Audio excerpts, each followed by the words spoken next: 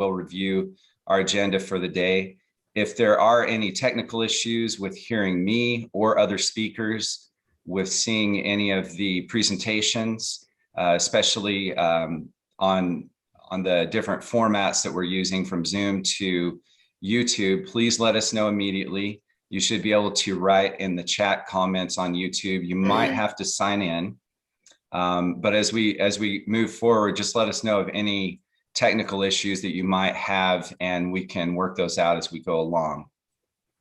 I do want to excuse Deputy Superintendent of Operations Scott Jones, who is away on military leave, so he won't be able to join us today.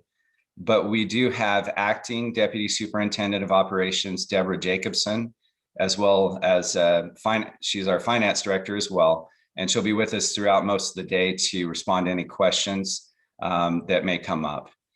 To start, I want to review our agenda for our morning time. As you can see, we'll start with legislative updates that will be presented by Deputy Superintendent of Policy Angie Stallings. Following her presentation, we'll have a CARES American Rescue Plan Act presentation by Sarah Young, who is our Director of Strategic Initiatives at the Utah State Board of Education. Followed by that, we'll have a Utah Grants update by Rebecca Nielsen, our Utah Grants Manager. We'll have a brief break after that time period. Let me just scroll here. And we'll go into school finance discussion related to school level reports, chart of accounts, statistics, etc., by Brett Baltazar and our school finance specialist team.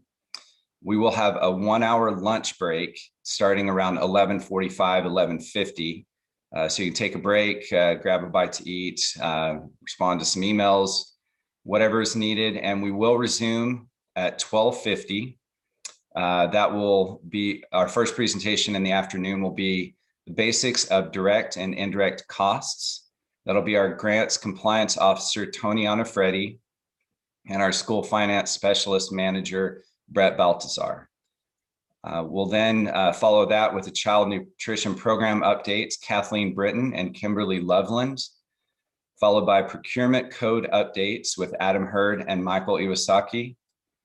We'll have a short break. And after that, we will have a slight change in the afternoon. The special education allowable state costs has been presented, I think, a couple of times recently, both to districts and charter school LEAs.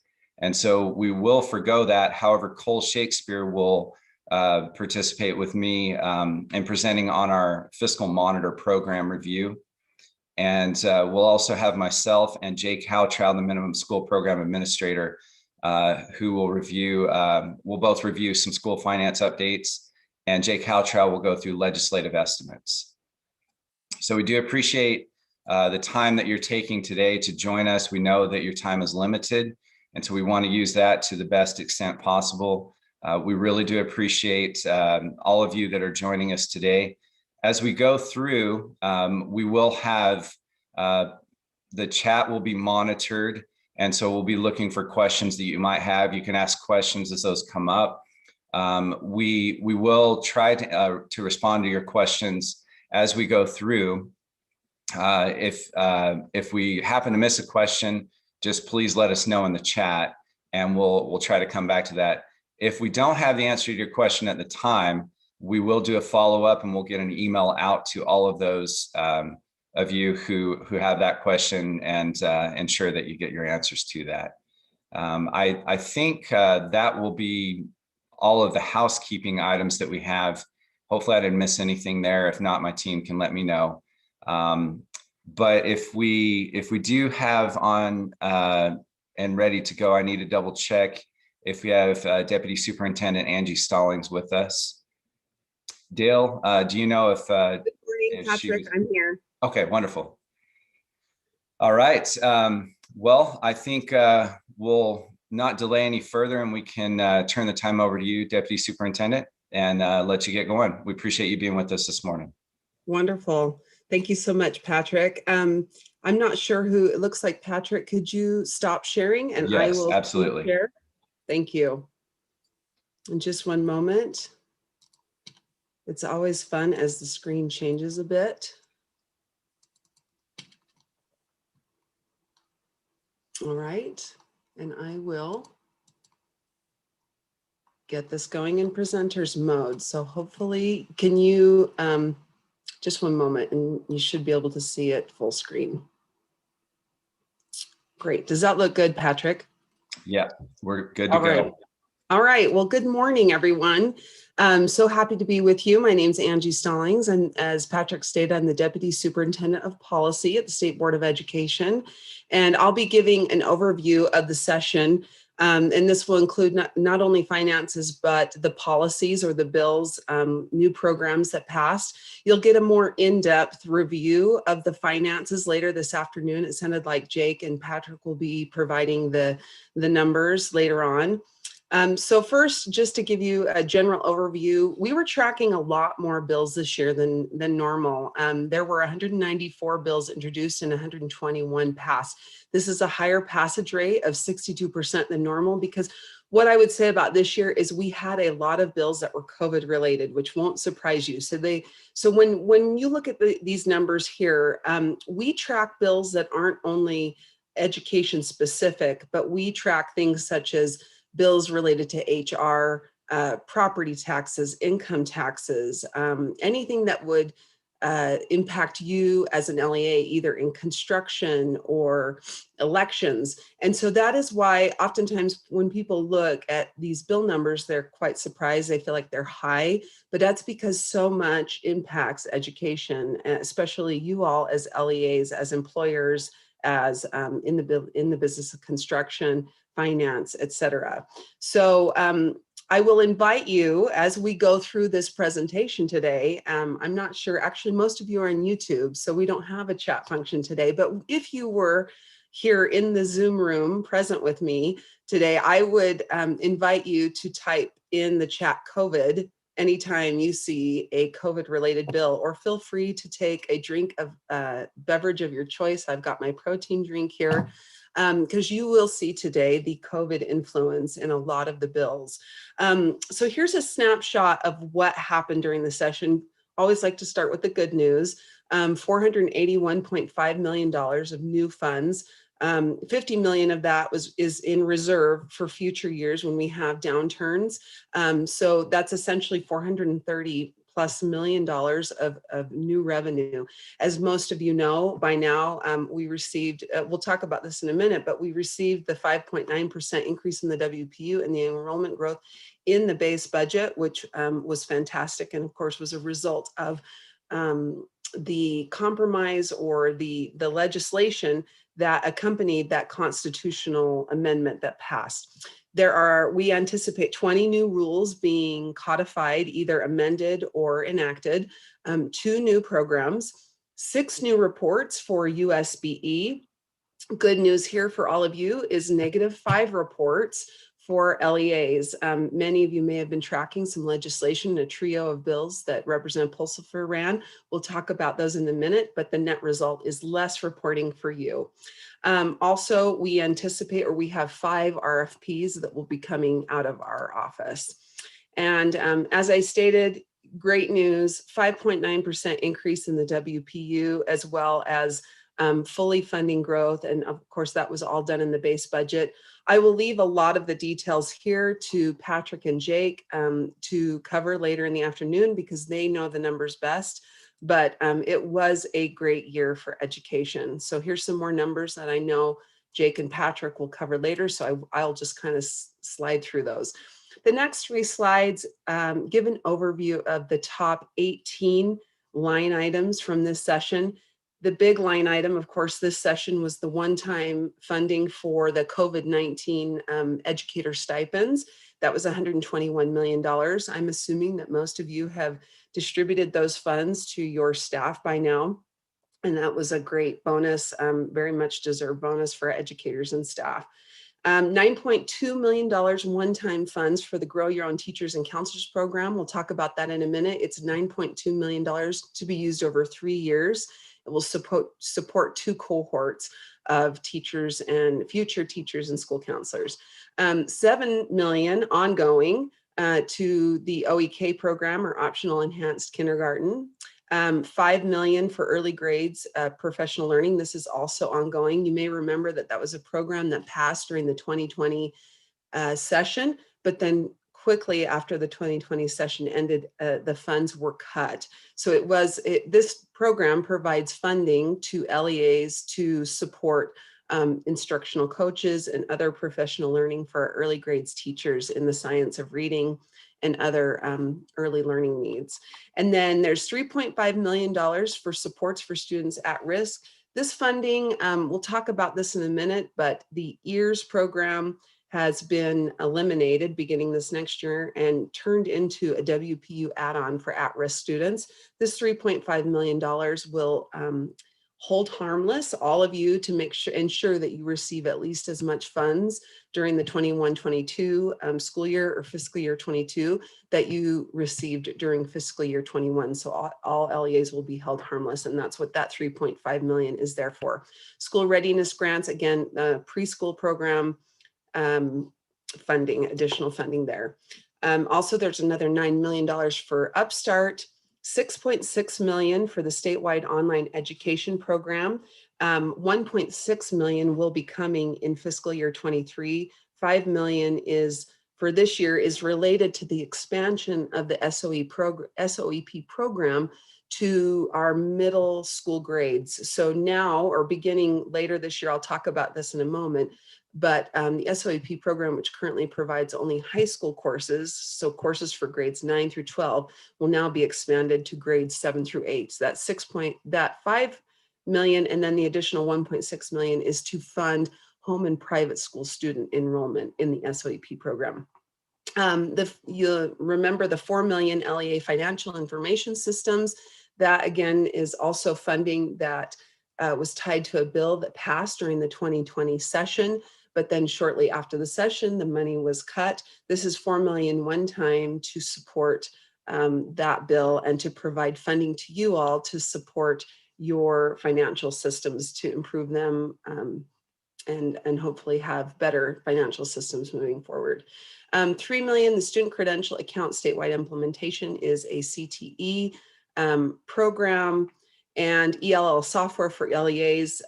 This is actually not necessarily new funding. It was previously ongoing funds that came to USBE to enter into a contract for software licenses for English language learners. This 3 million will now be coming to you as it did the current for fiscal year 21. You may remember that during one of the special sessions, in lieu of having us enter into a contract for one provider, that the legislature now provided this money to us to distribute to you. So you will need to contract with your own ELL software provider. You'll have that choice. And then $1.5 million for Acadience reading for grades 4 through 6. Many of you may already be providing or testing or assessing students in grades 4 through 6 using the Acadience tool. If you have been, you've been paying for that on your own. This $1.5 million will now pay for the licenses. It doesn't require you to assess your students using Acadience in grades 4 through 6, but it's now available. $5 million for computer science, which again was something that was cut after the 2020 session, is now reinstated. We have $5 million for small charter-based funding, as well as 3.6 for small district-based funding.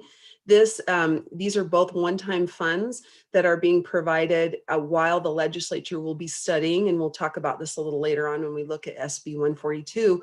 The legislature is going to be doing, specifically the Public Education Appropriations Subcommittee, will be reviewing Utah's public education finance and funding system. And so in the meantime, this money was provided kind of with the hopes that there'll be a more long-term ongoing funding stream to support schools due to their economies of scale. both our small school districts and charter schools. And then 2.5 million additional funds for student transportation, 2 million for Beverly Taylor Sorensen, and 1 million for intensive services, an intensive services pilot program. And I'll talk more about that in just a minute. So now we'll begin discussing the policies or the bills that passed. This first one, SB 184, is probably the top policy priority of the State Board of Education. There was a lot of work that went into the recommendations that informed SB 184. As you know, we are in the process or maybe winding down our spring assessments of RISE, and this whole year we decided as a state to continue forward with our statewide assessments. Even though we are moving forward with our statewide assessments, we had a group, the board has an assessment and accountability policy advisory committee that informs the board of issues related to assessment and accountability. That group, along with our external consultant from the Center for Assessment, did a study about whether or not, or what impact last year's pause in the assessment. Remember that last spring we did not administer statewide assessments. What impact that would have on our accountability system. And after studying that, their recommendation to the State Board of Education was that the state move forward with assessments, the administration of assessments this year, but that we pause accountability and not designate schools as low performing, for example, in school turnaround, or issue school letter grades. There's other reports that we provide and designations that the State Board of Education does every year based on accountability results. This is because of the pause from last year, and because our accountability system is so heavily reliant on student growth measurements, we would have had to use what's called skip year growth, which is, they are not reliable measures of student or school performance. And so the board made a recommendation to the legislature, and Senator Reeby ran and sponsored the bill on behalf of the board to suspend accountability for this school year. The other thing that this bill does is it essentially suspend, and actually it's not this bill, but I think it was an HB 2, another bill suspended the requirement for the State Board of Education to designate low performing schools for the school turnaround program for 2 years. And so we will not be designating new low performing schools this fall or next fall. There is another program, just as a side note, for schools that are interested, and some of you may have received invitations to participate in the Assessment to Achieve program, which funds for the state turnaround program were moved over into that Assessment to Achieve program to support schools in similar ways that we support school turnaround schools. Next, and I would invite you, as I move from this school assessment accountability amendments bill onto Grow Your Own Teacher, I know that we're in a setting that doesn't allow for or doesn't facilitate questions as well. But if you do have questions about any of these bills or programs, feel free to send me an email afterwards. I can either put you in contact with the USBE person. It looks like there might, oh, I guess there is a chat. Dell just reminded me, I apologize. I didn't realize there is a chat. If you do have questions, I'd be happy to answer any questions related to bills as we go along. So feel free to ask. The next bill, HB 381, Grow Your Own Teacher and School Counselor Pipeline Program, is a new program for paraprofessionals and school counselor assistant and school counselor interns who'd like to become licensed to be educators or school counselors. It will fund this program. So again, I mentioned it was about $9.2 million to be used at one time, to be used over 3 years. We'll fund 2 cohorts. Each paraprofessional or school counselor intern or assistant will be in the program. It's estimated for 2 years. The funds would pay for the paraprofessional or school counselor assistants school costs, as well as fund a portion of their salary. And so it's about 100 paraprofessionals who'd like to become educators, and then 30 25, I apologize, 25 school counselor intern or school counselor assistants to become school counselors. And the application for that went out, I believe, about 2 or 3 weeks ago. So if your LEA is interested in supporting a paraprofessional or school counselor assistant or school counselor intern, get ready to apply, because that we're in the process of that right now. It's an exciting program. After the 3 years, we'll be reporting the results of the program to the Public Education Appropriations Subcommittee in the legislature, with the hopes of funding it long-term with ongoing funds. If you do have additional questions on that program, you or others at your district or charter school can reach out to Lisa McLaughlin. She's supporting the educator, the paraprofessional to educator portion, and Kim Herrera in our office is the best person to reach out to about this school counselor program or portion. The next bill that I'll be discussing is the Intensive Services Pilot Program, HB 421. Many of you may know that for a number of years, we have some federal intensive services funds. I want to say it's a little less than $2 million that come to us each year from the federal government.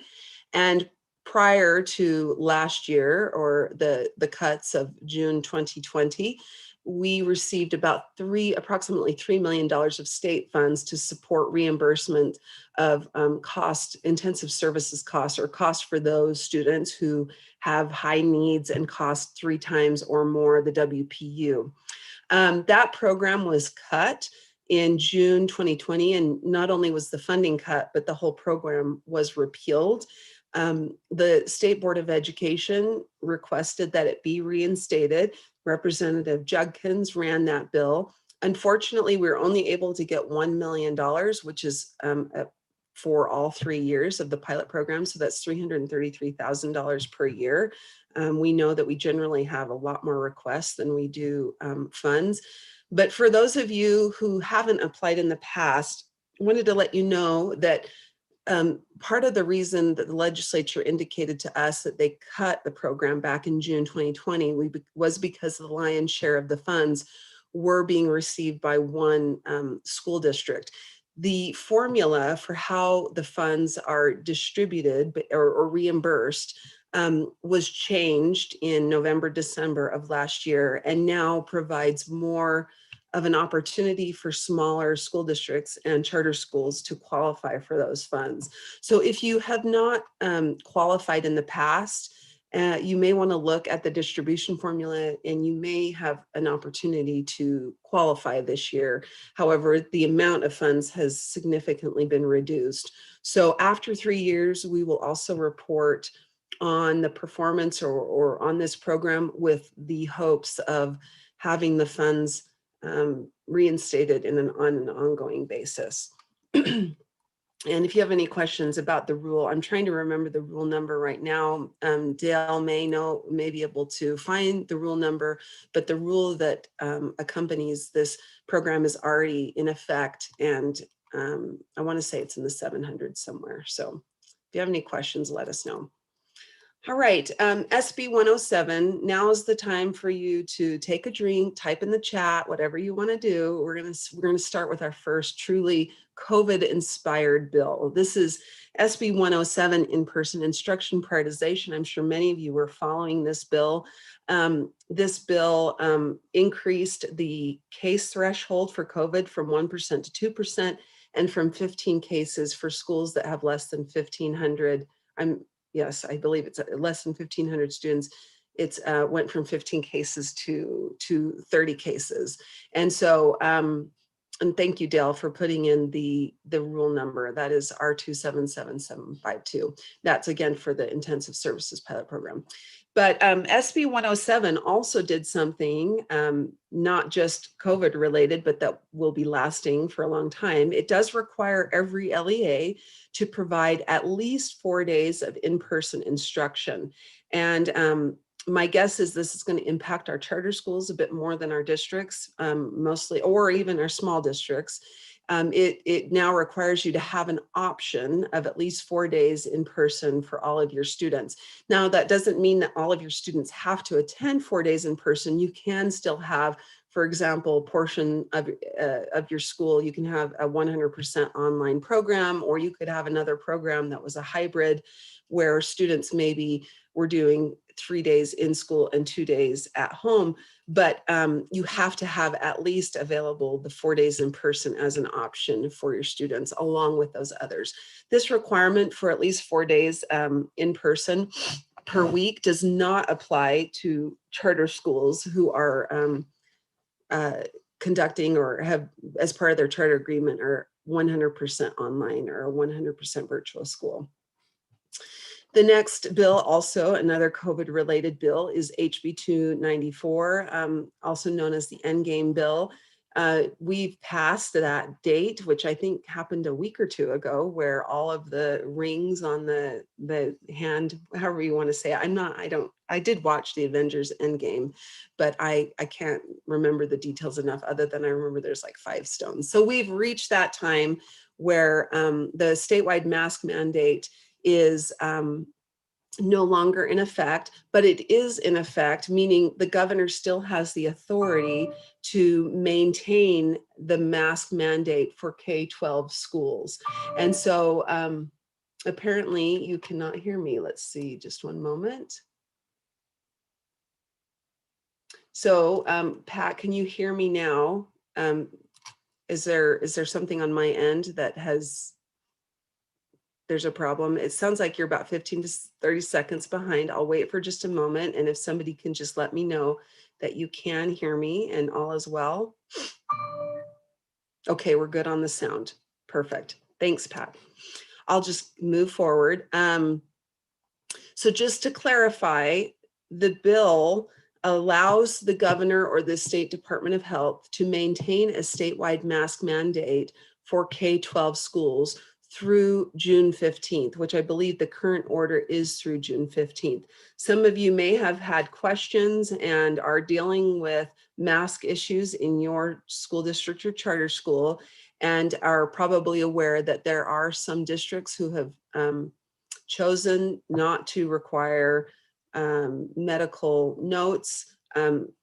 Anyway, that's a different issue. It's not addressed by HB 294, but if you have any questions, let me know. I believe your charter directors and your superintendents are on top of those mask issues. So I'll move on to the next couple of bills. SB 148, Public Education Modifications by Senator Grover. This bill does 2 things. It requires you all to make your instructional materials available, your online, if you have online courses, to allow parents to log in and see the curriculum that is part of those online courses. If you use Canvas as your learning management system, which of course is provided by the state, so I would imagine that most, if not all, of our LEAs are using Canvas, there is an option for a parent login for the parent to be able to access and see the instructional materials for those online courses. The other thing the bill requires is it requires you to issue a progress report, letter grade, or some other type of student achievement indicator in accordance with your policies once every quarter or once, half a year, to give those periodic updates. This again is another COVID-related bill in the sense that there were parents who did not like when last spring many LEAs chose not to penalize students or lower grades because our students were working from home and our schools were in soft closure. Some parents want to make sure that that never happens again. So this bill would require you to provide academic grades, notes, progress reports on students, and to not just have a pause in grades like we did last spring. SB 187, Local Education Agency Policies Amendments, was a bill that was vetoed by the governor, and it essentially required local health authorities and the state health department to consult with LEAs before issuing mandates. But I know it was a bill that the governor vetoed for a number of reasons, but so now we don't have to worry about it. So we'll move on to the next slide.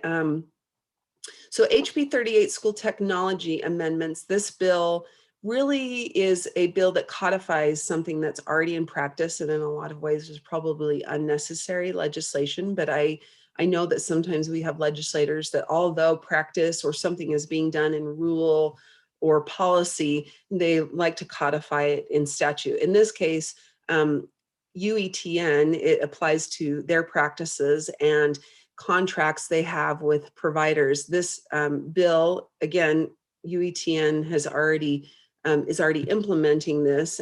Some of you may remember there was an issue a number of years ago with EBSCO and a filter that was not filtering enough, and students, as they were researching or looking for certain content, were able to access pornographic or obscene materials.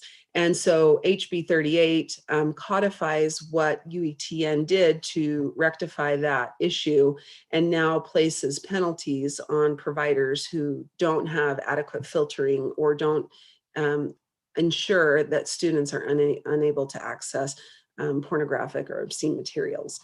HB 243, privacy protection amendments. This bill established 2 new positions at the state level related to protecting privacy, not just of student information, but of any identifiable information that government entities hold. And so one is specifically going to be overseeing state agencies, and then the other one will be reviewing the privacy practices of state agencies, as well as political subdivisions and independent entities, to with the intent of providing some best practices and recommendations for policies and changes. So I'm hopeful that because we as a system have really focused on student data privacy for a number of years now, that has also spilled over to all of your data protection and security of not only student, but data, identifiable data of adults in the system, and that will be found to be in good shape. But those, you may have some opportunities for people to ask questions about your systems related to this bill. It created a commission at the state level, and again, these 2 new positions, who those 2 people will be looking at the privacy practices of government entities in the state moving forward.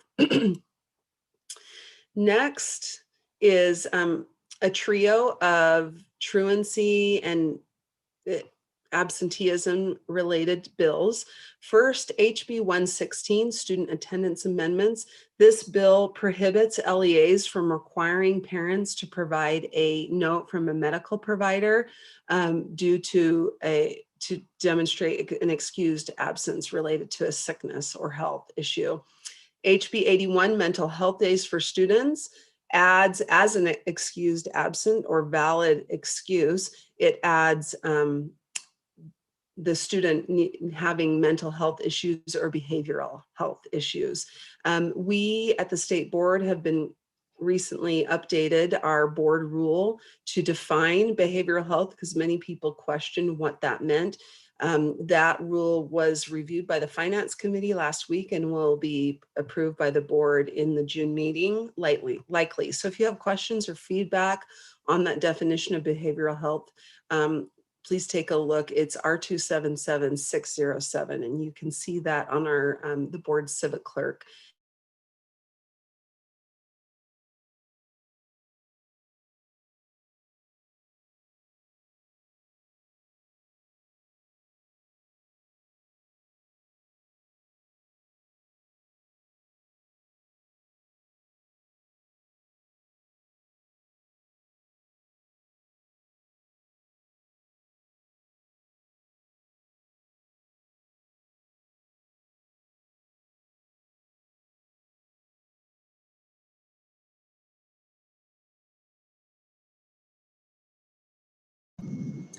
So I apologize. My, I don't know if you can see me now. My computer just restarted suddenly, and I know this will probably take about 15 seconds before you can see me, and I am trying to boot back up. If somebody will let me know if you can hear me, and it sounds like Dale, you can see me. Could you start showing the screen again while I believe you have the slides as well, Dale, and go back to, I want to say it's slide probably around 18. It was the truancy and mental health. And I apologize, everyone. My laptop lately has had some difficulties with it just automatically shuts down. So I will be using my phone for the next 15 or 20 minutes unless I can somehow also log back into my computer at the same time. So I believe I was talking about HB 81. This bill provides, again, or I was just wrapping up on that one, to, if you have questions about the definition of behavioral health, that you can look at our board rule. And then the next bill was SB 219. It's the truancy moratorium bill. And this bill, as Dale is getting there, you'll know when you're there. There you are. Great. Thank you so much, Dale. SB 219, Truancy Enforcement Moratorium. This bill prohibits an LEA from imposing a penalty on a student related to truancy. It also prohibits you from issuing a notice of I'm trying to remember the titles, but of compulsory education.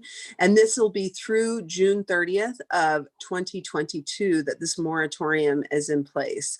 And this is a bill that we've had quite a few questions on, especially from LEA attorneys and superintendents, principals, et cetera, charter directors. And there is a possibility that we at the State Board of Education will address the phrase providing a penalty. And I apologize, I had some of these notes on my screen, and so I don't have the exact language before me now because, again, my laptop dropped off. But there is a phrase in there about penalizing a student that we could define to make it a little more narrower than, as I understand, it's been interpreted by some groups who advocate for parents' rights. We've heard that as LEAs have been trying to give incentives or something related to a student's non-attendance or coming late, that parents have stated that this bill now prohibits an LEA from giving any kind of incentive or penalty to students. My understanding is that the legislature, at least in the testimony from the meetings, it was more narrow than the way it has been interpreted. And so we are planning to speak with the sponsor to see if how he might feel if the State Board of Education were to define penalty to perhaps make it a little narrower than the way it's being used right now or relied on by some parents' rights groups. So if you have questions about that one, feel free to, again, send me an email and I'll be happy to connect you with whoever at our office to help with. But we've also been giving information to student services directors, et cetera. All right, Dale, if you can move to the next slide. I know it'll probably take you a minute. Thank you so much. The next slides, and this is where I wish I had my, our mental health bills. So there's HB 288, Education and Mental Health Coordinating Council. This bill establishes a coordinating council at the state level. This will be among state agencies to coordinate different mental health needs for our students. The other thing, it does include the legislature, so we're hopeful that we'll have more coordination and especially where we have overlap amongst our state agencies.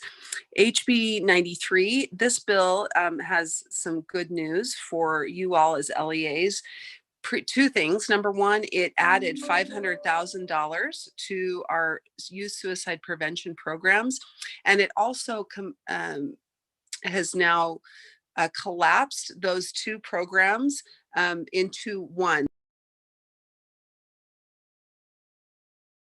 I apologize. You will no longer have two funding streams, one for elementary and one for secondary, but they will both be combined into one program. The other good news for this, for you all at the LEA level, is that as the funds come, $1,000 per secondary school and $1,000 per elementary school. Previously, the legislation required that $1,000 to be distributed or sent directly to the school. Now you will be able to use that at your level to support suicide prevention in your district for all of your schools versus having it be sent individually to the different schools. So if we could just pause for one moment, I'm trying to log back in through my laptop just so that the camera and the view for you all will be more stable. But Dell, in the meantime, as I'm trying to get into the Zoom room using my laptop, could you go to the next slide? Okay, the next slide is where we'll be discussing the two statewide online education bills. And just for just one moment, I'm going to switch over to my laptop.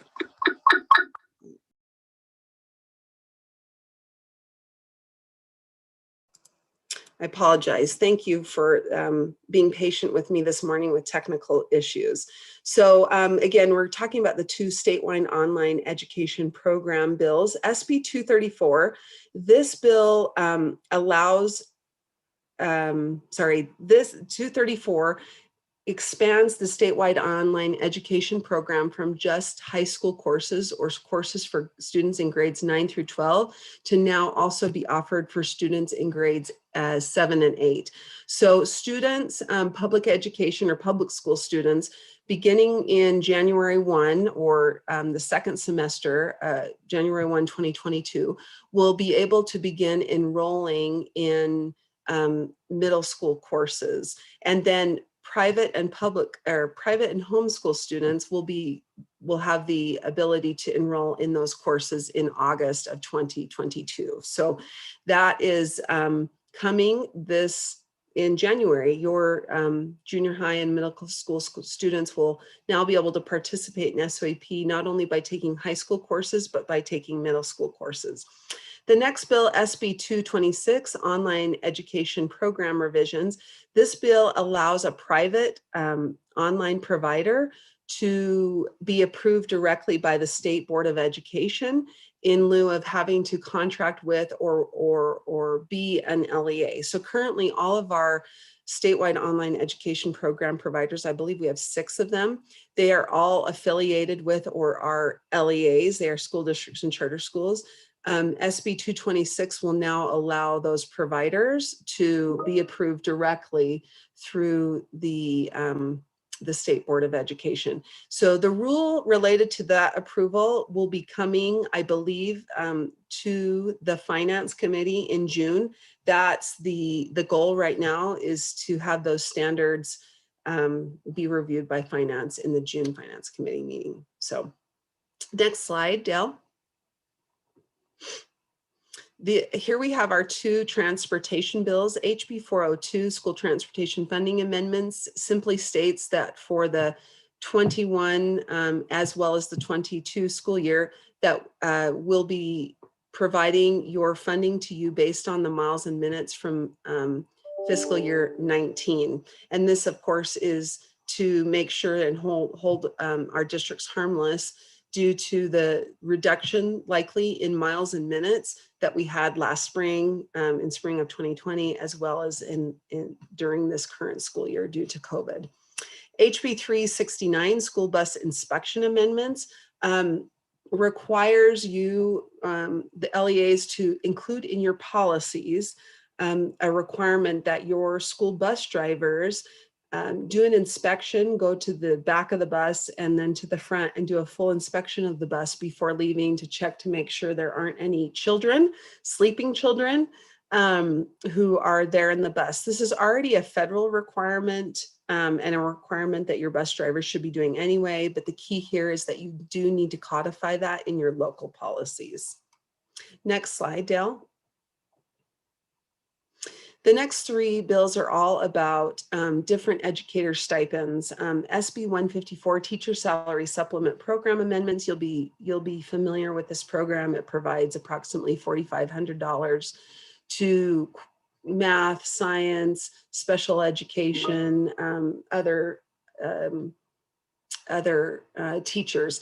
What this bill specifically did is it also added deaf educators, or those who hold a deaf education license versus those who hold a special education license. And so that's we have approximately 7 teachers in the state who currently hold a deaf educator license. It's a somewhat newer license at the State Board of Education, and all 7 of those educators work for USDB. HB 450, the Supplemental Educator COVID-19 Stipend Amendments. You'll be familiar with that program. That was related to the $121 million of one-time funds that went out to our educators and staff related to COVID-19. There were some specific questions that were being asked near the end of the session, and that's hence the need for HB 450, which clarified that teachers who were contracted, so some of our LEAs have contracts with teachers versus employing them directly, and it clarified that teachers who contract with an LEA but otherwise qualify under the criteria could also qualified for the stipend. HB 323, High Poverty Schools Teacher Bonus Amendments.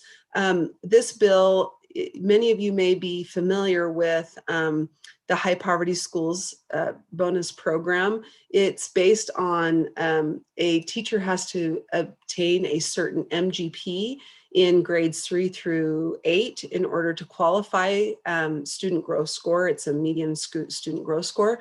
Also, teachers in grades K through 3, if their students hit a certain benchmark on the Acadians, they also qualify.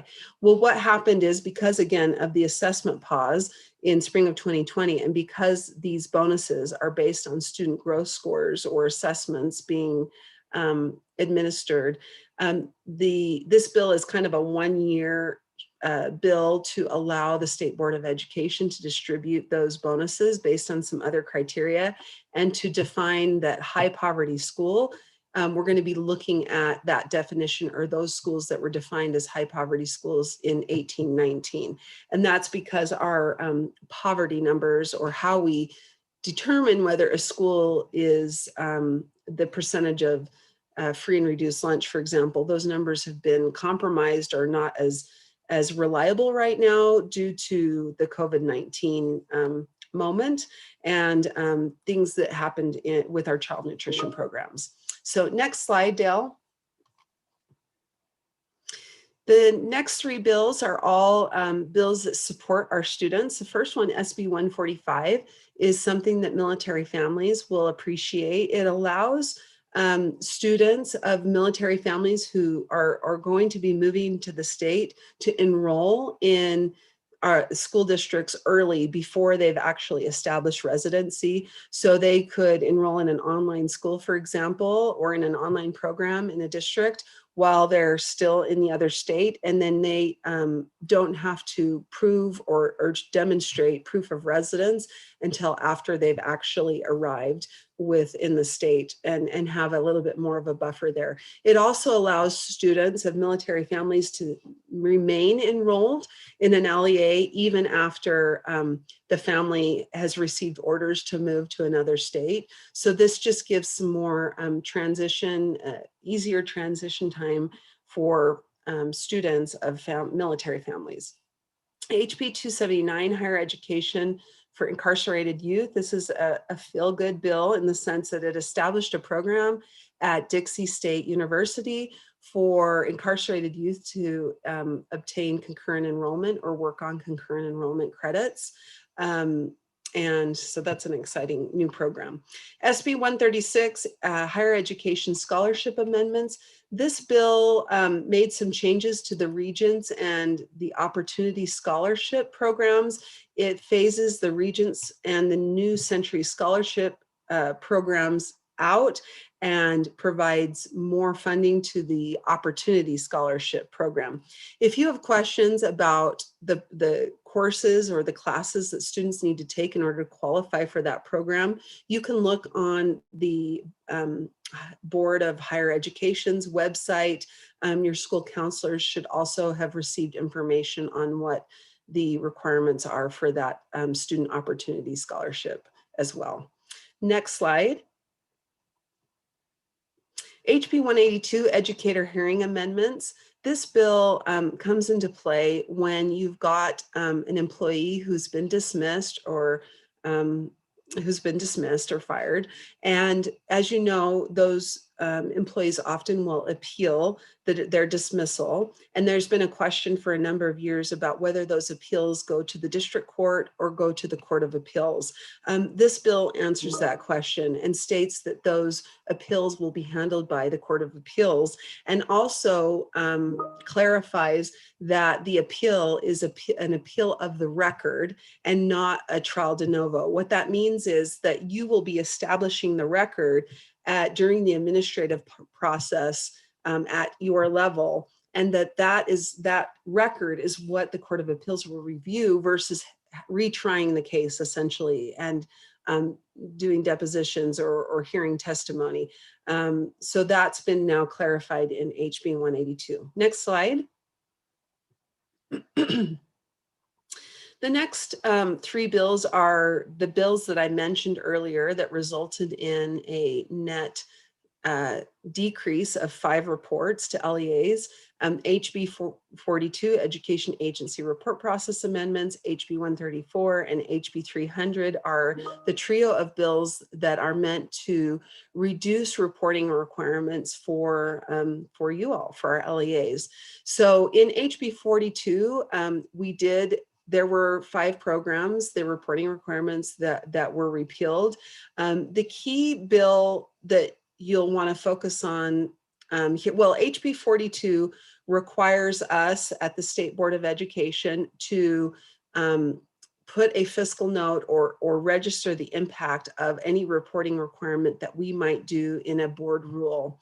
It also, HB 134 requires the legislature to fiscal note a reporting requirement impact, and for us at USBE to provide an estimate of that impact, the reporting impact for legislation. We're currently looking at ways that we can measure reporting requirements or the impact, how long it might take. Some ways we've thought about doing that is using some features in Qualtrics, for example, that can measure the time that it takes for a person to fill out a survey or a report. But we will likely need input from you all as to what certain reporting requirements might, the time it might take you or what it might cost you as those come before the legislature or are enacted in a board rule.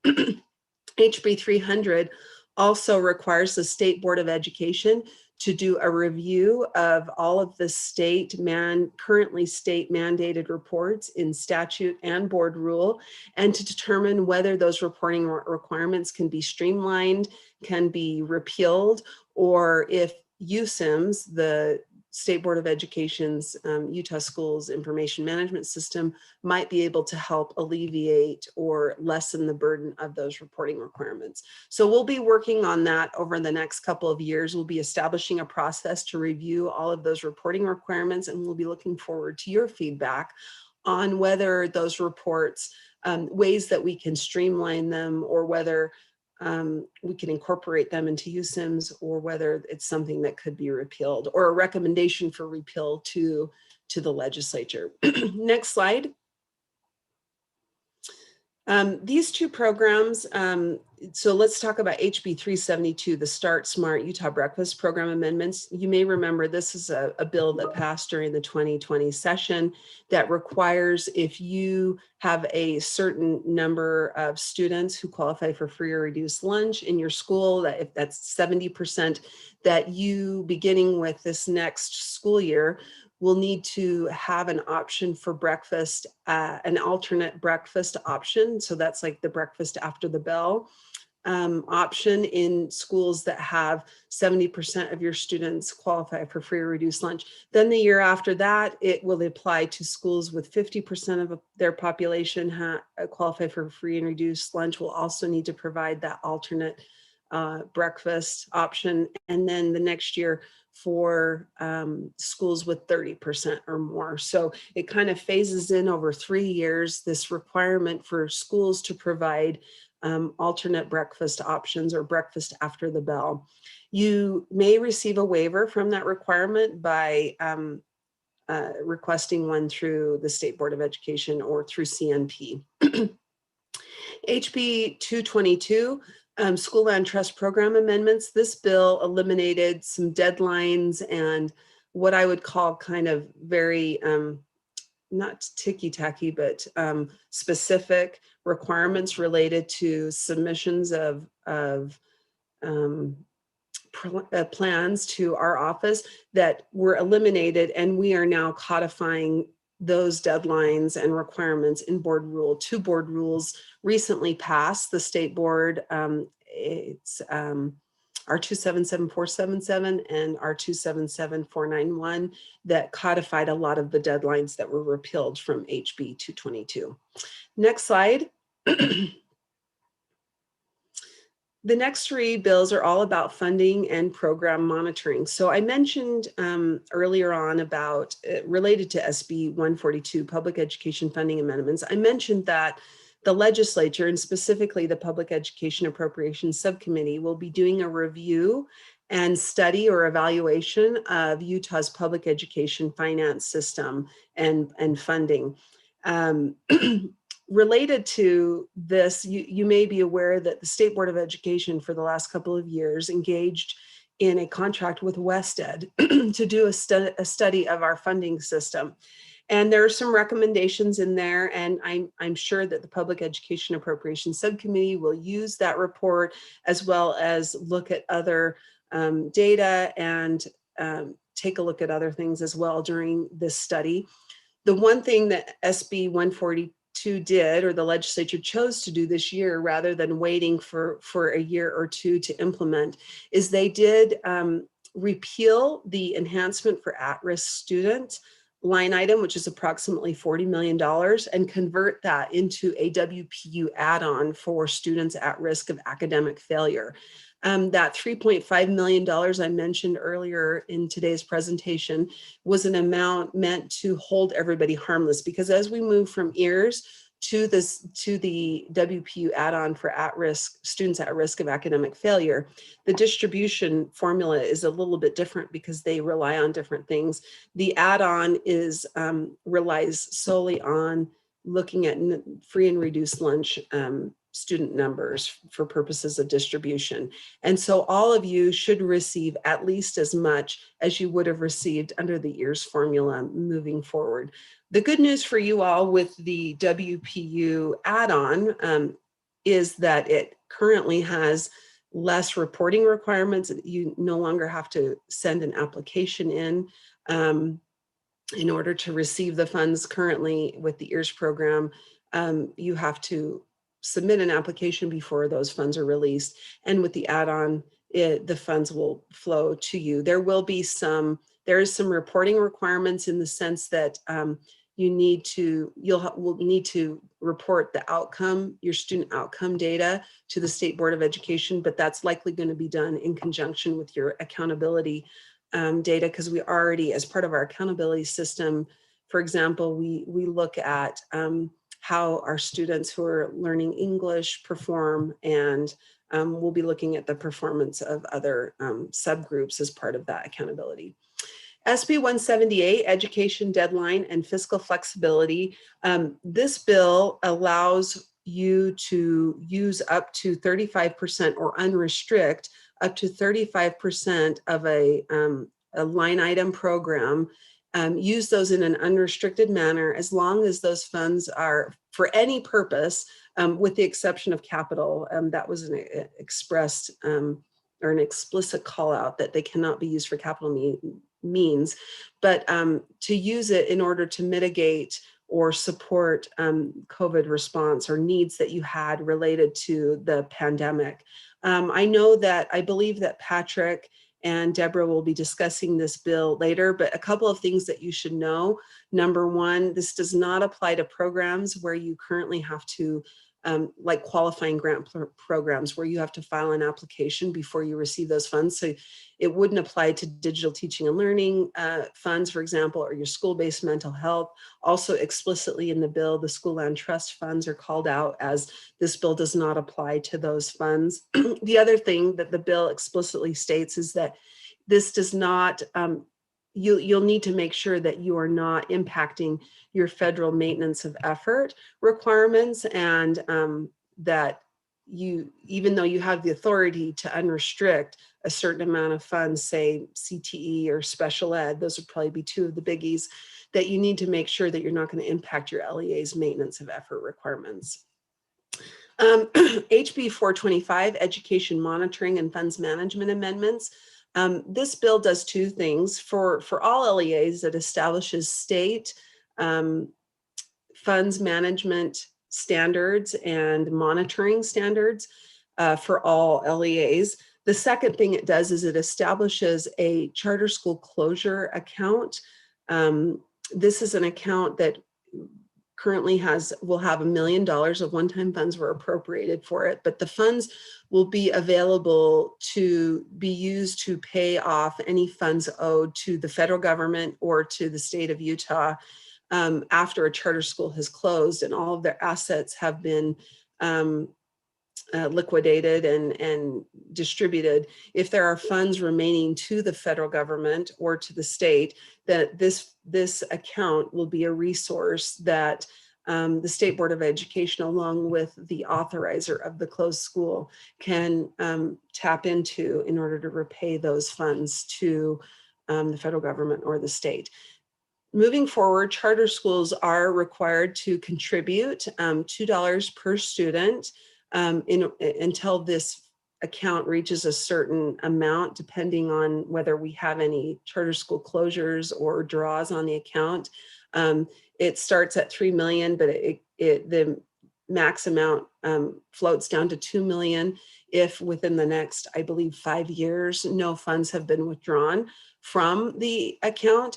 And just in case you're wondering when that, how USBE will be withdrawing or maintaining the $2 or getting those $2 per student from you, that will happen at the mid-year update. We will be bringing a rule forward to the State Board of Education soon, codifying that. We anticipate that during the mid-year update, which occurs in either December or January, that $2 per student will look at the October 1 counts for that information, and then hold back the $2 per student from your distributions to be put into that account. But more to come on that. That will be codified in a board rule, and you can provide more feedback to us as that rule moves forward. And if you have questions or recommendations on that, please let us know.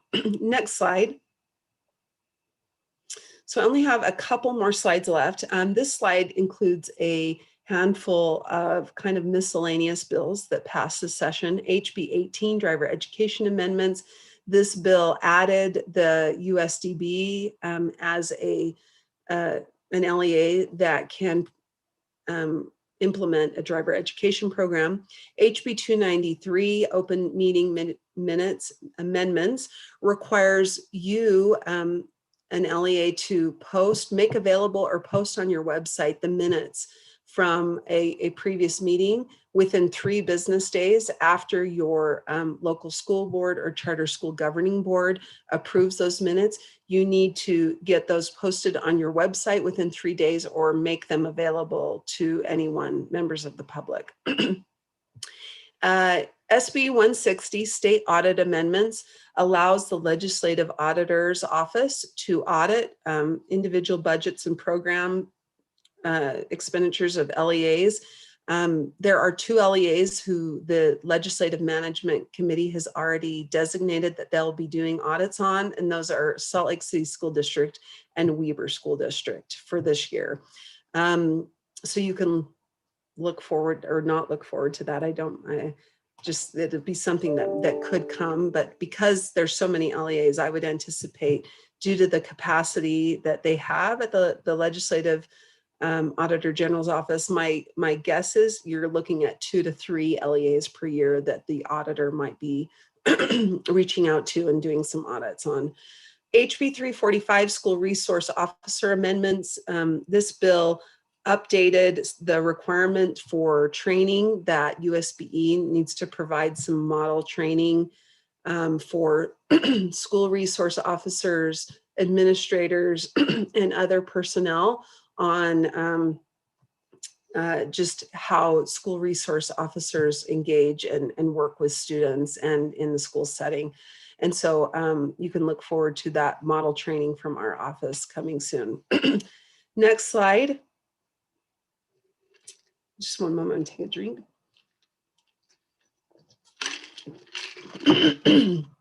All right, and then this last slide includes a list of bills that didn't pass this last session that we anticipate will likely come up again during the 2022 session, or something to watch for. At HB 105, Students with Disability Amendments, that bill is, I think this was its second year. It passed, but it did not get funded, so it didn't ultimately pass with an appropriation. We anticipate Representative Judkins will seek that bill again next year. The other 4, 3 of the 4 on this slide were bills that the State Board of Education opposed and were happy to see not pass. SB 131, the Public Education Building Standards and Process Bill, I anticipate you might see that bill come back again next year. It requires LEAs to use kind of standard architectural plans for building your schools, as well as some reporting requirements.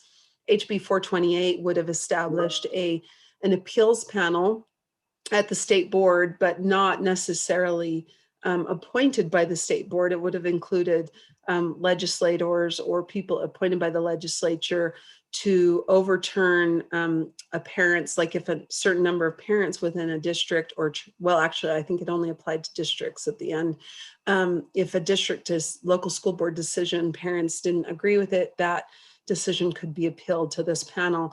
And I know that we've got groups that are looking at governance over this interim and maybe looking at this bill again. So you'll want to watch for that. SB 175, special education least restrictive requirement amendments, will be watching for that one as well to see if it's refiled. And then HB 417 would have allowed a district to authorize a charter school outside of their school district boundaries. Next slide. I believe that was the last slide. Just for your information, and I believe you already received the 2021 Public Education Summary. It's sometimes called the Bill Book. That was sent to you all. It's also available on our webpage. We have a printable version on our website as well, if you want to print a hard copy. There's also a quick guide and the budget sheets. We often have those posted, and I believe if they aren't posted already, we'll get those posted soon. So again, that's the legislative review for today. You can go to the next slide. Dale, I believe it just thank you again for all of the work that all of you do on behalf of our students. I know that this has been a crazy, monumental and historic year. And just want to thank you all as leaders in our system for doing all that you have to support our students. I'm so proud to be from Utah. I'm so proud of all of our school districts and charter schools and all that you've done. And I know that you as business officials and finance experts have been key in that. And I wish you much luck. Feel free to contact me if you have questions, and we're always available. So thank you so much. Patrick, I'm happy to turn the time back to you or whoever else. Okay, thank you, Deputy Superintendent. We appreciate your presentation. I do want to do a quick double check with Dale to see if we have any remaining questions. I don't see any questions in the chat, so I think we're good for now. But if we hear anything from Dale, we'll come back over quickly. But yeah, for now, thank you for your presentation. I think It was very informational. And if we do have some questions come up later, we might email those over or come back to you if that's okay. Perfect. Thanks. And I apologize everyone for the technical difficulties, but thanks for hanging in there with me and being patient. It's okay. It happens in the world we're living in. So we're all getting used to it. So we appreciate you being here with us. We'll now go to our next presentation on the CARES and American Rescue Plan Act and reimbursement documentation. That will be Director of Strategic Initiatives, Sarah Young. Hello, Director Hello. Young. How are you? Good. Thank you for having me. Yes, thanks for joining us. So if you want to get things set up, I think you should be able to go ahead and share your screen. Okay. Excellent. Ready to roll. Okay, sounds good. Thank you so much. Excellent. So thank you all for this opportunity to present today. For those of you I haven't met, my name is Sarah Young. I'm the Director of Strategic Initiatives at the Utah State Board of Education. And I'm here to provide some updates and kind of specific targeted next steps and action requests related to the COVID-19 relief funding for K-12 education. So as a broad umbrella, when we talk about the COVID-19 relief funding for Utah, it's important to note that we are referring to a bunch of different funding streams that have come through over the past year. So we're going to address them kind of bucket by bucket in terms of those funding streams, just so that you're clear on the timelines that are specific to each of these efforts, as well as where we are in the process of issuing awards, as well as requesting reimbursements, and then everyone's favorite, the reporting component. At the very end, I'm going to address the American Rescue Plan Act, or the ARP Esser awards that are currently pending. We'll talk through that timeline, as well as what you can expect from our office so that you can start preparing for a response related to that upcoming fiscal opportunity. So let's start with round one. So we bucket round one being the CARES as well as the coronavirus relief, or CRF funding, that was appropriated by the state legislature in August of last year. As a friendly reminder, ESSER 1 and Year 1 must be spent by September 30th, 2022. So we like to highlight that because these are going to be the most sensitive funds related to the federal awards that have been received, and should be first in terms of utilizing those funds to be able to address needs due to COVID-19. So first and foremost, something that we have run into now with 6 LEAs is the practice of equitable services for ESSER 1 and Gear 1. It is really important to note that no LEA should be issuing a check to a non-public school for ESSER 1 or Gear 1 under the umbrella of equitable services. So the expectation is that an LEA that has non-public schools that are asking for equitable services engage in a consultation, and that the LEA is providing the services or procuring the goods related to outcomes of that consultation directly. So I share this because we've already run into this with a couple of LEAs, and we just want to highlight it for the entire field, that if your LEA has issued a check to a non-public school, you need to invoice that non-public school to pay you back, because USBE is not able to reimburse you for those expenses. If you do have additional questions about equitable services, please reach out to our office. I've listed Dr. Becky Donaldson's contact here. She's our title coordinator and would be best to be able to answer any of your questions. I'll note that we are aware that in the fall, many of our private school partners sent letters to their LEAs saying, you owe us this money. And so I appreciate that that messaging went out from a national organization of private schools that was not USBE. And so really our office is here to help you in terms of being able to address any issues you may have due to reacting to that letter. But ultimately it will be the LEA's responsibility to ask that non-public school to pay back those funds and then to reissue either either the product or the services directly from the LEA. As far as the CARES funds have gone, we do want to give you kind of this overview of where we are as an agency in terms of taking action related to reimbursements. So this is accurate as of May 11th, so yesterday. You can see that we as an agency have reimbursed a little over 63% of the total amount of Esser awards that came through the 90% or the Title I Part A distribution. We've actually reimbursed over 97% of the Esser 10%. This was the base that was established if your LEA did not receive Title I or Title I Part A funds and therefore was ineligible for that initial award. This is the money that came from the state reserve to make sure that all of our LEAs were eligible for some component of an Esser award under the CARES Act. Last but not least, I'll highlight gear, where you can see that we are at 21% of reimbursement. Really important to note about gear, those gear funds, which stands for the Governor's Education Emergency Relief, was authorized by the governor to be spent on needs to address specifically two student populations, special education and students at risk of academic failure.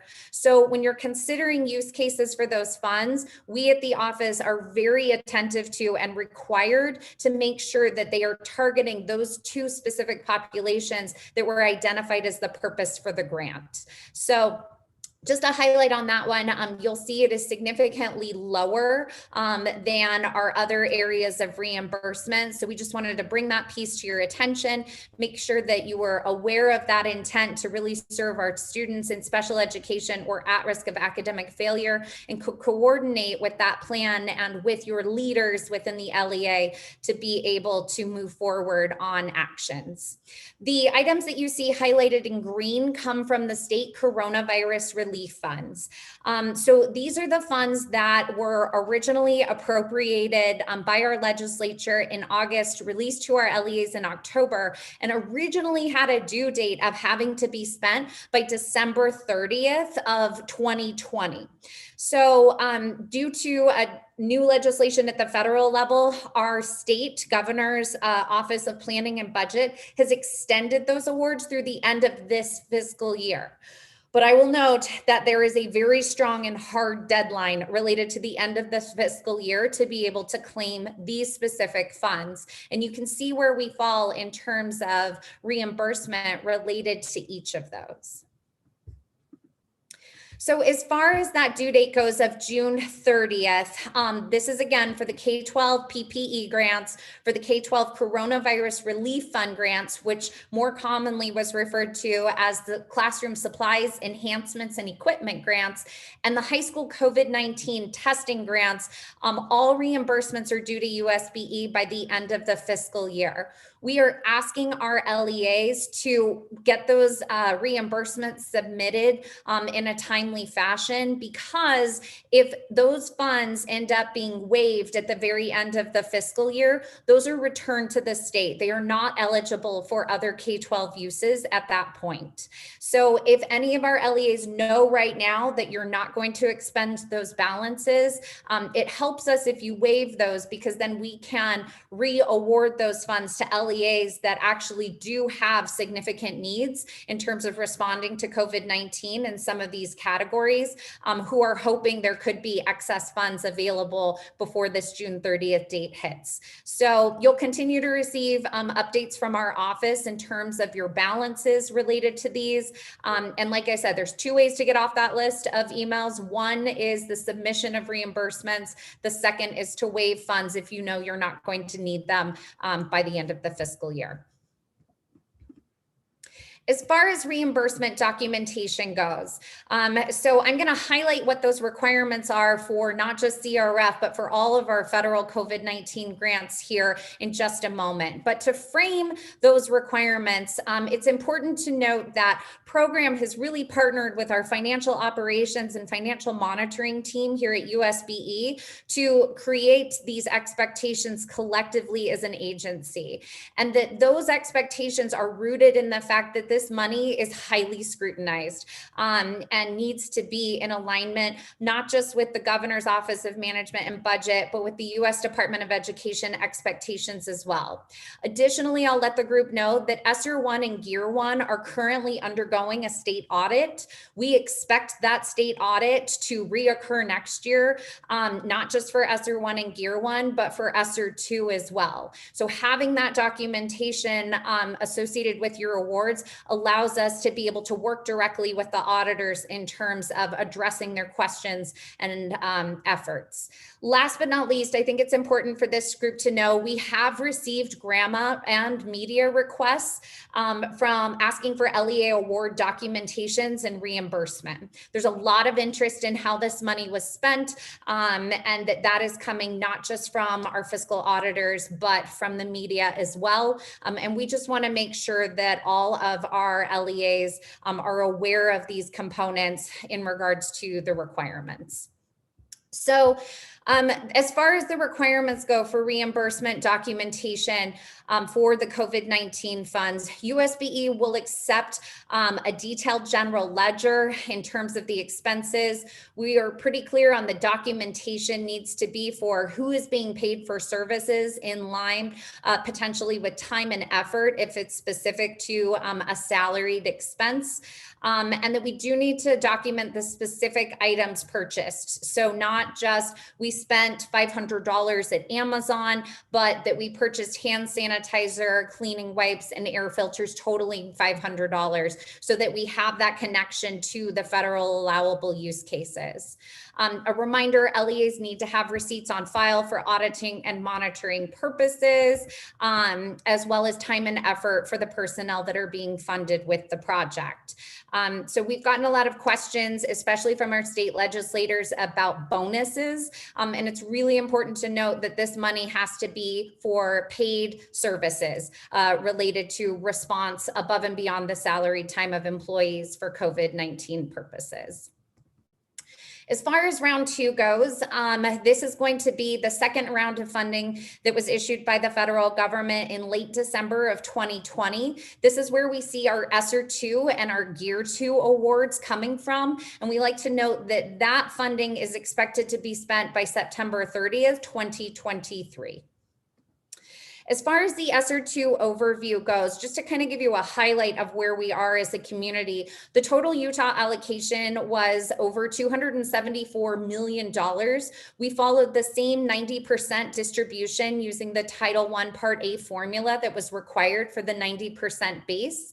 If you're looking at it in regards to your awards from the previous CARES Act, we would note that the award for ESSER 2 is about 4 times your original ESSER 1 award. And the state base is comparable to that. It was increased from $21,000 to $84,777 per LEA. The available obligation for SEA and subrecipients, like we mentioned, is September 30th, 2023, and there are no equitable service requirements for ESSER 2. So I note this because we already noted for ESSER 1 and GEAR 1, the equitable services requirements related to the provision of services and goods, not giving them money directly. I will just note for ESSER 2, there is a separate program available to non-public schools, and that is being administered by USBE. That program is listed on our COVID-19 website. So if you have any partners that you're working with who may have reached out to you asking about equitable services related to these additional funding streams, you should direct them to our website so that they can engage in that program, because it is not something that the LEAs are required to do directly. Sarah, sorry to interrupt. I'm monitoring the chat on YouTube. Yes. And there is a small lag and delay, just so you know. Adam Robinson asked, I'm assuming our documentation we submit in Utah grants is sufficient? Correct. So all of the documentation that we are receiving is through the Utah Grants Management System. If when upon review, program and or financial staff have questions or are looking for something more, you receive that communication directly through the Utah Grants Management System and would be notified of additional items or provided specific feedback on what we were looking for if it's not complete at that time. That's all we have so far. I'll let you know if we have other questions. Thank you. Okay, great. Thank you. As far as ESSER 1 and ESSER 2 go, we'll note here as well that an LEA is not able to access their ESSER 2 funds until they have completely expended their ESSER 1 funds. So right now we're kind of in that in-between period where we've started getting reimbursement requests for the new ESSER 2 awards that have been issued through our office. And most LEAs are hearing back from us that we need them to completely close out their ESSER 1 award before we're able to start reimbursing for ESSER 2.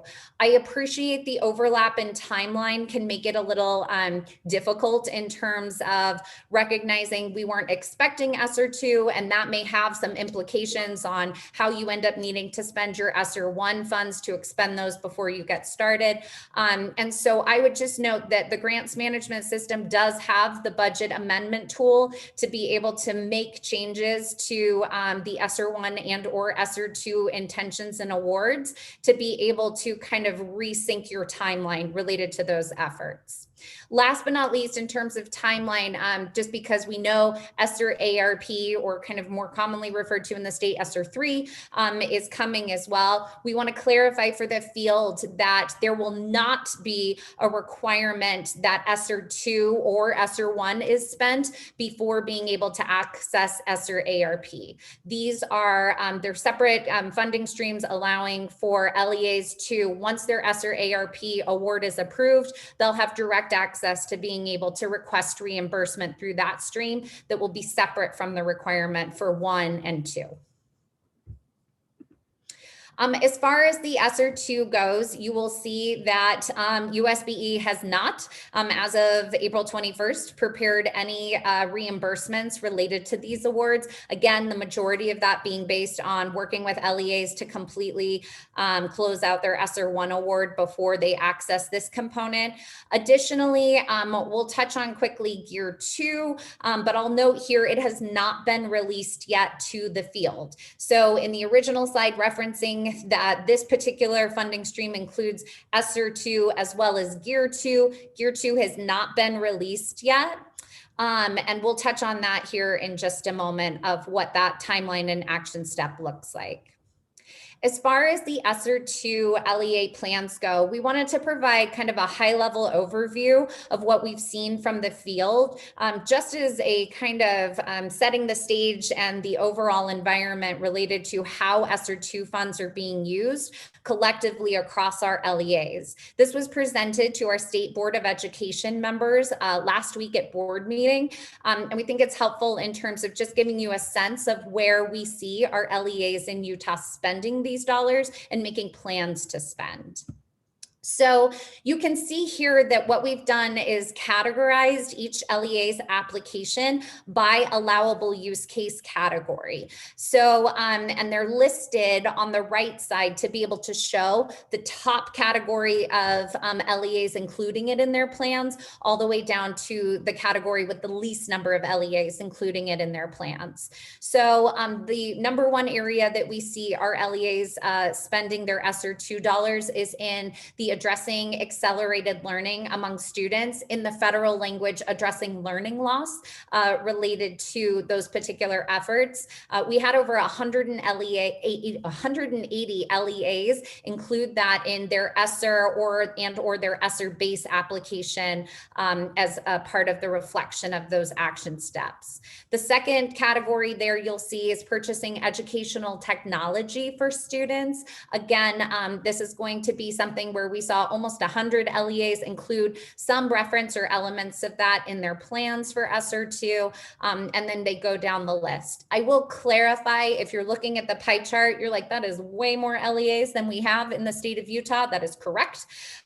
Because each LEA was not exclusive to only expending in one category. So these numbers represent the total number of plans that we saw that included this category, noting it's not a distinct number of LEAs.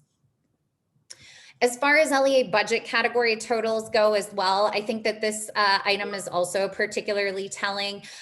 When we look at how funds are being intended to be spent across the allowable categories, we see the majority of the expenditures in the salary space, and then subsequently supportive of benefits, and those two kind of being paired together. So that makes a lot of sense, especially if our number one category is in that need for accelerated learning. We're going to be looking at personnel and salaries related to being able to provide those supports to our students and our families. So this just gives you kind of an overall view of what the plans are related to how these funds are intended to be spent, as was submitted by the LEAs. So key points in terms of the analysis overview, like I said, 90% of this money has been distributed direct to LEAs. The majority of LEA plans are focusing on accelerated learning, educational technology, and then implementing summer and supplemental after school activities. We do see LEAs planning both existing and new summer programs as a part of this funding effort to be able to address those immediate needs for students. And last but not least, we have heard from our rural partners that building climate control is an issue for summer learning activities. We call this one out because it was definitely a hot topic of conversation during the legislative session in regards to the reverse match that was created when the state legislature appropriated this award to USBE to then be distributed to our LEAs. We've heard those concerns, and just so you know, agency leadership has been communicating that to our legislative leadership and partners in preparation for the upcoming session, so that they have that information in the context of specific LEAs that really have a need in the HVAC area related to being able to offer these services. So we're hopeful that that may have an opportunity to be addressed either in a potential modification to that reverse match language or in the acceptance of the Esser ARP award without those constraints.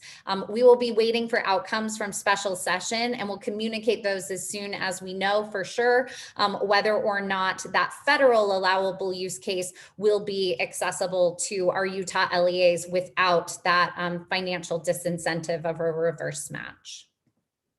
As far as Gear 2 goes, like I mentioned, we have not released this award yet.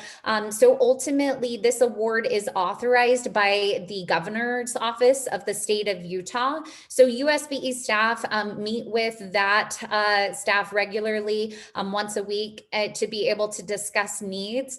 The current kind of reflection is that the governor's office is waiting for more of the landscape to be obvious related to the upcoming Esser ARP award before they look to identify a specific need in the community that may be necessary for education response. So just getting a better sense of what we're using our existing resources on that are already specific to K-12 before they take action related to K through 16. I will note that it is important to know that Gear 2 can be used outside of K-12 education. It's authorized K through 16, and ultimately that'll be a decision that's made by the governor's office. We'll keep the field posted on what those opportunities look like, but I would be surprised to see any action taken prior to the at least early fall when we expect to have Esser ARP available and approved to the field. As far as federal reporting goes, so two updates related to reporting. First and foremost is related to the original reporting that was conducted this past winter in 2020 for the CARES Award. This was for the Esser Award as well as for the GEAR Award, and included some questions about how CRF funding was used that our state legislative leaders and ultimately Board of Education had. We were able to pull all of those together into a single tool as opposed to having multiple tools that was released in December of last year. It was due on January 8th, and it was specific to the last federal reporting period ending on September 30th, 2020. I'm highlighting the fact that there will be a second report related to Esser and GEAR, and that because those reporting requirements are already available, we're going to try and make that available to the field as soon as possible in the October timeframe. timeframe so that LEAs have plenty of time to be able to provide responses to USBE by December 1st of this upcoming year. We'll provide additional details about that in the fall training, but just wanted to put it on your radar in regards to repeating that reporting process that we had engaged in last year. If you're curious about where that report went, there is a federal reporting transparency dashboard that's available for CARES. If you visit the covidreliefdata.ed.gov, you can see not just the state of Utah, but all of the awardees for these funds related to CARES.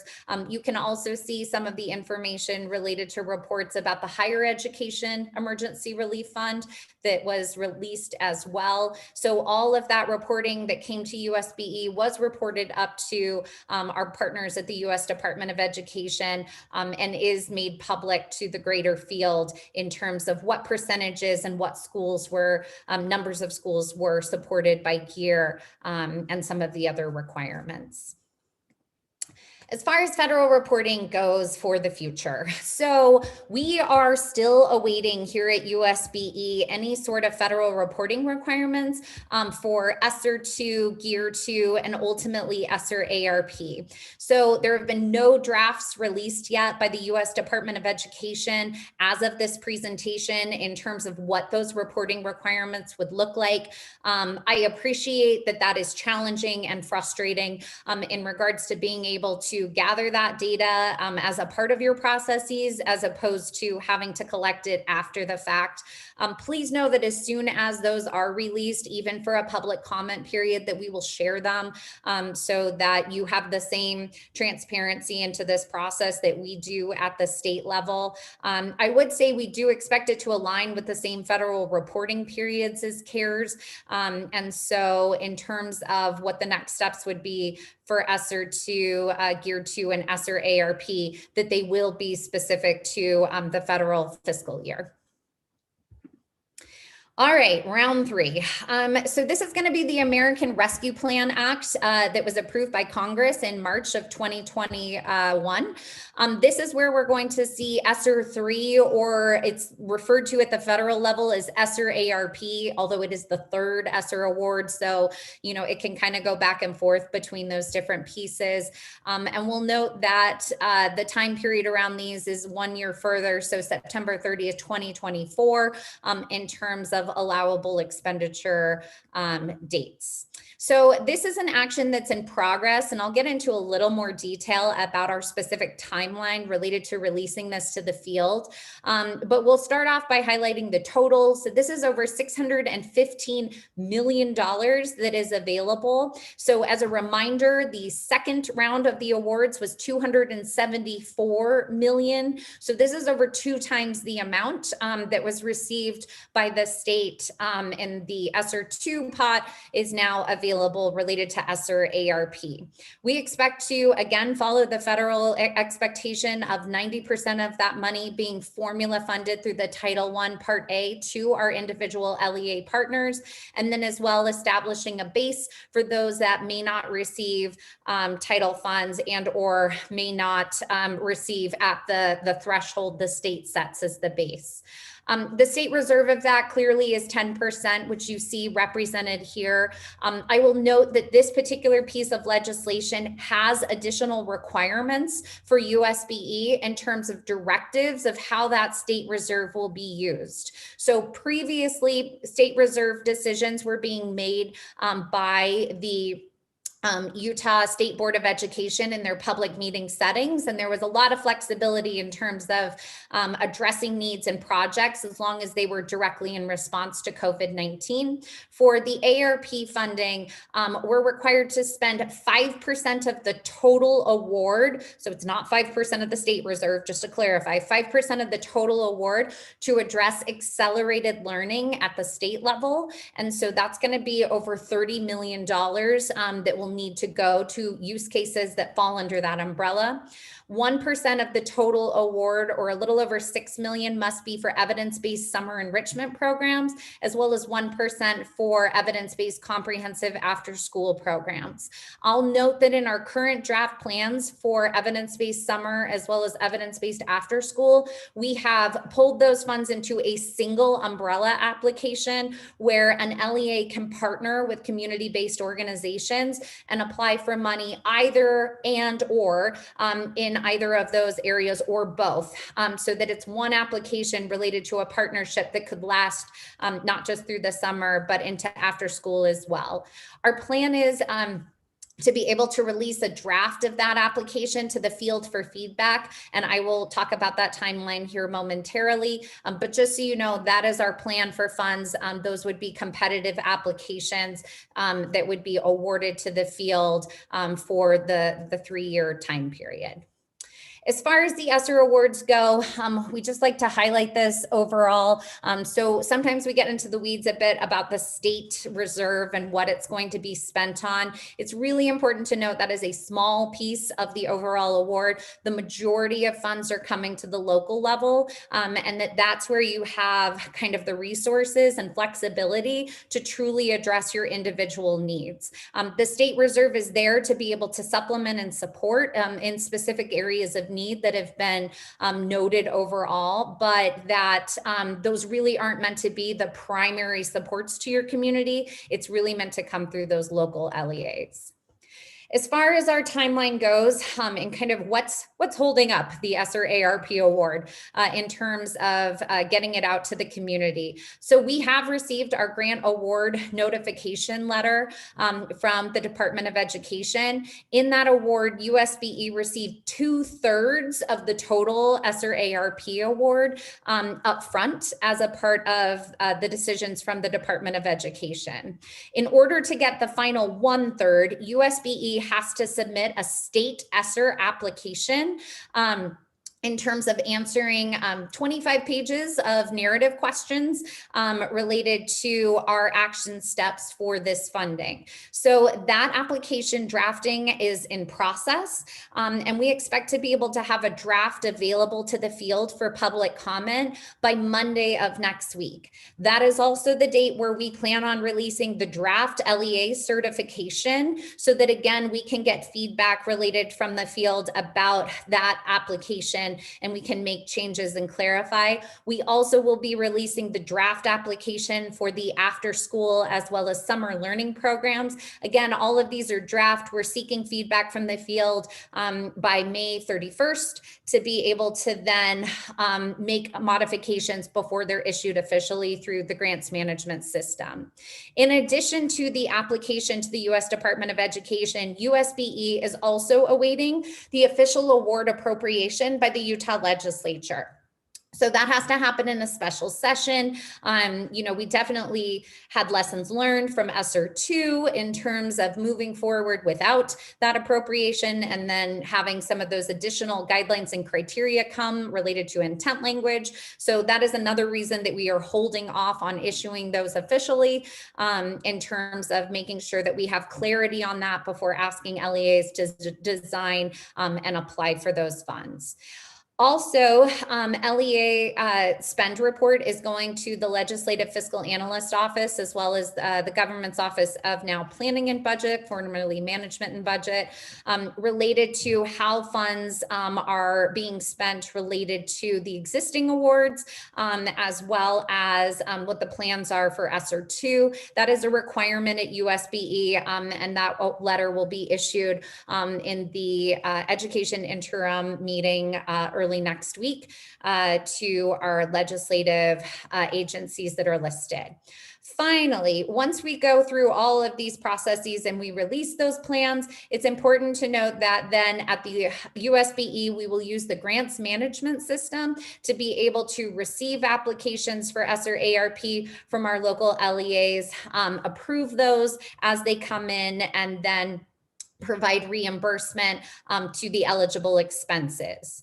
So the timeline for that release is June 15th. So we're really looking to have all of these components completed and these applications uploaded and available by June 15th of this year in terms of the Esser ARP application, the guidance document, and the allocations.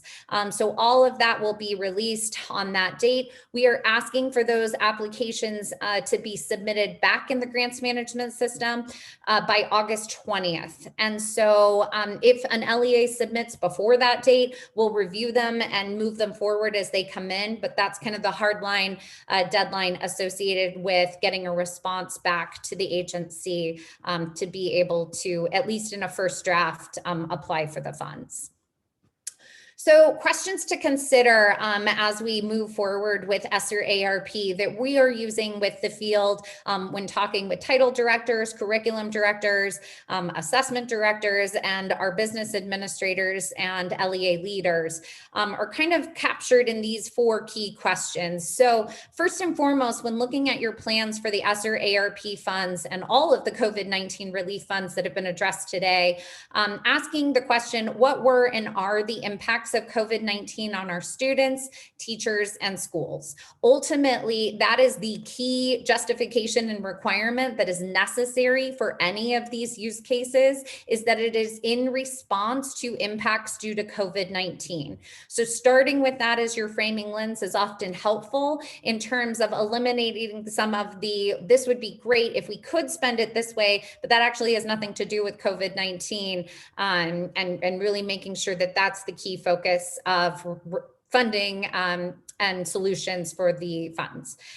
In terms of number 2, we are asking our LEAs to think about what data sets they may have to already inform the extent of these impacts. So thinking about existing data sources that could be compared before March 13th, 2020, date of the national emergency, and now. So I know that a lot of folks are interested in what's coming in terms of some of the state assessment data, but we like to note that there are a lot of other data sets that can be used, not necessarily waiting for that as your exclusive and only data set, starting to look at whether it's your student attendance records disaggregated by subgroup, looking at your student individual scores at the local level. These are all different things that you can consider in terms of being able to gauge which students and families receive the highest impact due to COVID-19 over the past year and a half, and how you can then start to build solutions to address it.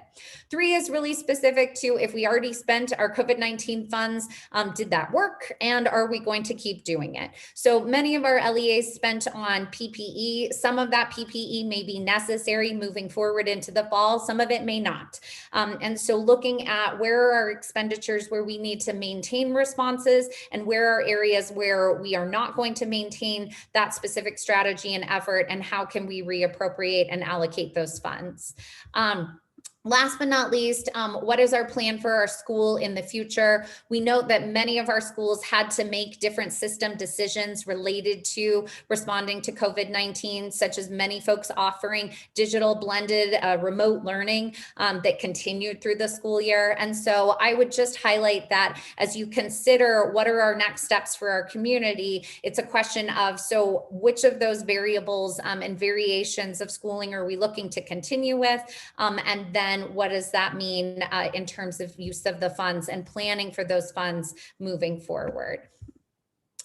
Principles for state set-aside determinations. I'll share these because going into special session, we do know that the state has additional funding that they receive directly through ARP, very similar to our original coronavirus relief funds, where we got the K-12 PPE grants, the K-12 classroom enhancements supplies and equipment grant, and the testing grants, that there are going to be additional state funds. These are the kind of criteria that have been shared by our legislative leaders in terms of what they're looking at, noting it's extended beyond K-12.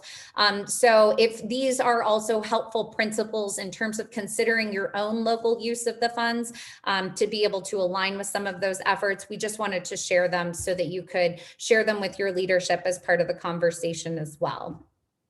As far as USB action steps, to wrap this up of kind of where we are currently updating the state CARES dashboard to include the additional funds that were received in December, as well as the CRF, and ultimately we'll upload the American Rescue Plan Act as well. We are working on that application template and guidance document for LEAs that will be released in a public comment setting by Monday of next week. We are preparing the state application as well. That will also be released for public comment on Monday of next week. And then meeting with stakeholders to draft structures for the state reserved required spending, things around the after school, the summer learning, and then ultimately the accelerated learning required components.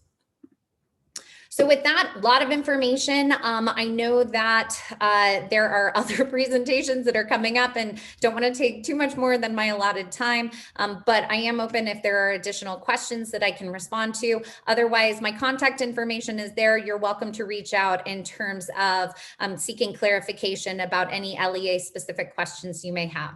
So Patrick, I will turn it back over to you. Okay, thank you, Director Young. We appreciate all of the helpful information in your presentation. Dale, do we have any remaining questions before we move to our next presentation? No, I don't see any additional questions. Thank you. Okay, thanks so much. We appreciate your time. Thank you, Director Young. And yeah, I'm sure we'll be hearing more updates as time goes on, especially with the board meetings. So you all can get those updates on a monthly basis if you listen into the board meetings. There are the updates on CARES and the ARP. So we'll continue with those. So let's move on in our program next to Utah grants updates with our grant manager, Rebecca Nielsen. We'll let you get set up with sharing your screen, Rebecca, and then you're welcome to start in.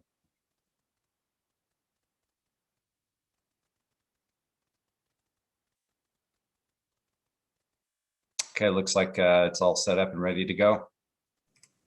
Just had to find my mute button. There you go. You can see my screen okay? Yes, absolutely. All right.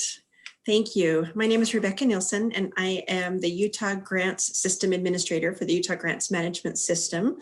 And we're just going to be going through a couple of things that are going on in Utah Grants this upcoming year, what's happening right now, and hopefully we can get us, quickly back on schedule. I think we have a pretty quick presentation here. So as Sarah mentioned in her presentation with the timing of reimbursement requests, we are really encouraging our LEAs on all of the programs, both state and federal, to make sure that you're submitting your reimbursement requests in a timely manner. This makes it a lot easier for you to get your funds when you need them. As most of them are reimbursements, these funds are, well, if you're submitting a reimbursement request, it is a reimbursement, but we want to get those funds back into your hands. You've already spent that money. So that's first and foremost. Second, we need to be able to track those expenditures as Sarah demonstrated the perfect example. We've got to be able to show that tracking.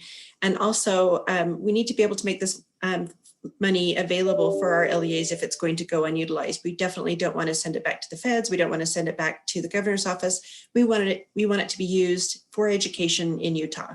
So if you're not going to be using it, let's waive it quickly. But if you are, let's get those reimbursements turned in so that we know that we're on track and we can make sure that you get reimbursed for those allowable costs. Just a reminder for upcoming fiscal year-end close, a couple of deadlines that are forthcoming.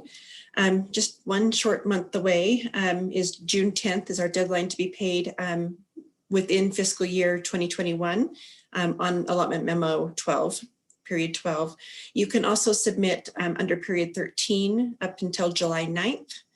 And then reimbursement requests for fiscal year ending June 30th. So that state fiscal year 2021 is August 11th, 2021. As a general rule of thumb, we give 45 days after the end of the period of performance to submit reimbursement requests. You definitely, please don't use all of that time if you don't need it. If you can get your stuff submitted before that, it makes it a lot easier for everybody, especially if there's questions right there at the end.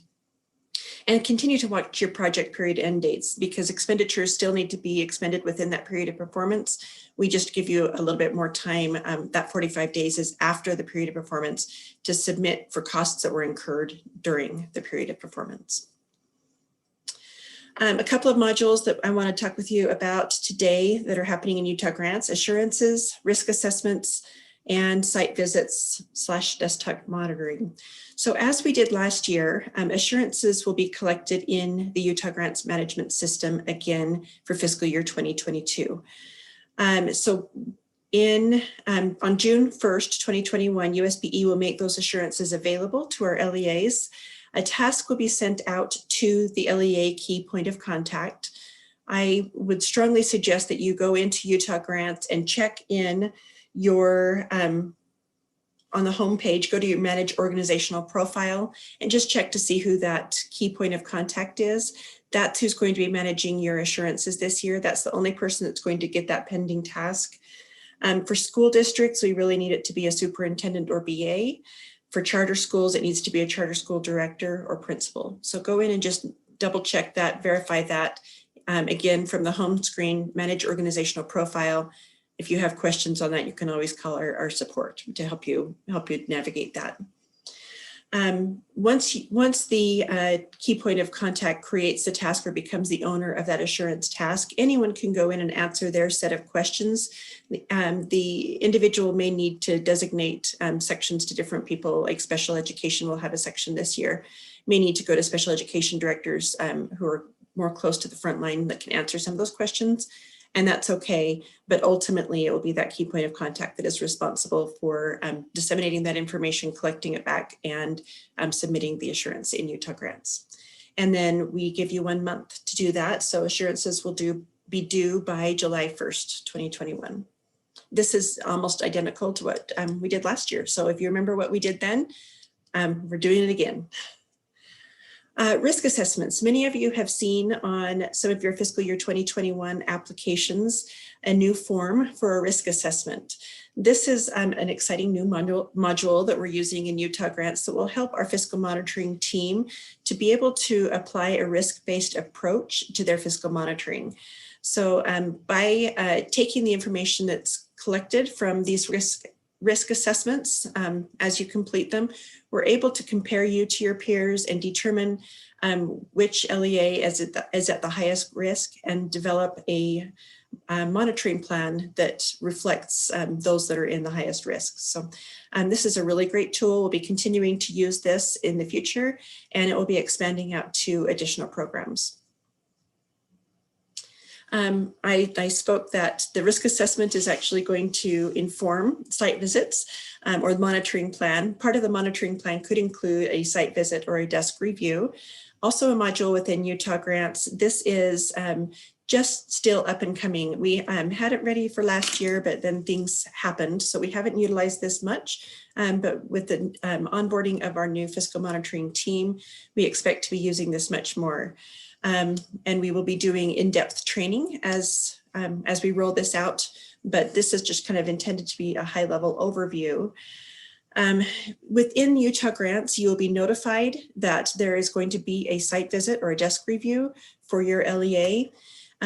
We will also be able to gather any documentation directly there in Utah Grants. So there's no question of, did you get my email, or I sent that, you didn't receive it. We all are on the same page about what documentation was received and when and by whom. So that's a really great resource for us to all have access to that same information. And the site visit and desk review are almost exactly the same in Utah Grants, with the exception of we don't go out in person on a desk review. There could be many people involved in the site visit that are not necessarily users of Utah Grants. So we can set up within the site visit module contact information. So we can send out information regarding the site visit to anyone outside of Utah Grants, users or not. But we do need one user within your organization to help us to manage the workflow of that site visit. So even though we're sending notifications to anyone that needs to receive a notification, we do need individuals with Utah Grants access to be able to help us manage that process.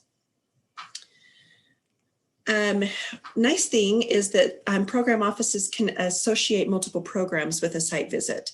So what this will allow us to do is to reduce duplicity as we're conducting our site visits. So we can team up special education and CTE, if that even makes sense, can come together and do a site visit together, and it could be monitoring activities alongside one another, which would prevent submitting repeat documentation for different sections or programs with a site visit. So that's intended to help bring some efficiency to the process.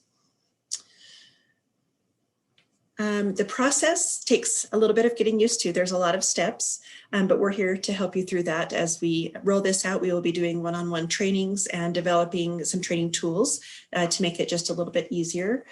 We will also be sending some communications outside of Utah Grants as we're all getting used to this, just to make sure that we don't miss anything. It's no one's intention to hide any information or make it difficult, but quite the opposite. So we're going to be going a little bit above and beyond just to make sure that everyone gets informed of these site visits, both inside of Utah Grants and outside of Utah Grants. And again, we really like the fact that it's a comprehensive way for us to notify and document and report on site visits, as well as any outcomes from those site visits. So potential outcomes from a site visit could be an observation, a concern, a finding, or a finding that doesn't require action. A nice part of the workflow as the site visit module was developed is that we can actually do some follow-up on any findings that are issued. So we can collect from you a corrective action plan regarding that finding. And then you can also report on that corrective action plan and let us know that you've completed those activities, or that we can close that finding because you've met the requirements. So that's a really great opportunity for us too, to be able to follow through in a systematic way, and everybody, LEAs, USBE, being on the same page. Wanted to remind you, as far as training is concerned, that we do have information and documentation regarding Utah Grants available on the USBE website. On the blue bar on the bottom, you can see, if you just go to schools.utah.gov, under financial operations, and then click on Utah Grants, we have a whole bunch of resources and training materials there. I would encourage you to look there. We're always putting on new things, and as we roll out and develop additional resources for our site visits and desktop monitoring, those will be found here as well. Rebecca, we have a question. Please, thank you, Dan. So Daniel Ellis says, so will our federal single audit be a part of the risk assessment to prevent duplicity as well as on these visits? That's a great question. Brett's team is actually still collecting the federal single audit separately, but they are the ones that are actually reporting all of that in the Utah Grants Management System. So we had started development of a different tool, a single audit tool within the system for the LEAs to complete that was separate from the risk assessment, but it became so cumbersome on behalf of the LEA that we just said, you know what, this is so much work. It's so much easier for them just to email Brett and Brett's team with their single audit and let us go through the audit, interpret, put in any findings, do the follow-up. So they're using the grants management system as a team, but we're not making you do it because it was a lot of work. So they are separate. Great, thank you. Thank you, Daniel, Dylan. did that answer your question? Let me know. Okay. Also, I wanted to mention that in the coming month or so, I understand it's by the end of June, USBE is transitioning to a new help desk ticketing system. So we're currently using, I understand there's a system for LEAs for applications to report problems on applications. And all of the applications, including Utah Grants, are going to be part of this new rollout. So we'll be doing training, USBE will be doing training on the new ticketing system in the coming months. And so this email is going to kind of transition to a ticketing system in the future. But we're really hoping not to just turn it off and on, that we'll have a transition period that you can still contact us via email or phone number or ticketing system. Our goal on my team is to make sure that your questions are answered and we are accessible. So don't want to make it difficult, but the ticketing system will be another resource for us. And that's it. Are there any other questions from the team, Dale? I don't see any more questions in the chat. All right. Well, that said, you know how to get a hold of us, and we appreciate all of the good work that you're doing. And Patrick, I'll turn the time back over to you. Okay, thank you, Rebecca. Appreciate your presentation on that. If we don't have any other questions, I think we are getting. Patrick, so Daniel Ellis responded back. Maybe we could provide a little more information. He said he wanted to make sure that we are using the test work in that audit. I'm assuming the federal single audit, and not duplicating this work again through a site/desk review. Anything else you can add to that, Rebecca? That's probably a better question for Brett or the fiscal monitoring team, because I just give you the tools to do that. But yeah, we can ask Brett if he could give any feedback on that question. I can step in if you want. Thank you. Yes, please, Brett. That's okay. So what we're doing is the single audit, our team, as you're well aware of Daniel, that we review it and we provide our responses to that. What we're actually doing is we're providing that into the Utah grant system, and we provide some kind of risk level with that into Utah grants, and then there's a program level review, and then those program reviews also provide some kind of risk level. And so in the end, each LEA is provided a risk level, and it all feeds into each other. So the reviews that we've done in the past in an Excel version now is going to be put into Utah grants. So it can be reviewed by all the different sections that are using Utah grants. It's not a separate review. It's just added to the review that's being done at a program level. I hope that helps. So Brett, can you talk, so what will that mean in terms of duplicating or reducing the duplication of effort?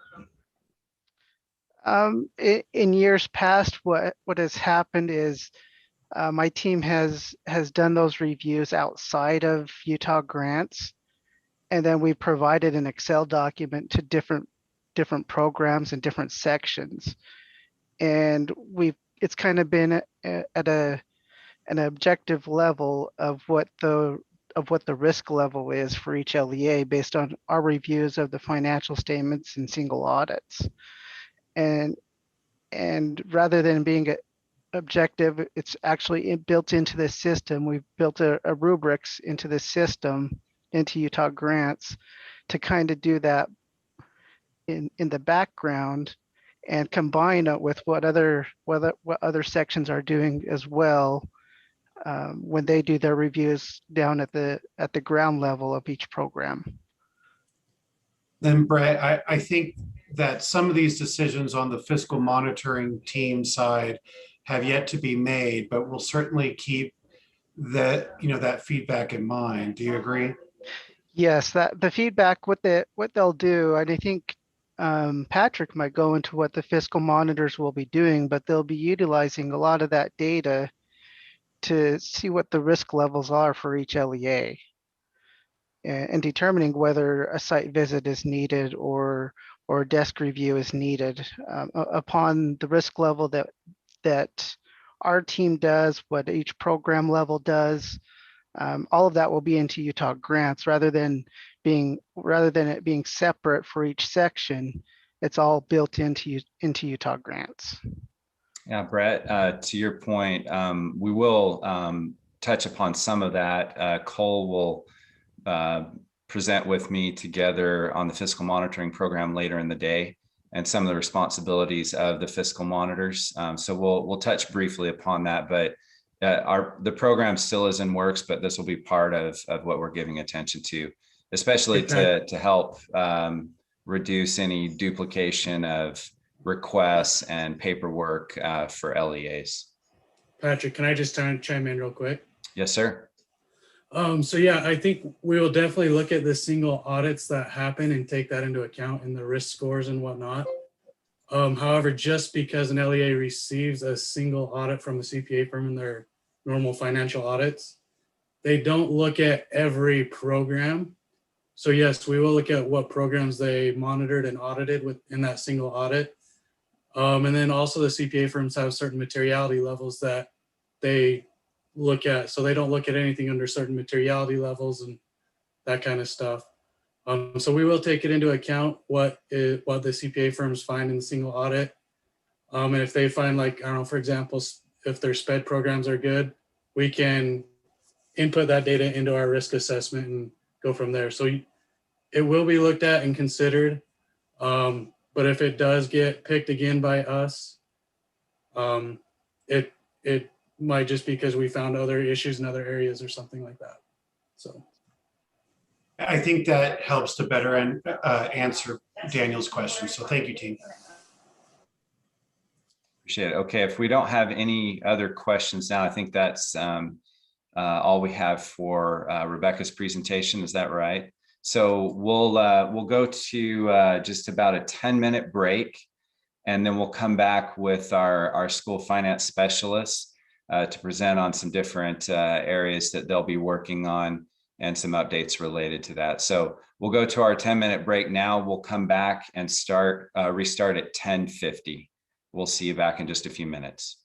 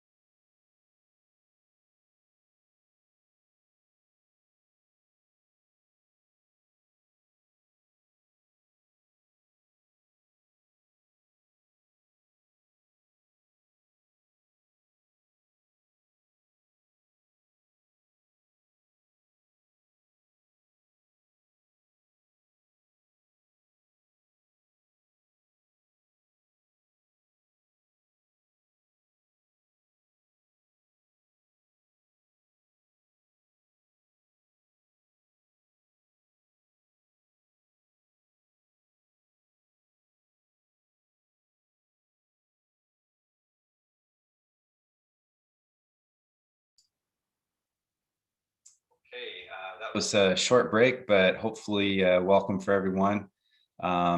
We appreciate you still being with us here. We'd like to go now to our school finance specialists, Brett Baltazar, John Palmer, Dallin Pinier, and Laura Wilson, who will present some various topics related to our school finance team. So we'll turn the time over to Brett and team and let you go from there.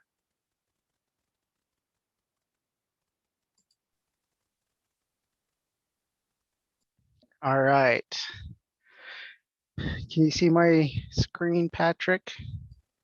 Yes, sir. It looks like we're good to go there. All right. Perfect. Okay, I'm Brett Baltazar. I am the school finance specialist manager. That is a long title, a little winded after that, but hopefully I can get through this presentation and hopefully you guys learned something from it. I have it labeled miscellaneous items because that's about the best I could come up with it for a title.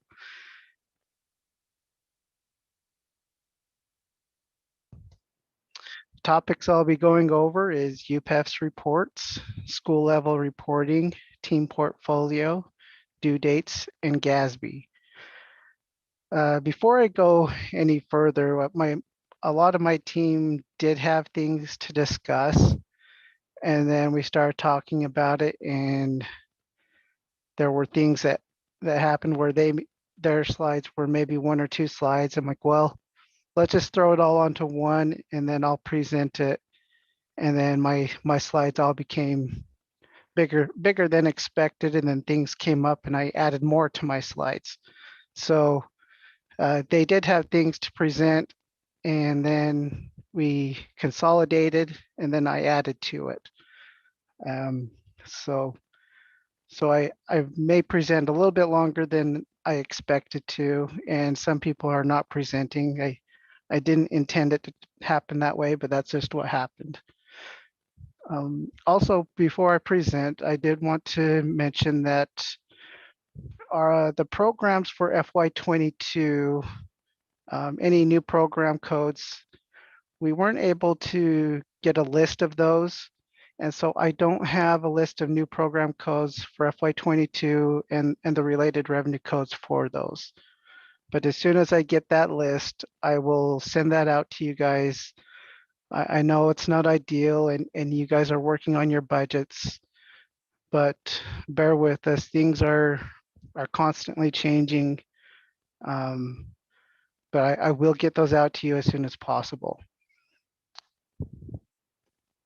First thing I want to talk about is UPEF's reports. One that will become available starting with your FY21 uploads in October is the school fees and student activity report. Because of the school fees data request that's been coming out over the last few years, we've decided to create a report to help you and to help those that have requested this data to have one report that has the fee and fee waiver data available to the public. The fee and fee waiver section is the 1740s that will have your curricular, co-curricular, and extracurricular activity. Well, to add to that, I wanted to be able to show everything, basically everything that's in your 1700s. Anything that's not a that's not a non-fee student activity, the 1710s through 1780s. That's your admissions, bookstore sales, fundraisers, non-waivable charges. I know this is kind of hard to see, but this is kind of an example. You have it in the slides that were sent out to you. This wasn't from any specific LEA. These are just numbers that I threw together. This report is actually being worked on right now as we speak. It's not quite available, but with your FY21 data after October 1, this report will be available for you to see and run at any time you want. I know you have this data available to you at your fingertips, but it's been a public request, And so if you wanted to easily run it out of UPEFs, you'd be able to do that. This has been a request for actually quite a few years since we put it into UPEFs. And so we've updated the indirect cost tool in UPEFs. Not quite to the detail that people have asked for. I know they've wanted an upload option. We weren't quite able to do that. That would require a lot more manpower and work that we have available to do. But what we've been able to do is to pull forward the prior year data. And so that way you don't have to manually enter in every single line item. What will happen is a pop-up question for each section will appear. And like mentioned here, it says, would you like us to pull forward the indirect cost data from the prior year submission? If you click yes, it'll pull in all the information except for the amounts from the prior year submission. If you click no, then it will start with a new template. It will start blank like you have seen in prior years. This will be available for FY21 starting October 1. That's one report that is being worked on right now and should be done very shortly. So that's something our team is, I'm pretty happy about. I know some larger LEAs use that quite a bit. Some of the lines that I've seen come through have been anywhere from 20 to 30 lines that they've had to manually enter in. And so this will be very helpful. All that you would have to do is actually enter in the amounts only, and the names and the rest of the comments that are entered in would pull in automatically. I have a list of the things that would pull in for. One is the unallowable cost section. That's typically where you enter in your general governance. That does pull up there, and that will pull through the square footage. That section isn't used very often, but that will pull through just as you entered it in. The unused leave paid at termination, I have that starred because I realized that changes every year based on the people that you enter in. So that is one that won't have that option to pull in the prior year data because people are only leaving once. And so that's kind of how that one is set up. You'll have a new template for that one every year. For the contracts and subawards, that one will pull in how you have entered it in prior years as well. The key part is that the amount section for every one of those that gets pulled in from the prior year, the amount will be left blank. And so it won't let you certify it if there's an amount left blank. So either you have to delete the line or enter a 0 in the amount column. If you want to have that line there for next year, you think you may have that contract there next year, or that person may be there next year, but they weren't there that year, leave it blank or leave it there and just enter in a 0.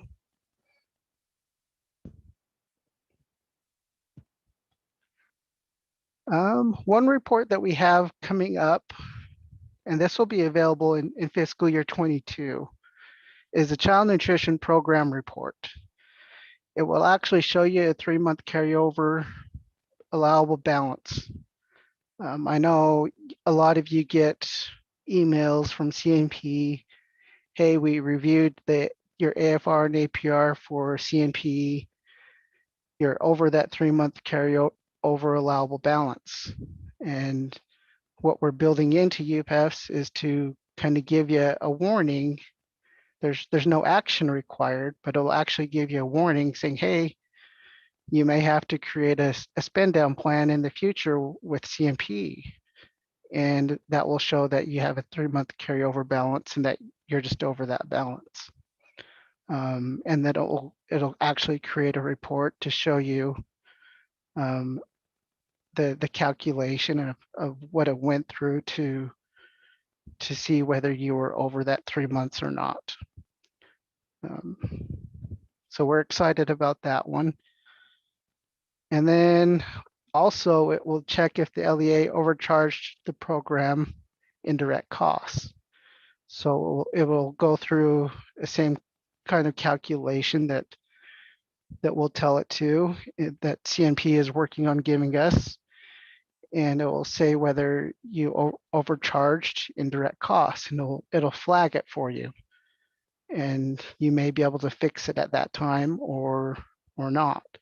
And you'll have to work with CNP on correcting that if you don't fix it at the time it gives you the warning. If it works well with CNP, we may build that into other programs. But that's something that we're looking at, and hopefully this will be available in FY22.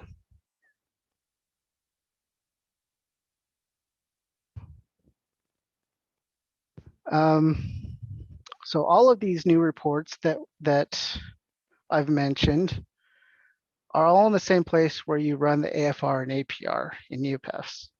You select the school year and you select the submission type as actual, and then you select the type of report that you want. For example, if you wanted to run the CNP report, you'd select CNP or whatever we have it labeled as. We're still kind of in the works and what we're going to label it. Or if you wanted to run the school fees report, you'd be able to run the school fees report. That's how those will all be available, all within UPEFs. Next topic is school level reporting. This is a topic that we've discussed quite often over the last 3 or 4 years, so I'm not going to spend a lot of time. Why have school level reports? Well, in simple terms, it's a federal requirement. And I'm not going to read this section, why it's required. You can copy and paste and look that up if you want. But in R277113, we also have a board rule that requires the use of school location codes to be mapped so that we can get the expenditures down to the school level. Well, we have it as a federal requirement. We have it in board rule to use school location codes. Well, who uses that? Who uses that data? The first is Utah School Report Card uses that data to get down to the school level reports. Also, we use it for federal reporting. The NCES, the F33, and the SLFS, or the school level financial survey reports. These are some of the reports that use that school level data. So that's why it's important that we have it. And one of the reports that I think Angie mentioned, one of the reports that had gone away for LEAs is the school land trust report. So it's your principals are probably very happy that that report has gone away. But it's also important that we get school level data for your schools in relation to the school land trust program. One issue, and I know this was the first year that school land trust was utilizing UPEF's data. One thing that they came across is that some of the things were coded to the LEA and not down to the school level for school land trust. In board rule, it says school may not use funds for district expenses. And so it's important to note that for school land trust, always code those expenditures down to the school level so that school land trust can pull our data correctly, and they don't have to go back to the schools and determine why it was coded incorrectly. They may have to reach out to you as the BA or reach out to the principals.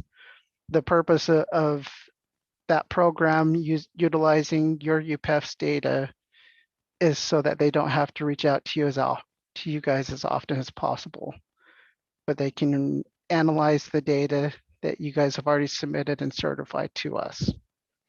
So that's one way that you guys can help us by ensuring that the school land trust program has school level data. Well, how do you know, kind of going along the lines of what to code at the LEA level and what to code at the school level? Here's a link that I have available that will tell you what should be coded at the LEA and what should be coded at the school level. Because there are several charter schools that only have one location. They still should be coding things at the LEA level and should be coding things at the school, at the location level. For example, a charter school that has one location, they may have what, they may be just a high school. Well, the high school is the location, but they also may be an LEA at the same time. This link provides guidance on what they should be coding to the LEA and things what they should be coding to at the high school. If you have any questions, just let me know, and I can help you understand how you should be coding it at the LEA level versus the school level or location level. I kind of use those intermittently because that's kind of how it was trained to us at the federal level. You know, the LEA is the central level and the school level is the location level. But they are used intermittently. So if you have questions, please reach out. Next topic is the team portfolio. So my team has grown quite a bit over the last year, and it's changed. Obviously, it has changed. And our titles have changed just a little bit. So like I mentioned earlier, I'm the school finance specialist manager. I have finance specialists on my team. I have John Palmer and Dallin Pinier and Laura Wilson. Dallin and Laura are fairly new to my team within the last year and have been a great resource. You guys can reach the whole team by contacting us at that school finance email.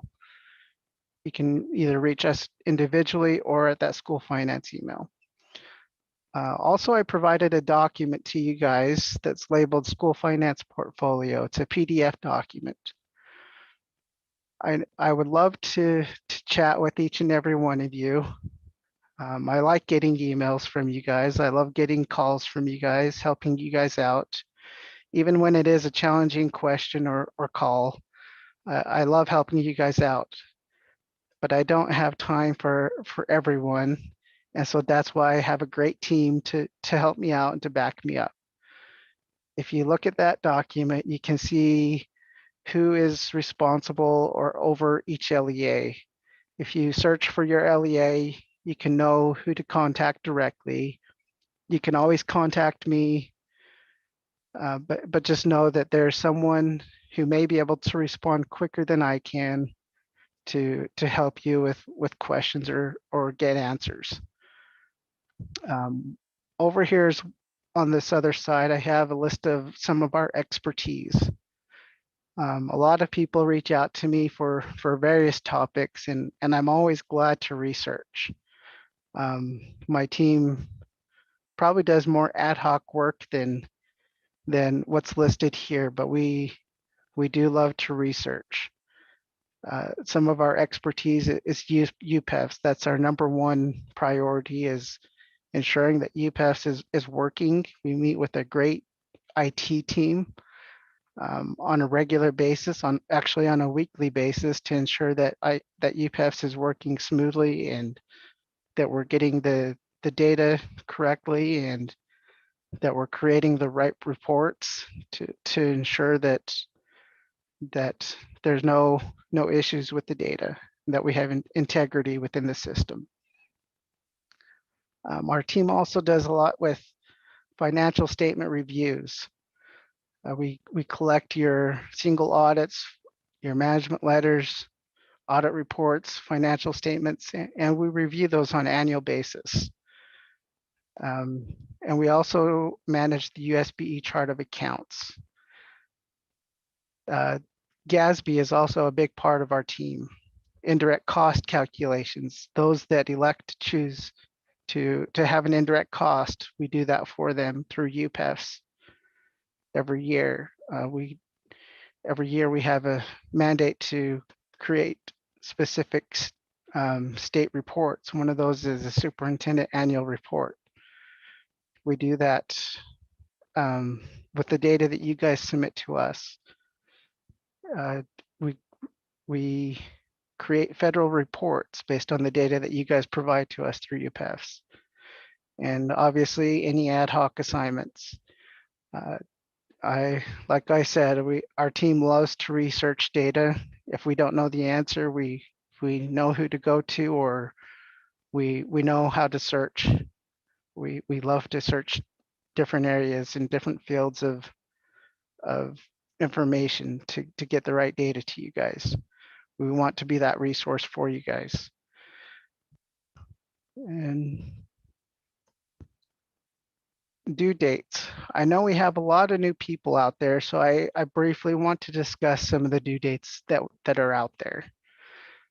Some of those due dates relate to budgets.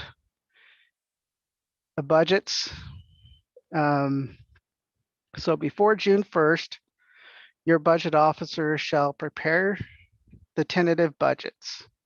And then before June 30th, your local school board shall adopt a budget. All of these can be found within 53G-7, just so that you guys are aware.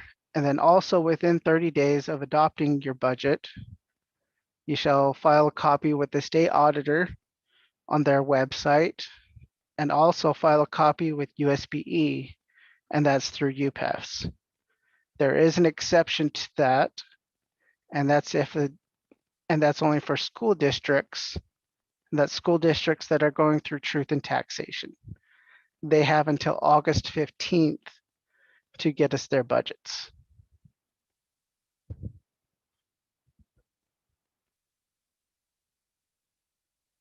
Other deadlines that are key to remember is the October 1 deadline, and that's your actual UPEF submission. This is probably what we work for all year round to get this October 1 submission. It's important that we have the AFR and APR as accurate as possible, because all of our work after that relies on this data. And so we need to have this data to us by October 1. There's Laura is going to go over this a little bit later, but you guys are amazing on getting us accurate and good data by the October 1 deadline, and I truly appreciate it. It helps us out tremendously getting that data to us on time. And I can't stress it enough how important that is. And it just helps us out a lot. That's about, I don't know how to stress that enough to you guys, but I really appreciate it. It's a stressful time for us because we receive a million questions, phone calls the last week of September. But I love that you guys are working on it and striving to get that October 1, to meet that October 1 deadline. And that's what I work for all year round, just to get that October 1 deadline met. November 30th is a deadline for the audited financial statements. In most cases, we receive them from your auditors directly, but always double check with your auditors. Sometimes they may forget to send it to us, but double check with them that they are sending them to us. Typically, I've seen in most cases that they're copying you on the emails, but it doesn't hurt if you don't see it by that it's been sent to us. Go ahead and send it, because I'd rather get a second or third copy of it than having to call you and saying, hey, I never received it after November 30th. So these are not necessarily required due dates, but they're more of a as applicable or as it's as it's applicable to you as your own LEA, because they don't always apply to every single LEA.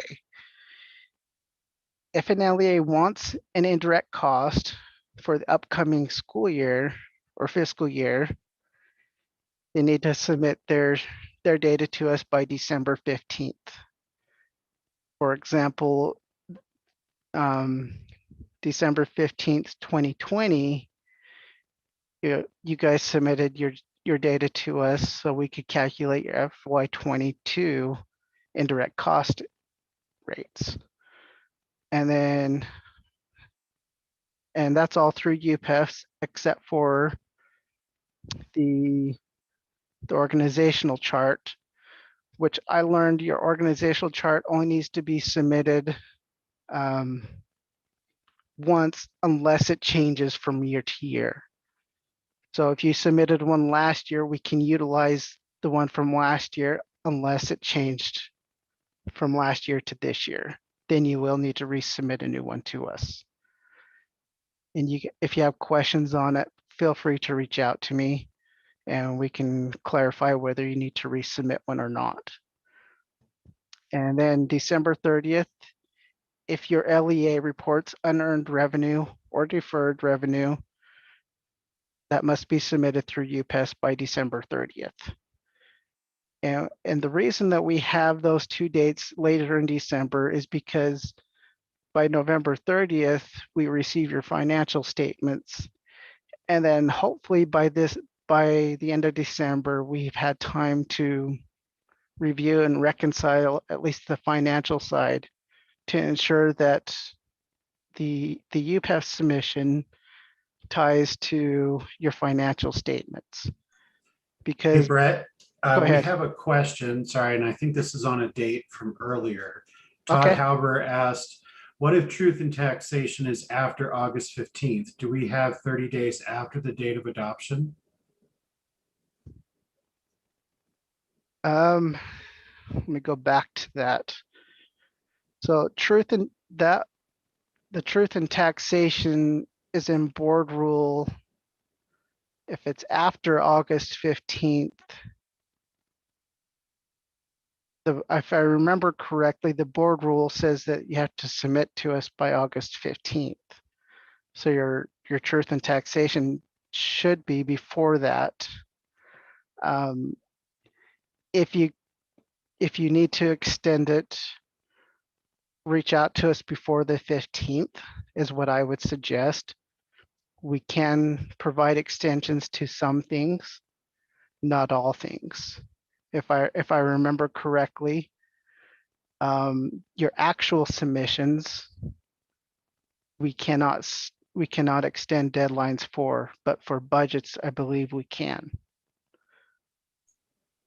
Okay, so Todd, let us know if there's any follow-up questions on that. Thank you.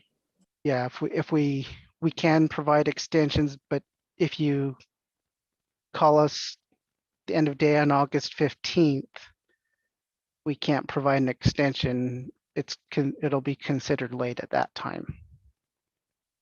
It'd have to be before August 15th that you notify us. One last thing, Brett, Todd said that truth in taxation can happen up to August 30th is what he wrote. Okay. If it goes past, that's where I'd notify us if it's going to go past the August 15th to notify us. And I've been pretty flexible with it. It's that communication that if there's no communication, that's where I get worried of that something's wrong. So if there's clear communication of what's going on that I'm aware of it, if Patrick and I are aware of it, we're more flexible of that than if there's no communication. Great, thank you, Brett. Yep. I think I had finished this. I was going to say, not all LEAs report unearned or deferred revenue. Some may have it reported as carry forward amounts on the APR, but if you report unearned revenue, we need those amounts by December 30th. Hopefully by that point in time, we've reconciled your financial statements against UPEFs. And so if we do make any adjustments, if we have you make any adjustments to your AFR and APR, what happens if you've made any submissions to the indirect cost or unearned, it automatically decertifies those as well, because the data for these two submissions here is relied on the AFR and APR. And so if we decertify those, it automatically decertifies these. So that's why we wait until closer to the end of December to require this data, just to allow us to reconcile your financial statements to the AFR and APR. And so note, if we do ask you to decertify and you've already submitted this data, that you may have to go back in and recertify your indirect cost or unearned revenue. Gatsby. There was a few, well, let me mention this first. Gatsby came out with some clarifications. It's called the Gatsby Technical Bulletin 2020-1. And I provided a link here. It's not in your current, I don't have this in the current presentation that's sent out. I'll get a new one sent out to you guys that has this portion in it. But this is guidance for you guys, clarifies recognition and reporting requirements for CARES, CRF, and PPP funds. I think I'm sure most of you guys are aware of this, and I think this is very helpful information for you. There were some Gatsby statements that were coming out that were going to be required last year, but because of COVID, they got pushed back, and a lot of them got pushed back to the end of this fiscal year. One of them being Statement 87, dealing with leases. There were lease liabilities, assets, and receivables, deferred inflows, those types of things. I think some expenditures. So we created a lot of those types of chart of account object codes. We made updates to our chart of accounts to reflect those. Last year, they were available last year for fiscal year 20 data. So we we implemented early. That's a big Gatsby term. You know, they extended it to June 15th of 2021, but obviously they always allow for early implementation. And so by doing that, we allowed for early implementation into our chart of accounts. And for leases, this may be something new for charter schools that you may want to look at and review, is Statement 87. Another one that may impact some of you guys is Statement 97. There are certain component unit criteria changes. I don't think it would impact many, but just to let you guys know and be aware of it. This is another one that was extended due to COVID-19. It has the same reporting requirement that starts in June 15th. This is a section 457, plans be classified as either pension plans or other employee benefit plans, depending on whether the plan meets the definition of a pension. So this has a lot to do with the pensions that may be out there. Some things to look forward to in the future. So things that will be starting in fiscal year 23 is Statement 94, the public-private and public-public partnerships. This does supersede Statement 60, accounting and financial reporting for service concession arrangements. It provides recognition and measurement guidance for service arrangements and other public-private partnerships that do not meet the lease definition. So this is something that we'll have to look into further. I've skimmed over this statement. I haven't reviewed the whole thing, but I'm just making you guys aware of some of the Gatsby changes that may impact you as LEAs in the future. This is another one. I kind of think this may, the statement 96, I think this might be because more of the way the things that are going.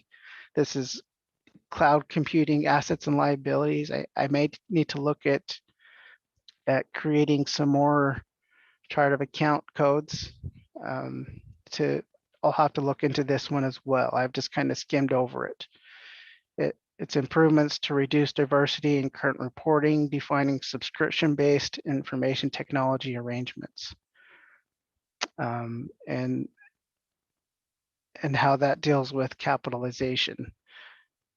That's one thing. If any of you guys have any expertise on these already, let me know. Let me know your thoughts, whether it impacts LEAs or not. But these are some things that I'm just starting to look into.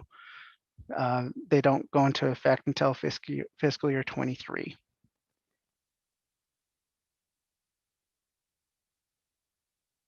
Questions? Anybody have any questions at this point in time?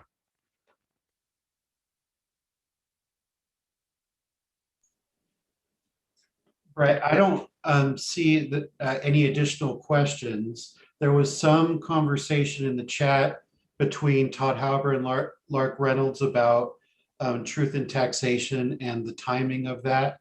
But I think I think those questions were answered from what you said. Okay. I hope so. I think in the end, I'm trying to be as open as we can be based on compliance and board rule, things in that nature.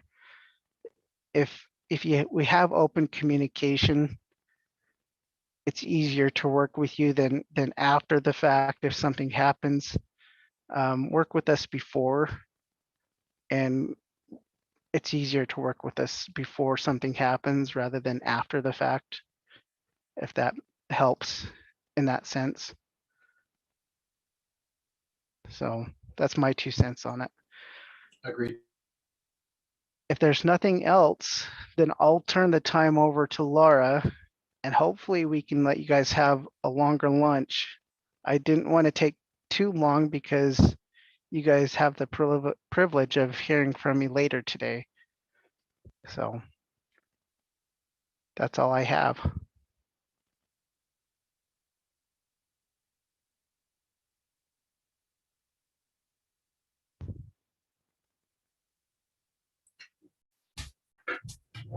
Hey, hopefully you can hear me. This is such an interesting way to speak. Laura, we can hear you all right. Thank you so much. I am Laura Wilson. I recently joined Brett's team. I'm one of a couple of new people as a specialist, and I'm just so happy that I've had the opportunity to meet just a few of you and look forward to being able to have interactions in the future. Really enjoy my work at USBE and the opportunity to help with education in the state in some way. My job is just going to be to go over a few kind of high-level statistics from our review of your financial statements. Hopefully you can see my slides. So as we went over your independently audited, reviewed your financial statements and your single audits, if you had them, these were just a couple of statistics that we thought were significant that we wanted to share. There we go. The 2 most common findings that we came across for FY 2020 were separate program accounting and an unsubmitted fraud risk assessment. As you can see from the slide, this was not a finding for the majority of LEAs. Even the most commonly found one was only 15% of charters and 36% of districts. So that's really great. I mean, we have just been surprised over and over this year at how wonderful the statistics do look.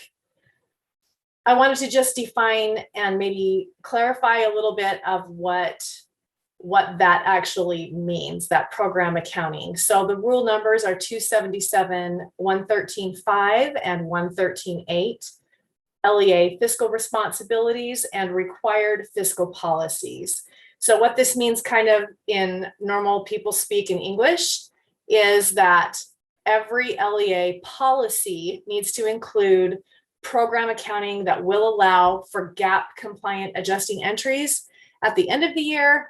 And then also to be aware that both the initial and the adjusting entries need to be recorded under the proper program. So accurate program, object and revenue codes as established in the board approved chart of accounts need to be applied. And then the guidelines above have to be both included in your policy and implemented in practice. If there's anything that needs to be clarified with that, let us know. We'd be happy to take any questions at any time. So this was another really great set of statistics that we came across. The reports that Brett spoke about just a few minutes ago that we build that are dependent upon you submitting the AFR and APR by October 1st. Look at these overwhelmingly positive statistics. 89% of charters and 71% of districts had them submitted by October 1st. The audited financial statements, which have to be in by November 30th, 93% of charters and 88% of districts. Those are such great statistics. And again, we just want to emphasize that those dates are significant because the data that we receive feeds into the reports that we need to compile. So we begin on December 1st, taking all the data that you've submitted, and we start to reconcile and compile for the annual superintendent's report, which is due January 15th.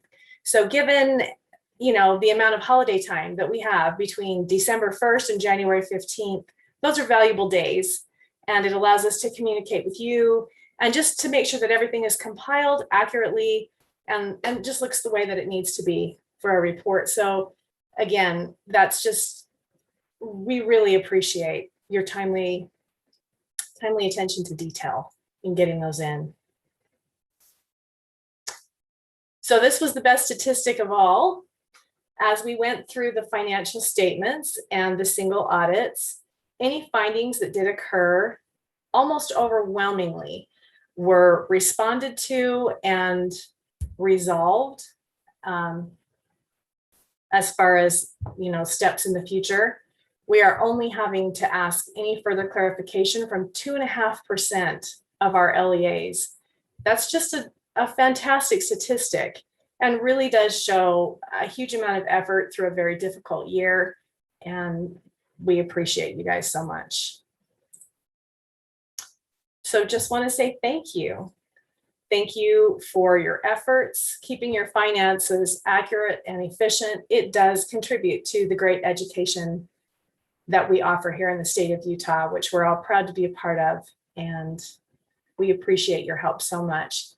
As Brett said, we'd all love to hear from you. Any questions that you may have, anything that we can clarify, don't hesitate to reach out. And that's all that I have. I'll turn it back over to you, Patrick.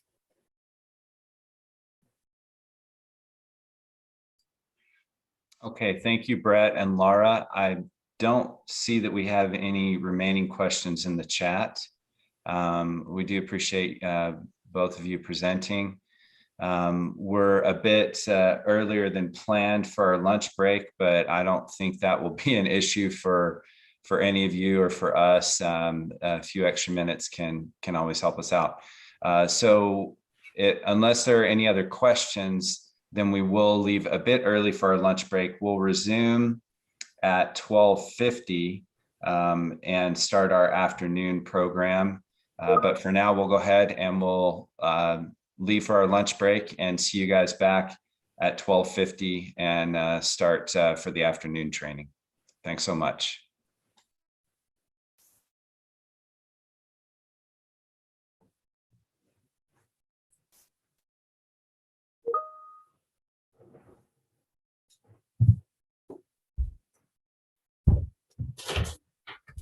Hey guys. Sorry.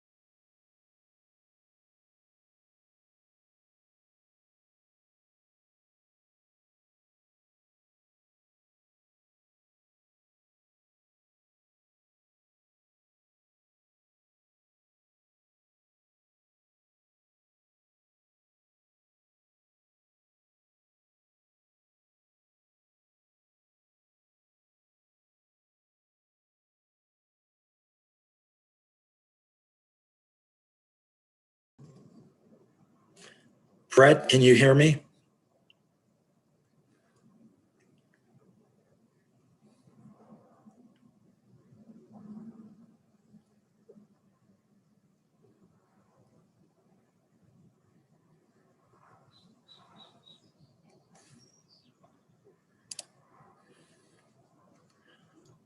Tony, I can hear you if you're doing sound check. Yeah, doing sound check and also want to check the slides. Can you hear me? It doesn't look like he's yet back on. If you want to go ahead and check the slides, you're okay to go ahead and share if you'd like to do that.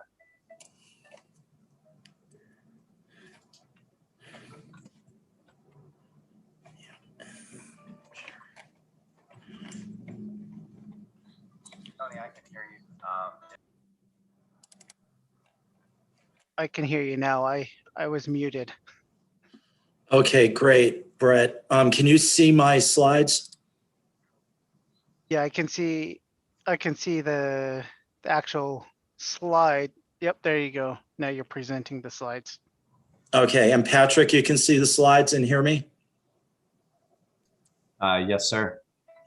Okay, Yeah, great. also, it sounds like someone might have their YouTube in the background, so make sure that that's turned off and not running.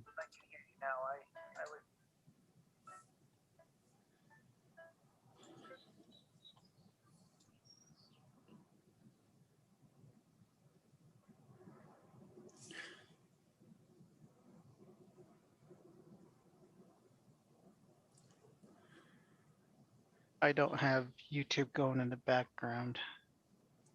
I have nothing going in the background either.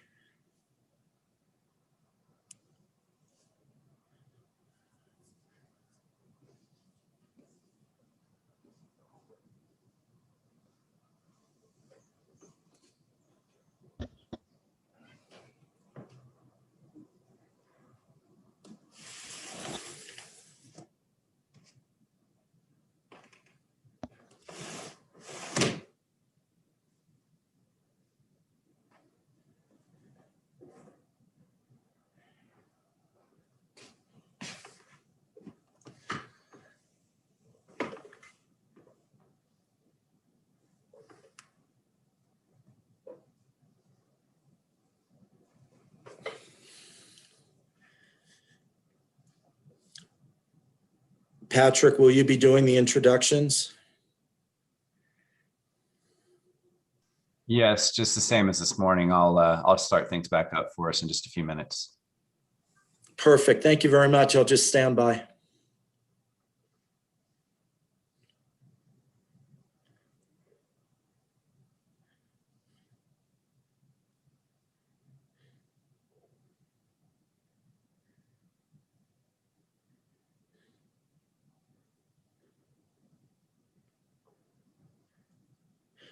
Brett, will you be monitoring the chat or is someone else doing that? I think someone else is monitoring the Tony, afternoon. that's me this afternoon.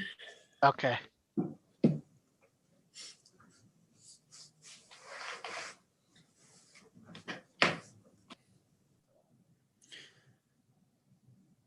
Should we check in every few slides, Rebecca, if there's any questions in the chat, or you just? No, I don't think so. You don't need to interrupt with that. I can just put it in this chat here. If there's anything, I'll just move it over.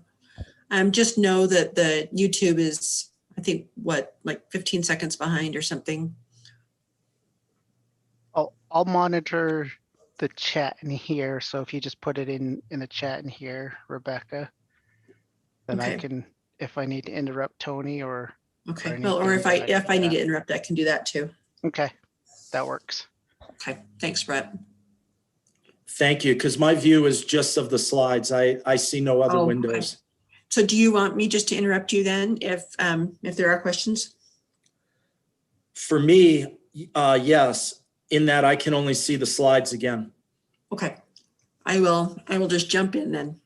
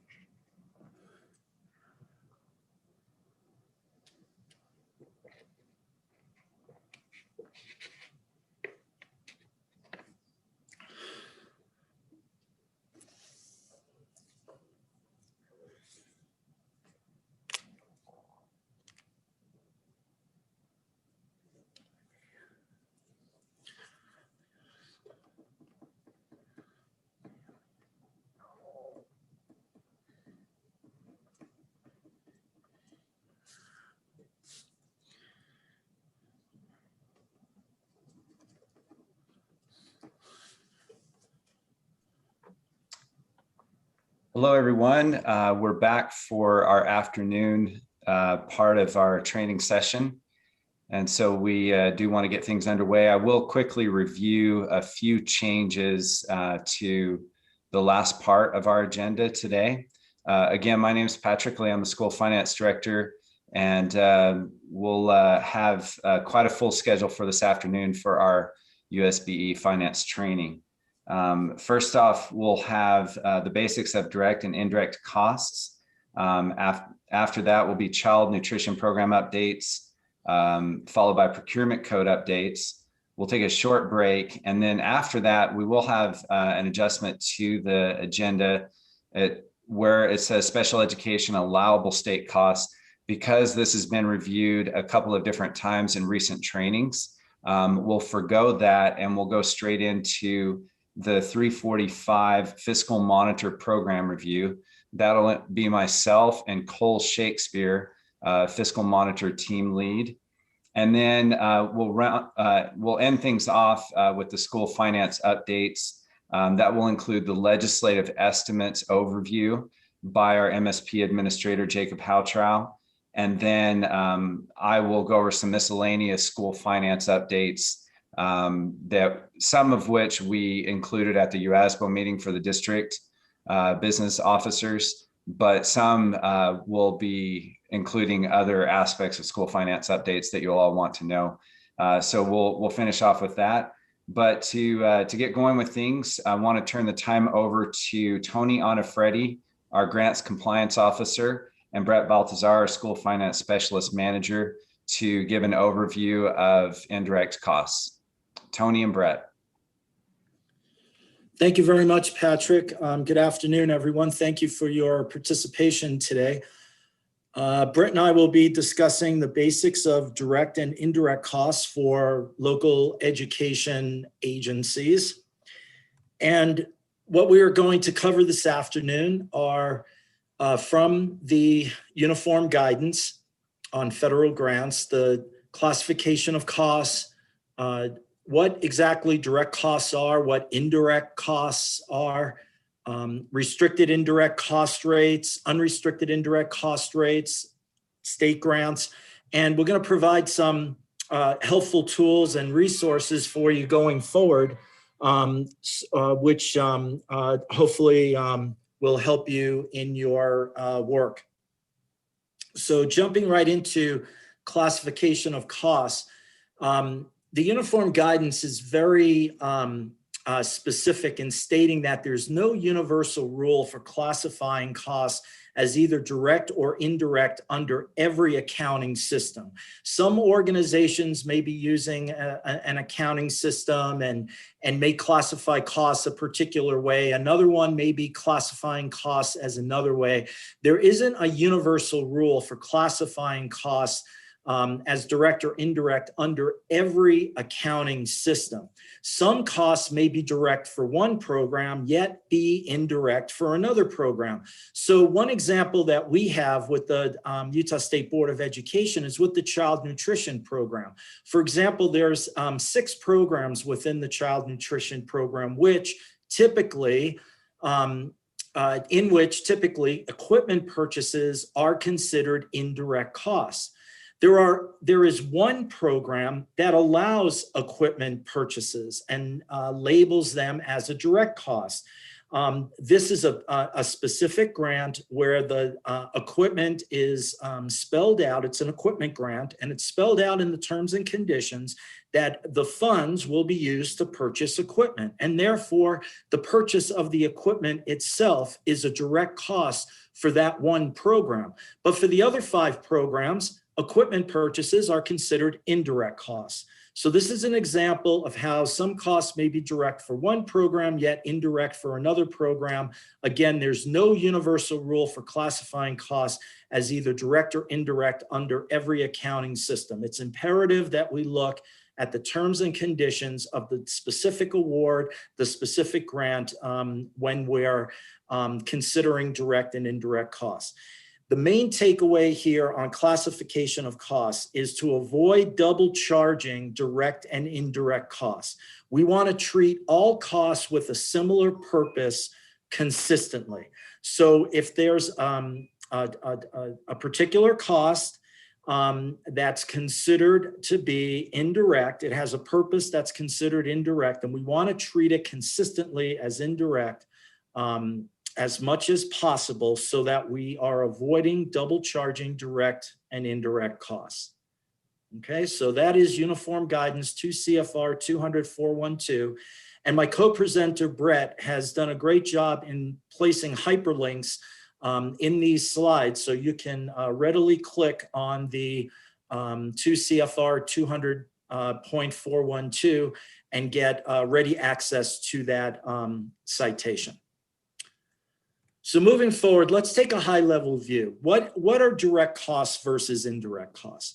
Well, as we see here in the picture, right? If we're on our ship and we're sailing at sea, clearly we can see direct costs. We can see the iceberg. We can see direct costs. Direct costs are the obvious actual costs that can be directly traced to the performance of the grant, the award, or the contract. So in our previous example, it was an equipment grant. The grant, in the terms and conditions of that award, specified that the funds were to be used to purchase equipment. Clearly, the purchasing of the equipment is a direct cost. An indirect cost, also known as facilities and administration costs, are the not so obvious costs reflected in the graphic there below the surface. Not so obvious. These include overhead costs that are incurred during the performance of the grant, the award, or the contract. So when you think about this, it's really pretty straightforward. We as consumers in the private sector, we're always dealing with indirect costs, right? When we go to a store and we purchase a good or a product, there's a purchase price for that product. Well, that purchase price reflects the direct costs of manufacturing perhaps that product, but it also includes indirect costs such as transporting that product to the store, storing the product in the store, all the other costs that are associated with that particular good or product that we are purchasing. We don't at the cash register ask what is the direct cost and what is the indirect cost. We just pay a total purchase price for that particular product. So getting back on point here, when we're dealing with grants and awards, the difference between direct and indirect costs, direct costs are the obvious actual costs that can be seen, directly traced to the performance of the grant, the award, or the contract. So in our example of the equipment grant, it's the actual equipment that is being purchased with the funds of the grant. The indirect costs, the facilities and administration costs, the overhead costs, they're not so obvious. Those are incurred during the performance of the grant, the award, or the contract. So in our example of the equipment grant, indirect costs, again, may be storing the equipment, the warehouse that the equipment is stored in, the security staff that guards the warehouse potentially, maybe the temperature, the cooling system that keeps the warehouse at a certain temperature because the equipment necessitates that it be stored in those conditions. Those would be indirect costs. The equipment would be the direct cost. The indirect costs would be the overhead, the facilities, the administration, things like storage, the warehouse, the temperature, the security staff, et cetera. Okay, so this graphic just kind of shows you that the direct costs are pretty obvious. You can see them, you can trace them directly to the grant.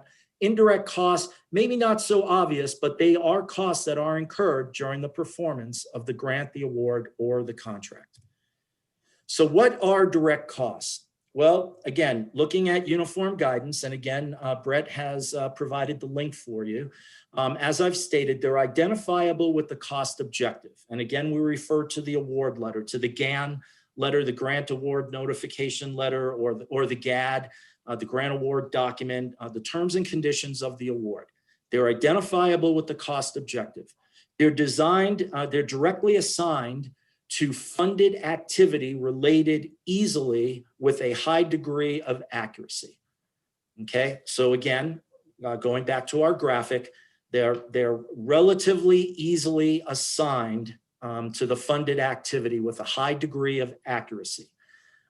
Typically, direct costs may include employee wages and benefits if it's integral to the project or the activity. I'll speak on that in just a second. The supplies, purchase services, these are typically direct costs. Now, employee wages and benefits, let's say, for example, we have a training grant. And in order to implement the training grant, we must hire specially trained instructors for the period of performance of the award. In that particular instance, their wages and associated benefits, because it's integral to the project or the activity, the training grant, those wages and benefits may be considered direct costs. Okay, so the key here, the key takeaway is direct costs are expenses that are directly, easily assigned with a high degree of accuracy to the purpose of the award, to the funded activity. What are indirect costs? Well, as we've been discussing, there's two broad categories: facilities and administration. We typically say F&A. So facilities would include things like depreciation, equipment, assuming it's not an equipment grant, right? Capital improvements, operation and maintenance, like utilities, building repairs, cleaning. Again, these are periphery expenses, costs that are needed in order to conduct the performance of the award, but they're not directly direct costs called out for the award, like the equipment grant that we talked about. So that would be facilities. Administration would be your general administration expenses, like your superintendent, the local board, your business administrator, accounting department, human resources. These are administrative costs. These expenses exist and are built into what the actual cost is to perform the grant or the award. So going back to my earlier example about walking into a store and purchasing a product, you get the total purchase price at the register, but that purchase price is made up of the direct cost of that product as well as the indirect cost of the product. And when we're talking about grants and awards, indirect costs, facilities and administration would include things like superintendents, local boards, the business administrator, your accounting services, your human resources. These are indirect costs. Okay. So we always get asked this question: are they direct or indirect costs?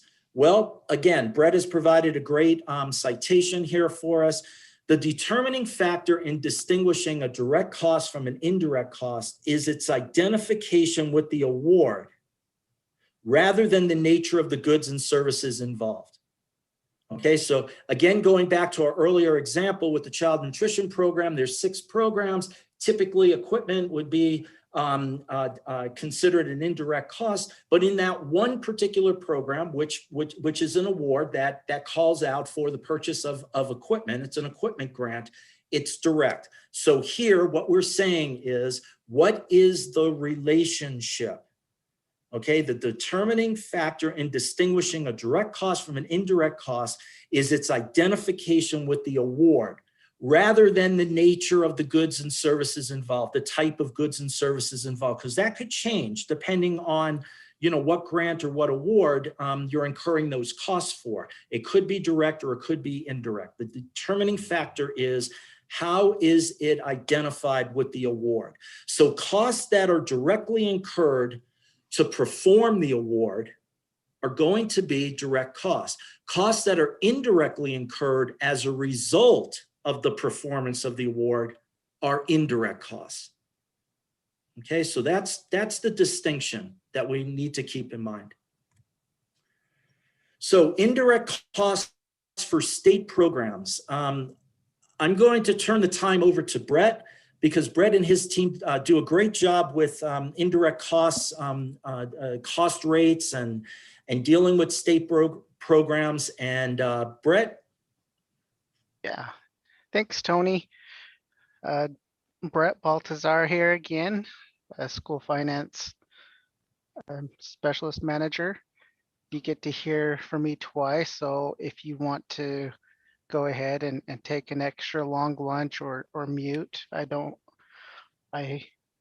completely agree with you. You don't have to listen to me twice if you don't want to. But I will continue talking, so that's up to you. We do have a board rule about indirect costs. It is almost identical with federal guidance that we have. It's R277-424. It is consistent with the standards. We have a direct cost, and it's identified. It's something as easily, obviously, and conveniently identified with a specific program. Indirect costs or services is identified as something that cannot be identified with a specific program. LEAs must charge indirect costs unless explicitly stated in USBE admin rule that indirect costs are not allowed. Next slide, Tony. And this is just to let you know, hey, I'm not making this up. We do have a board rule. Here it is. Go ahead, next slide. Within there, we do identify what is indirect cost and things like that. So restricted indirect cost is a rate assigned to each LEA annually based on its ratio of restricted indirect cost to direct costs. Unallowable costs are expenses directly attributable to governance, such as program administration, salaries, expenditures by the district superintendent, governing board, and election expenses, fringe benefits, etc. Go ahead to the next slide. And then we have an explanation of unrestricted indirect cost rate. That is a rate assigned to each LEA annually based on its ratio of unrestricted indirect cost in comparison to direct costs. Note here is that all state programs are to use the unrestricted indirect cost rate unless a specific Utah code or USB admin rule allows use of the restricted rate or does not allow the use of indirect costs.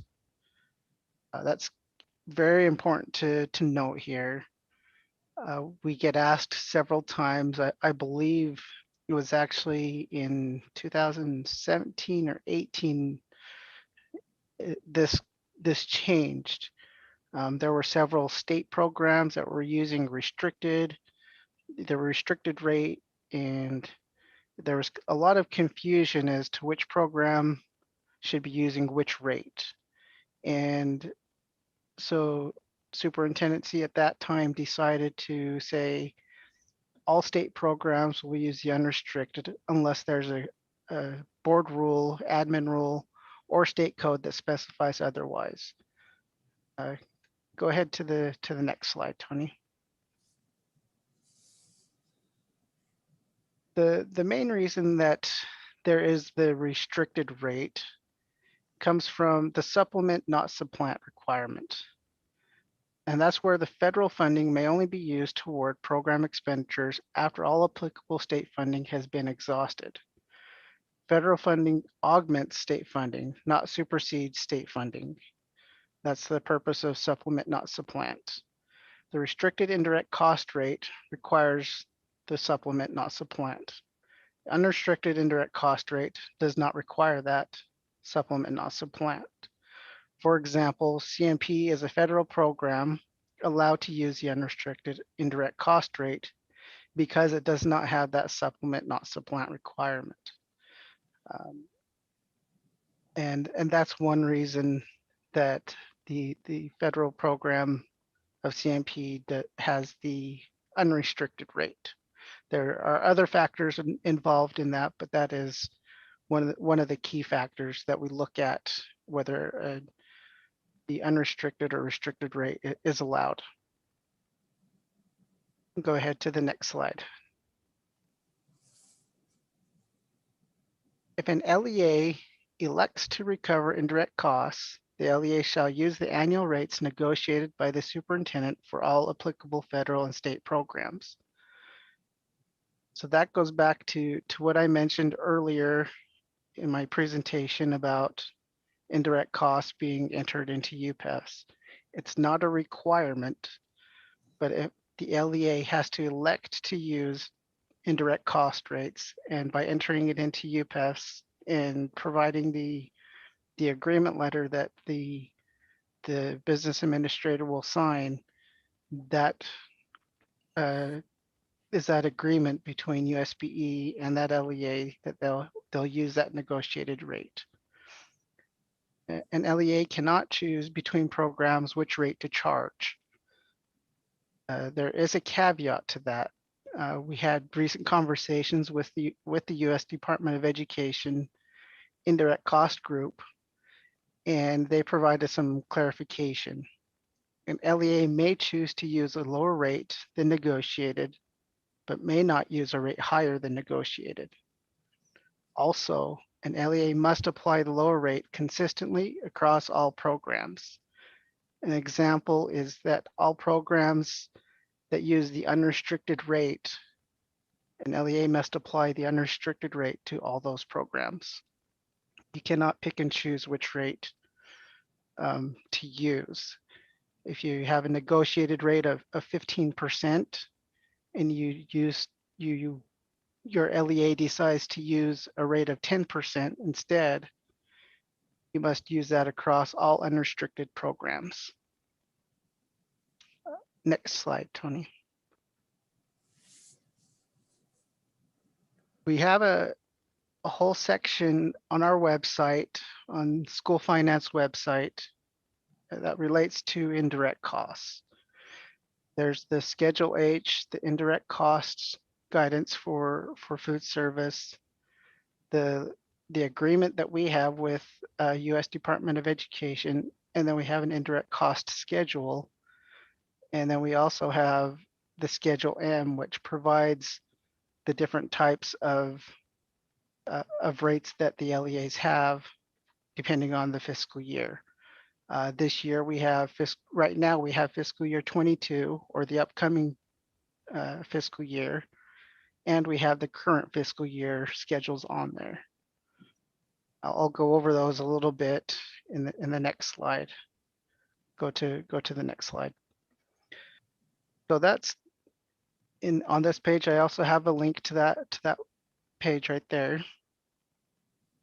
It looks like we have a question. Tony, can you read that question? Yeah, Brett, I've got it. Well, it's from Devin. It seems like food for the child nutrition department would be a direct cost. Why can't we charge indirects on food? That would be a CNP question. Hold on to that question. They will be discussing, I believe they're going to be talking later today. I believe it has something to do with how they calculate with some of their calculations. I'm not sure. I don't know that off the top of my head.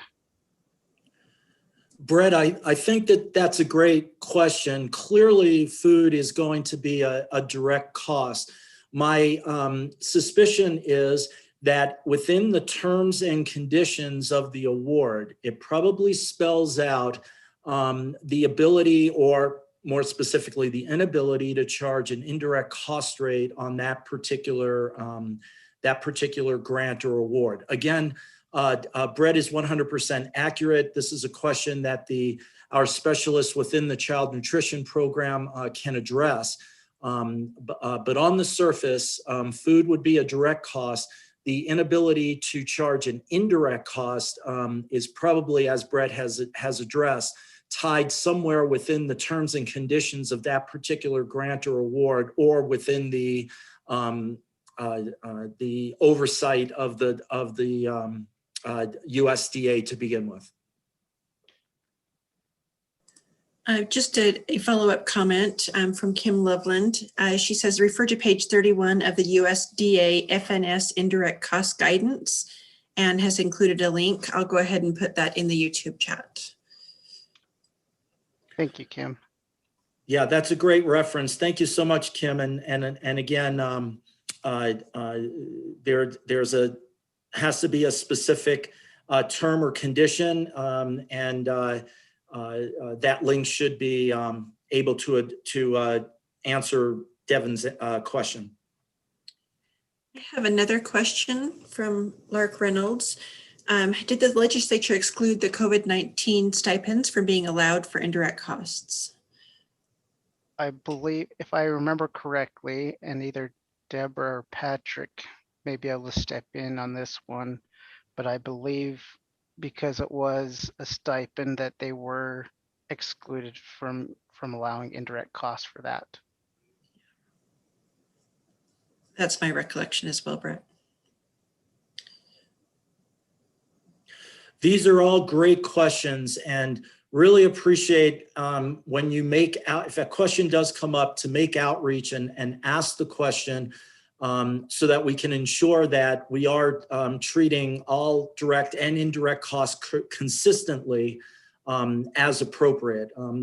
As we discussed earlier in the presentation, that's one of the key factors within the uniform guidance, is that we need to treat costs consistently. So if you have questions, and these are all excellent questions, please reach out to your program staff, your program specialists, to my office, Grants Compliance, or Brett's group. I'm sure that they're happy to address these questions. Yeah, these are great questions. Going back to Lark's, I believe that's the way that legislators went, and that the USBE interpreted it, is that the stipend was only meant for that purpose and didn't allow indirect costs. If I hear otherwise, I will let you know. And typically, if it's a specific program question about indirect costs, I'm probably not your best option. I can definitely field those questions to the program specialist, but I don't pretend to know everything. I know a lot of people think I know everything, but I don't. But I can get you to the right person that will know the answer. I know the general field of indirect costs, and Tony's a great resource for a lot of the general information and requirements for indirect costs. But I definitely don't know some of the details about the specifics for programs, nor do I pretend to. Continuing on, that page that I mentioned earlier, the first page on there was Schedule H, Indirect Cost Methodology. I strongly encourage everybody to go to that document. That gives you the general indirect cost information, an overview, a calculation methodology, and a few examples of how we calculate indirect costs when we give you as an LEA an indirect cost rate. Not to say that that's how each program calculates their indirect cost for the programs, but it's how we calculate an indirect cost rate for the LEAs to use as an unrestricted and restricted rate. The second one is called the Indirect Cost Guidance for State Agencies and School Food Authorities. Along with that link that Kim Loveland shared with everybody, this is another one that's out there for those that have school food as part of their program. Then we have the Local Education Agency Delegation Agreement. That's the agreement that we have, USBE has with US Department of Education. Typically, it's a 5-year agreement. If you've opened it, you'll see that we are actually due for our agreement. We have sent all the required documentation to them. They're in the process of reviewing it. We sent it to them earlier this year, And so we plan on having an agreement coming out fairly soon. Hopefully by the end of this fiscal year, we'll have a new agreement with them. Next slide, Tony. Continuation of that. We have the indirect cost type, like I mentioned, for fiscal year. Well, before I go into the Schedule M, we have the indirect cost type schedule for fiscal year 2021. What does that include? This is a fairly new document that we have on our website. It provides the programs, the program code, the payment type, the funding type, the grant manager, the program and revenue codes, the indirect cost type, and the purpose of the funds. There's a lot of confusion, like I mentioned earlier, that because the purpose of the funds are restricted, that the program should have the restricted rate. And that's not the case. Going back to the supplement, not supplant requirement on federal programs, we've kind of followed that a lot of those guidances for state programs. Just because a state program is restricted does not necessarily mean that they will have a restricted indirect cost rate. They are not the same, they're not similar. There's no tie between the two. And so that's why we provided the document to show, hey, there may be a restricted program, but it may also have an unrestricted rate. And that's what the indirect cost type is for. There are some programs that don't allow indirect cost rates at all. That's a very helpful document. Let me also note that though that document is very helpful, if you have questions, always refer back to your award letter. I'm only human, so I may make mistakes on that document. All that information we try to pull directly from the award letters, but always refer back to your award letter if you have a question, because that same information is on your award letter. The next documents that I want to talk about is the indirect cost rates for fiscal years. I mentioned earlier that we have fiscal year 21 and fiscal year 22 Schedule M's on there. That provides what rates you're allowed to use. Those are the negotiated rates. The rates that you guys use may be lower than the negotiated rate, but all of our calculations are based on the negotiated rate. You as an LEA may use something lower. And that's an LEA decision to utilize. And if you choose to use something lower, I strongly suggest to get that approved by your board. It's not a requirement, but I would strongly suggest if you choose to use something lower to get that approved by your board. So you have something in writing to say that your board approved you to use a lower rate. Going back to these schedules, it will show the restricted and unrestricted rates that was negotiated for those fiscal years. And I think that's all I have. I think I turn the time back over to you, Tony. I think you have an example of the schedule here, Brett. I do. Good point. I do have an example of the indirect cost type. For example, in the direct cost type schedule, you'll see at the top, it's administrative cost, school districts. The program code in FINET is PPE. The payment type is a 1/12. It's a state-funded program. The USBE grant manager is Jay Caltro. And the district program revenue code is a various type of program. It's an unrestricted in purpose, but it does not allow indirect cost. And you can see down that list that there's some that are unrestricted, some that are not applicable for the indirect cost. And if you go over one more column to the right, you'll see that some programs in purpose, some are unrestricted and some are restricted. We tried to clarify that for you. So if you have any questions on it, please reach out to us. Like I said, I pulled this data from Utah Grants. It's very possible that I could have fat fingered something and typed it in wrong on this document, but it's there to be a helpful tool for you guys to use in one document that rather than pulling up all of your award letters, you can come here and look at it. Your turn, Tony.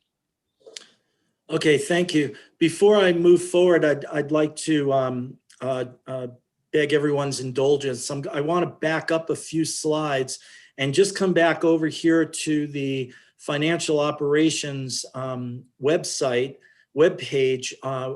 on indirect costs. You'll notice up at the top, there is the link there in the URL is displayed, so you can get to this page very quickly. But these are a lot of the resources that Brett and his team have developed and put up for your reference, and it's just a wealth of information here for you to look at and to potentially get your questions answered. But again, please reach out to your program specialist or to myself or Brett's team if there's something that's a little bit unclear. I'm going to back up a couple more slides and just revisit this page as well, which spells out the Utah Administrative Code that we spoke about, and how indirect costs for state programs are defined, what the standards are, and there's a lot of useful information here. So I'm going to move forward again, back to where Brett left off, and just wanted to make the point under helpful tools, these indirect cost links that Brett has provided, as well as the screenshots that you have access to in your slides, in your handouts, hopefully will help you answer a lot of questions going forward. But again, please reach out if there is information that's unclear. So proceeding with our presentation here and continuing on with helpful tools, as the grants compliance officer, I just wanted to share with you a little bit of my thoughts, my philosophy, and I know my colleagues share this as well, is that, we feel very strongly in our experience, Utah and the education community and in general, it's a very strong culture of compliance in Utah. We have a very strong reputation with the U.S. Department of Education and with other federal funders in the way that our grants and awards are administered and managed. Yes, mistakes happen. Yes, there's issues that can arise, but we take an approach of being a partner in compliance with our subrecipients, with the state educational agency. If there's an issue, let's address it. Let's address it together. Kind of have that goal in mind of quote unquote, putting up the stop sign before the accident, unquote. As I say, if there's an issue, we'll solve it together. More concerned with getting it right than who's right. More concerned about tomorrow than yesterday necessarily. Very strong culture of compliance, and we want to be your partner in compliance. And with that, I wanted to just outline that there's a structure, there's a hierarchy of regulations, and the federal regulations. This link will bring you to the Electronic Code of Federal Regulations. Always has the updated version of the CFR, the Code of Federal Regulations. You can quickly reference the general and the permanent rules and notices that are published. And 9 times out of 10, we're going to be dealing with Title II grants and agreements, or with Title 34 education in the Electronic Code of Federal Regulations. So this link is very handy You can always find the most revised version of the uniform guidance. Recently, the EDGAR, the Education Department guidance and administrative rules, EDGAR, changed from the 4th edition to the 5th edition in its text. This was back in November of 2020. Some of the citations have changed in the numbering. Some of the content has changed a little bit. Going to the ECFR, you're always assured that you're getting the most updated version of the Code of Federal Regulations. So from a federal perspective, from the big broad umbrella, this is a great resource, and we use this often. So going from federal to state, the Utah Code, the link is provided there. These are, of course, the administrative laws of the state of Utah. And I just have a few listed there, some that we use quite often that come into play, whether it's the public education system, on state administration, or on funding, local administration. The Title 53 has some administrative laws that come into play quite a bit, as does 63J, which is budgeting, and speaks to the rules and the regulations that the state requires. So we have the federal level, we have the state level, the state code. And one thing I would just mention, just as a best practice, both the ECFR and the Utah Code have sections on definitions and acronyms.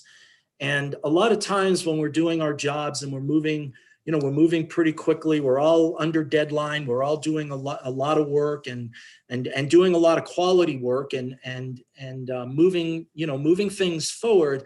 A lot of times we use a lot of acronyms, and we may forget that we have colleagues or new staff members that they may not know exactly what are we talking about when we say CMP or MSP or CTL or whatever. I mean, we use the acronyms very, very quickly and assume that our audience knows that.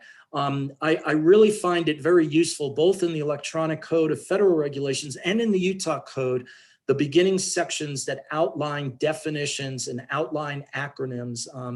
It's very educational to look through that. It really gives you a good grasp on specifically what it is that we're talking about. So back to point, we have the federal umbrella, we have the state level. Then as Brett has pointed out, and we've shown in a couple of different examples, the Utah State Board of Education also has administrative rules, and the link is there provided to you.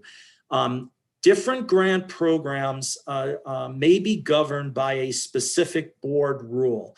So I just pulled out a few there just to display that are commonly used. You can see right there 277-100. There's all the definitions for the Utah State Board of Education rules. As I was just speaking to acronyms and definitions, our 100 has some great information there to read through. But 277-113, this is LEA fiscal and auditing policies. That's a pretty important administrative rule to be familiar with. There's your 277-424 that Brett so articulately described. Indirect costs for state programs are all spelled out in 277-424.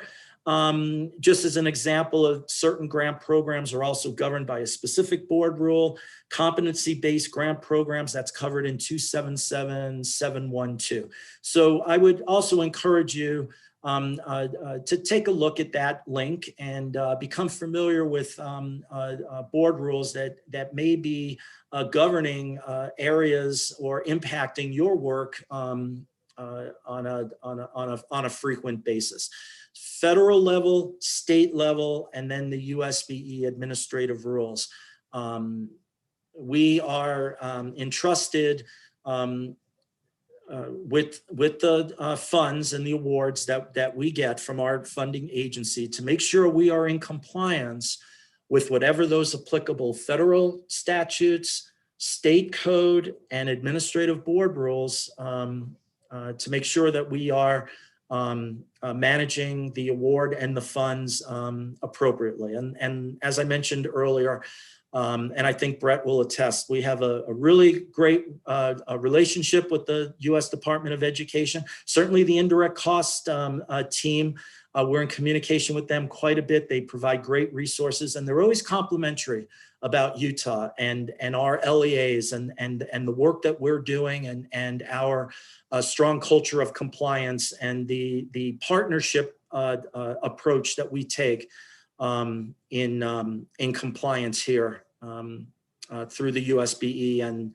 the LEAs and the public charter schools. Questions. Brett and I are available for, looks like we have a few minutes on our allotted time today to review any of the content. If anyone has a specific question or any item that they'd like to discuss, this is a great time to do that.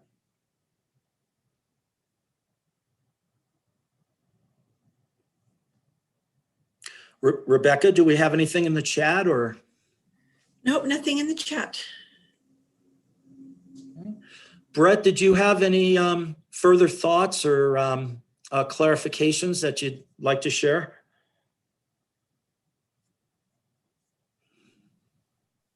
No, I don't have any at this time. Thanks, Tony, for putting this together. Well, I would just, again, thank everybody, thank all the participants for joining us with our spring finance training today. And please, don't hesitate to reach out and contact myself or Brett. Any questions that come up, we want to be of service. We want to be helpful and provide resources to you. And we take this stuff very, very seriously because we know the task and the workload that you do. And we're very proud of the work that you do and of the reputation that we have here in Utah as having a strong culture of compliance. So with that, please reach out to us.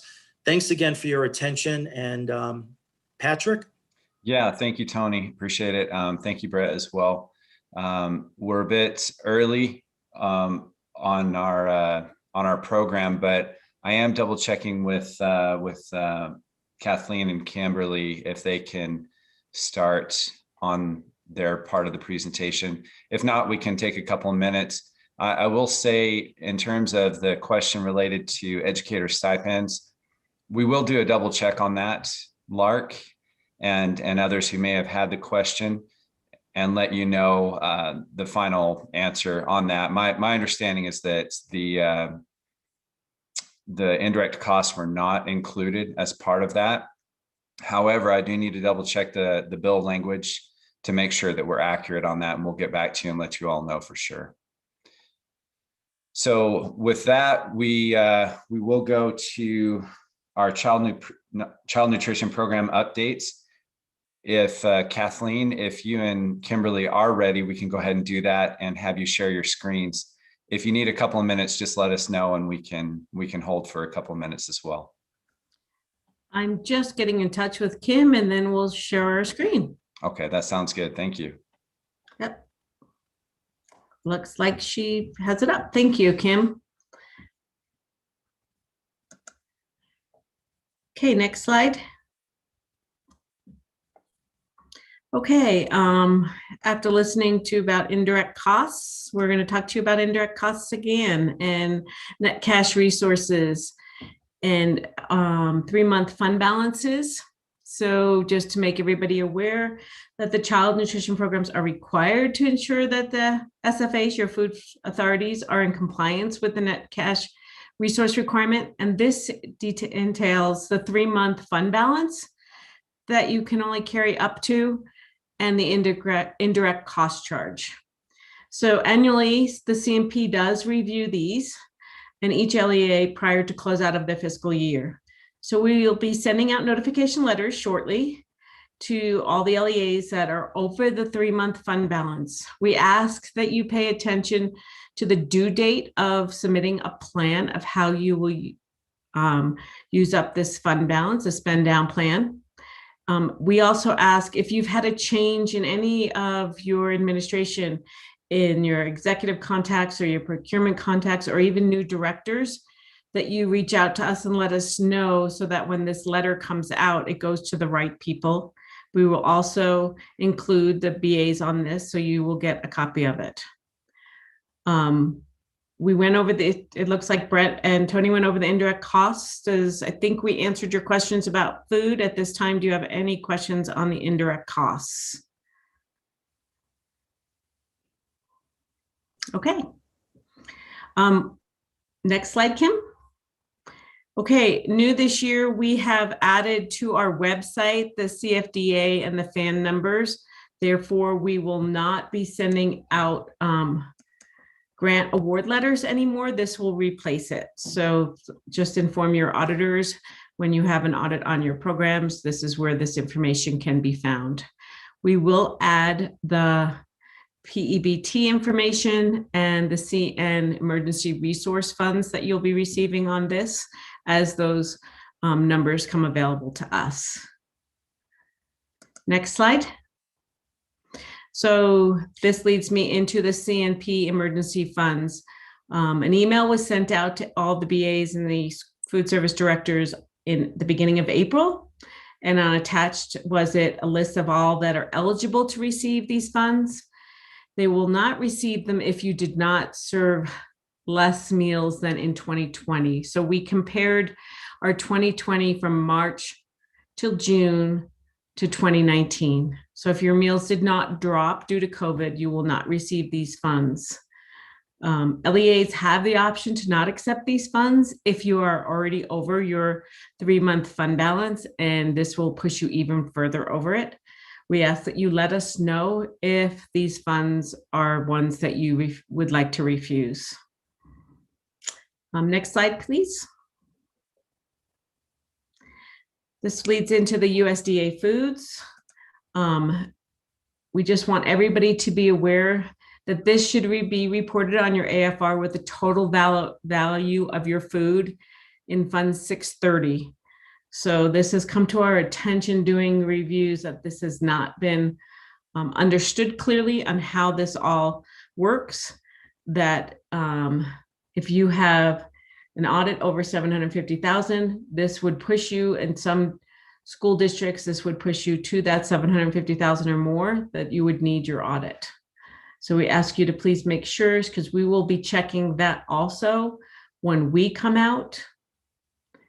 The average of each USDA food price is based on the USDA feed orders that we receive, and it's calculated on the per meal that you are serving at your district.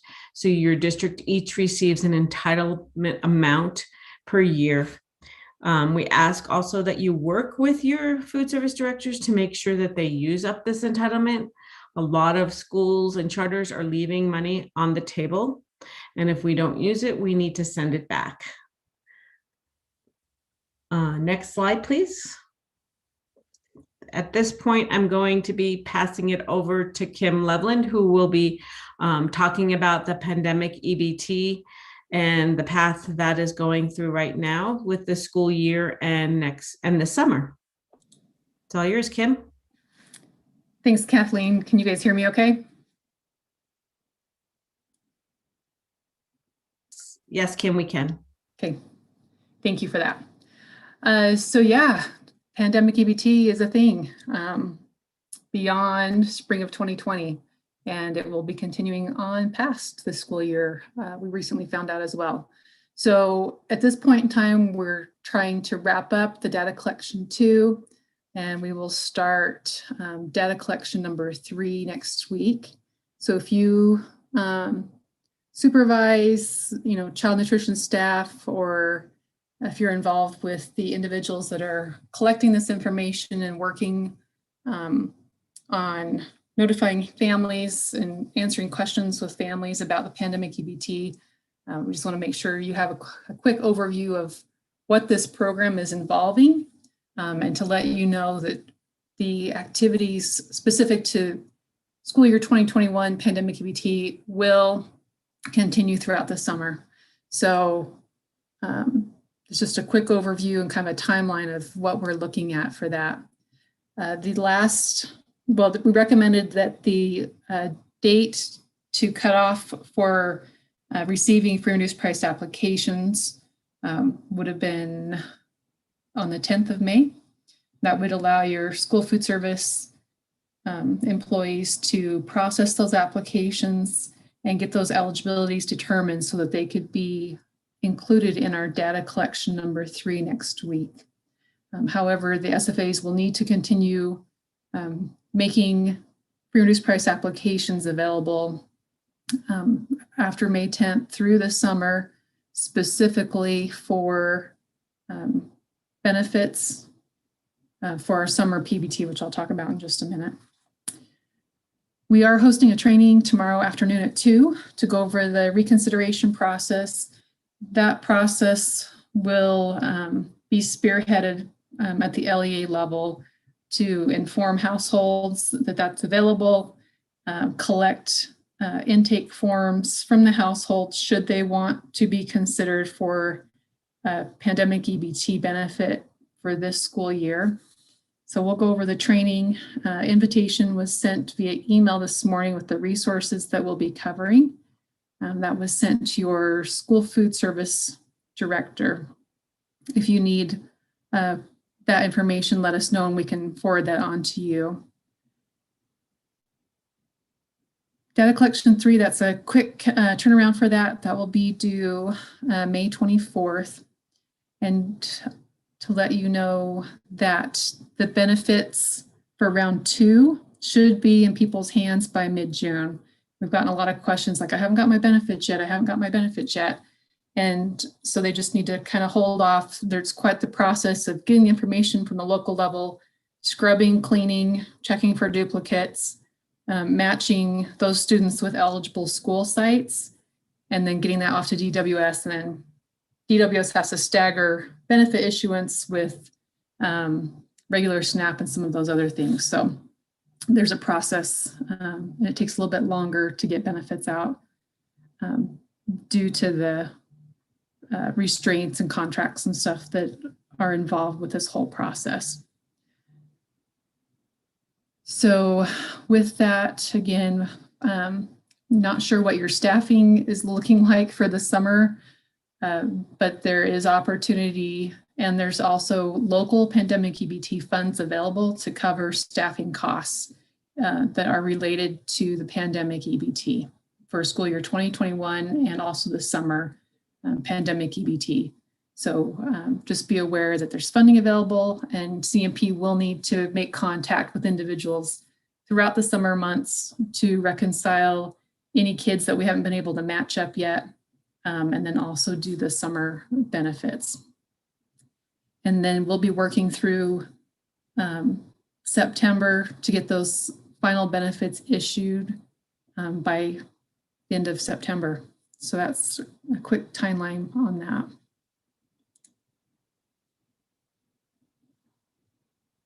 Okay, I mentioned summer pandemic EBT. So recently USDA, well, Congress approved and USDA sent out guidance on what needs to happen for the summer pandemic EBT.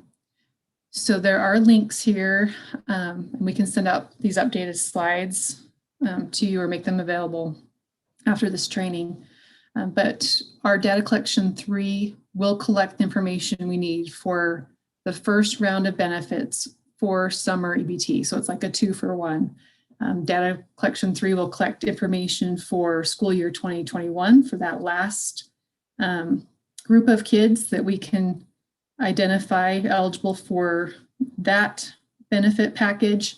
And then we'll also use that data for our first benefit issuance for summer. USDA does want the local school districts and charter schools to make free and reduced price applications available during the summer months, continue doing the direct certification process to determine newly eligible free and reduced price children. so that we can, at the end of the summer, issue out benefits for those kids that were eligible as well. So we'll be doing more information. Town halls, emails will be going out in regards to the summer pandemic EBT.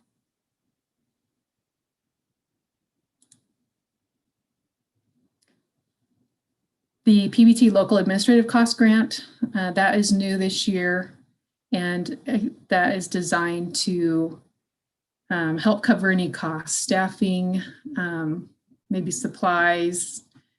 There's a list of different eligible expenses that can be that can receive reimbursement through this grant.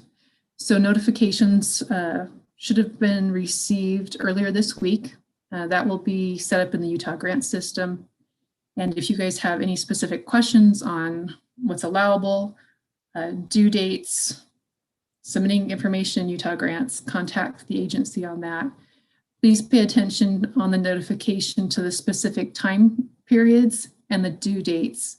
There will be 2 separate times open to submit reimbursement requests or funding to reimburse those costs. And one is coming up here pretty quick, the end of May. So please pay attention to that. Work with any staff at your LEA that have documented time spent or have specific expenditures to P-EBT, because you can request reimbursement to cover those costs. Just a plug really quick for equipment grant. Chris Bruin in our office is overseeing this 20 equipment grant.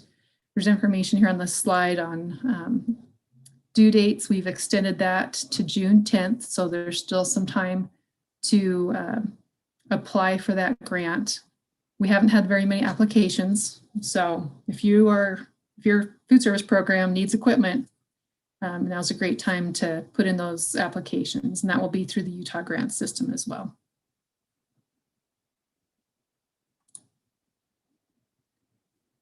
An update for our fresh fruit and vegetable grant, another source of funding that's available to elementary schools, K through 6. If you have programs that have overspent their award, let Kate Wheeler in our office know.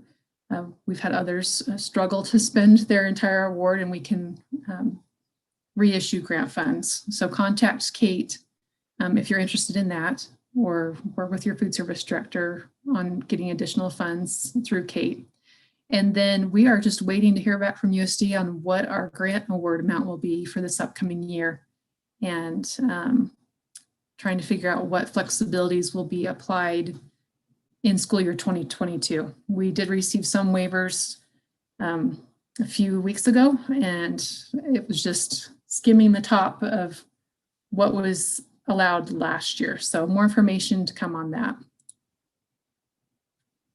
Quick update on liquor tax, beginning with the March claims. Those payments were bumped up to $1.50 per lunch. And so due to that increase in March, April, May, the closeout amount won't be as large. Try to help with some of that. If you guys have questions about that, you can reach out to our office. We are expecting the process to be the same as last year, with final payout issued in July, and you should see that on your monthly allotment memo.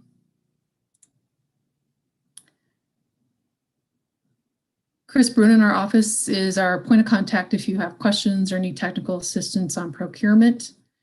He did want us to just let you guys know that there have been some updates.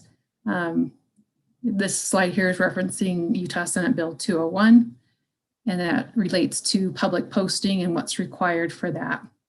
So we just wanted you to be aware that that was a recent update. There was also an update to the state procurement rule for small purchases, which would apply to child nutrition programs, which allows the districts to set an individual procurement item threshold at $5,000.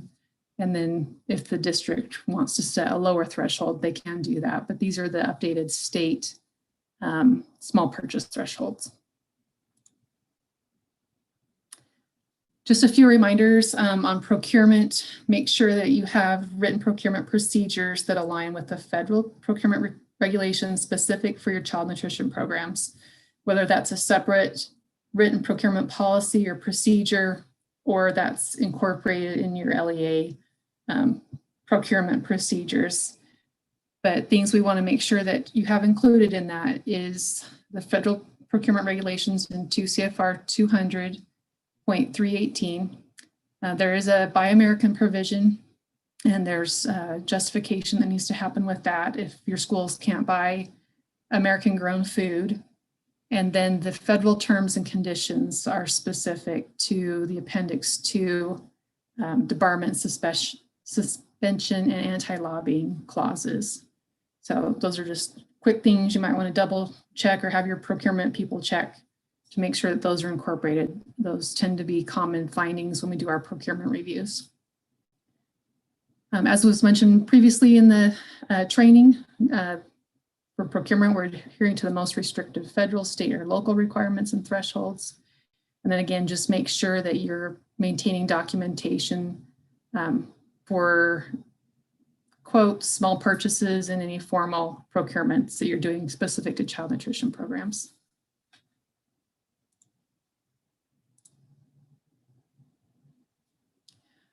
We are seeing an uptake in food service management company contracts. And so we have a requirement to do an annual notice on what that means. If your district or charter school wants to contract with a food service management company, so we're talking, these companies specialize in providing services, food management services for your child nutrition program, you need to notify the child nutrition office. USDA is very prescriptive on how the state needs to function and oversee that procurement process. And then there's specific guidance for each one of the LEAs that you need to be aware of. So please contact our office if that's something that you are interested in. Please plan or buffer at least 2 to 3 months notice. We have templates that we provide, training, and just going through that process to get it up and awarded. It will take probably 2 to 3 months for that to happen. Our office has to review and approve each step throughout the procurement process and approve it. And then we also have to do a procurement review specific to food service management contracts, just to check on contract management. So please be aware of that. Vended meals are a little bit different. In a vended meal situation, they're just providing meals. They're not providing any managerial type services. We have updated our template for vended meal contracts. So if you would like a copy of that, you can just contact your assigned CMP specialist or contact Chris Bruin in our office, and he would be happy to help you with that. Hey, Kim. Yes. This is Rebecca. We have a question in the YouTube chat. It is, will the EBT training that is scheduled for tomorrow be available to view afterward for those who cannot attend tomorrow? Okay, yeah, we can answer that question really quick. So as far as the reconsideration training that will be part of the pandemic EBT for school year 2021, we will record that training and we will send that link out to your school food service directors, or you can reach out to us for that link. But yes, we will record that, knowing that not everyone will be able to attend that training tomorrow afternoon. Thanks, Rebecca.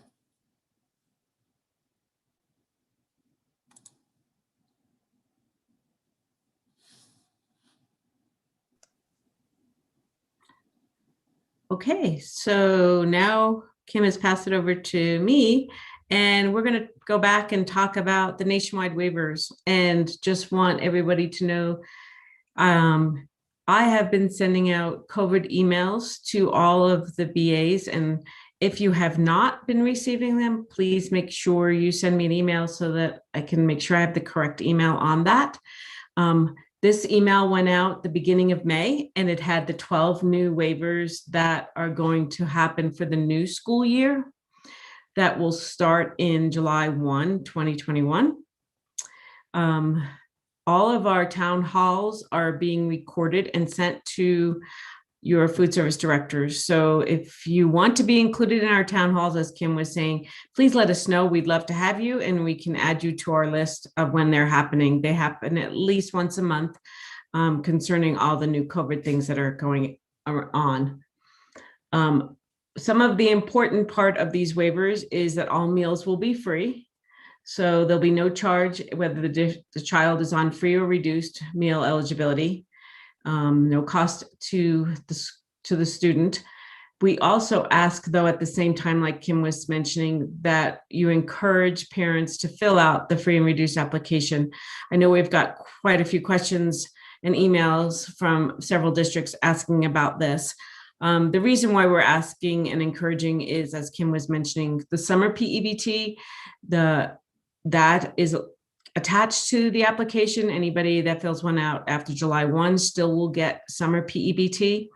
And it also would be included in some other federal grants and information that we send on to USDA. If pandemic EBT is going to also continue throughout the year, this information is very helpful for all of us to make sure that we can reach out to all the students that are in need. So with that, their summer, we will follow the same meal pattern as they've been following, the seamless summer options that the school districts have served all year. We have sent some of questions for these waivers on to our regional office that we're still waiting, and we will let our SFAs know as soon as we get information back on questions they've had and we've had. Next slide, please, Kim.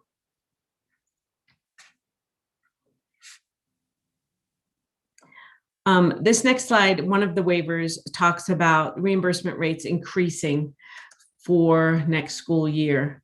We're waiting on guidance on if this starts in July with the summer or for your budgets, or starts in August when the school year starts. As you can see, the reimbursement rates are quite higher than they normally are for lunch and for breakfast. So we ask you take this into consideration when you're doing your budgets, that you will have more of an increase in reimbursement than you've already had this last year. There's also, you need to take this into consideration when we send out that 3-month, over 3-month fund balance that many schools are sitting on. We've heard from many of our SFAs directors that they're sitting on a lot of money, but they're not allowed to spend it. So we ask that you work with them to spend it. One big pot that you can do it is in increasing wages. Right now, it's very competitive. The market is low on staff for these type of positions, and the wages are higher outside of schools and for food service than they are in the public. The public are a lot higher than what most schools are paying. So this would help. And if you're sitting on this fund balance, I'd rather it go to your program than us having to take some of it back and send it back to the federal government. If you have any questions or need any help with trying to figure out how to spend this, please reach out to our office. There's also was a handout that was included that talked about using funding and how you can spend it on your different programs. It was included in the email that Pat sent out. Next slide, Kim. One thing that was developed this year with our liquor tax money, we put aside some money for enhancement programs.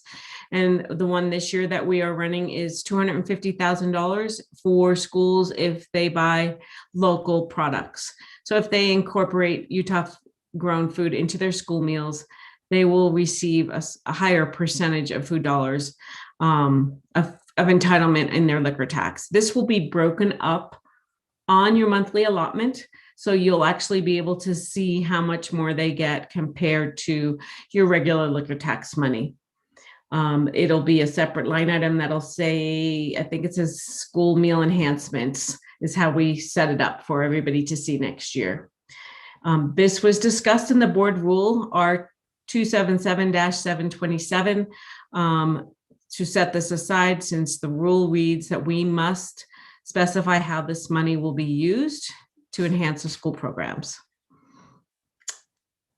We will start next year with the 70 cents liquor tax per meal and then adjust it accordingly throughout the year. Next slide, please, Kim. Start Smart Utah program that everybody is aware of. That was the breakfast law that went into effect that was pushed off a year. So now it needs to start this new school year. So the two important requirements are if your school participated in the National School Lunch Program, they have to participate also in the school breakfast program. We are currently working to put information together and send out all the schools that need to participate in this for the eligibility criteria and all of that. I know it's a little bit difficult due to the fact that COVID last year, everybody was served for free. So we will be pulling data from a prior year. Next slide, please. So the criteria for the alternative breakfast models, the breakfast after the bell, the implementation timeline, that has all been moved ahead 1 year. As you can see, now it's 21-22, 22-23, and 23-24. And this will be from the eligibility of the October survey from 18-19 school year. So if you have any questions on that, please reach out to us. And here are some resources on the Start Smart Spark page and other website information we will have available. There will be a website just for this program, and all of that will be going out to our SFAs. Okay, last we have monitoring. Even though a lot of things have been waived, we still have to make sure that everybody is compliant and integrity is being followed. So we'll be conducting off-site monitoring, and when necessary, we will be doing unannounced reviews to monitor and make sure that everybody is being compliant. Because the USDA is still requiring us to document this information, and we do have to fill out quite a few papers at the end of every quarter on how these waivers are affecting our schools. So we've asked our LEAs and our food service directors to compile more information and monitoring and how they can make sure that everybody is following the program correctly. Do we have any questions? That's all we have. Thank you, Kathleen. We do not have any questions in the chat. Okay, thank you. Okay, we appreciate both of you presenting, Kathleen and Kimberly.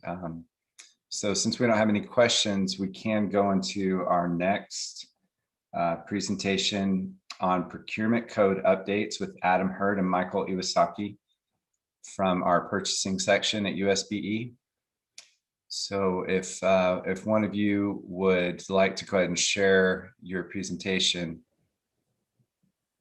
hopefully that is available for you. Great. Yep, I will share right now. Thank you, Patrick. Yes, sir.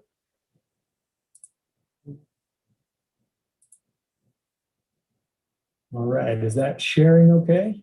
It is, yes. 2021 General Legislative Session Bills and Procurement. Fantastic. Great, thank you.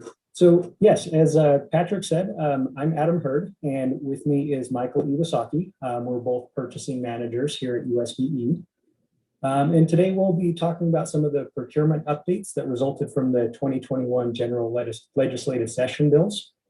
And the four main changes that we'll be going over are HB 43, Emergency Procurement Declaration, SB 186, Anti-Boycott Israel Act, SB 188, Procurement Code Revisions, and SB 201, Public Notice Amendments. And so I'll take the first two, and then I'll turn the time over to Michael to cover the last two. So first is HB 43, Emergency Procurement Declaration. And this impacts Utah Procurement Code 63G 6A 803, Emergency Procurements. Now, this bill resulted in multiple changes to 63G 6A 803, but we'll really just be focusing on two of those changes, which are transparency created by new public reporting requirements and limitations to the term length of a contract entered into using the emergency procurement process. Okay, so this bill went into effect on May 5th, And what it requires is within 14 days of the emergency procurement, the agency must post specific documentation related to the emergency procurement. And this documentation includes three things. First, a written document describing the specific emergency that necessitated the emergency procurement, the name of the highest ranking government official that approved the emergency procurement, and each written contract relating to that emergency procurement. And so in this posting, this would just be done on the same site or e-procurement system that your agency uses to post other solicitations, such as an RFP or an IFB and other sole source postings. So it shouldn't require, anything other than that, just posting that in the same place that you typically post procurements. Okay, and so in addition to these changes, just keep in mind that Administrative Rule R33, it goes further by requiring an agency to document the selection of the procurement item. We won't actually go into more detail about that rule, but just as a reminder, to keep R33 in mind when doing an emergency procurement, and just make sure that you're following those additional requirements as well. Just so you're following all procurement code and administrative rules that would apply to those specific circumstances. Okay, and as mentioned before, along with the transparency component of that, HB 43, it also places limitations on the term length of a contract entered into using the emergency procurement process. So it limits the term of a contract to 30 days if entered into simply for an emergency procurement. However, if the emergency is related to a natural disaster, then the term limit is actually extended to 60 days. Now, HB 43 also includes stipulations for legal services contracts.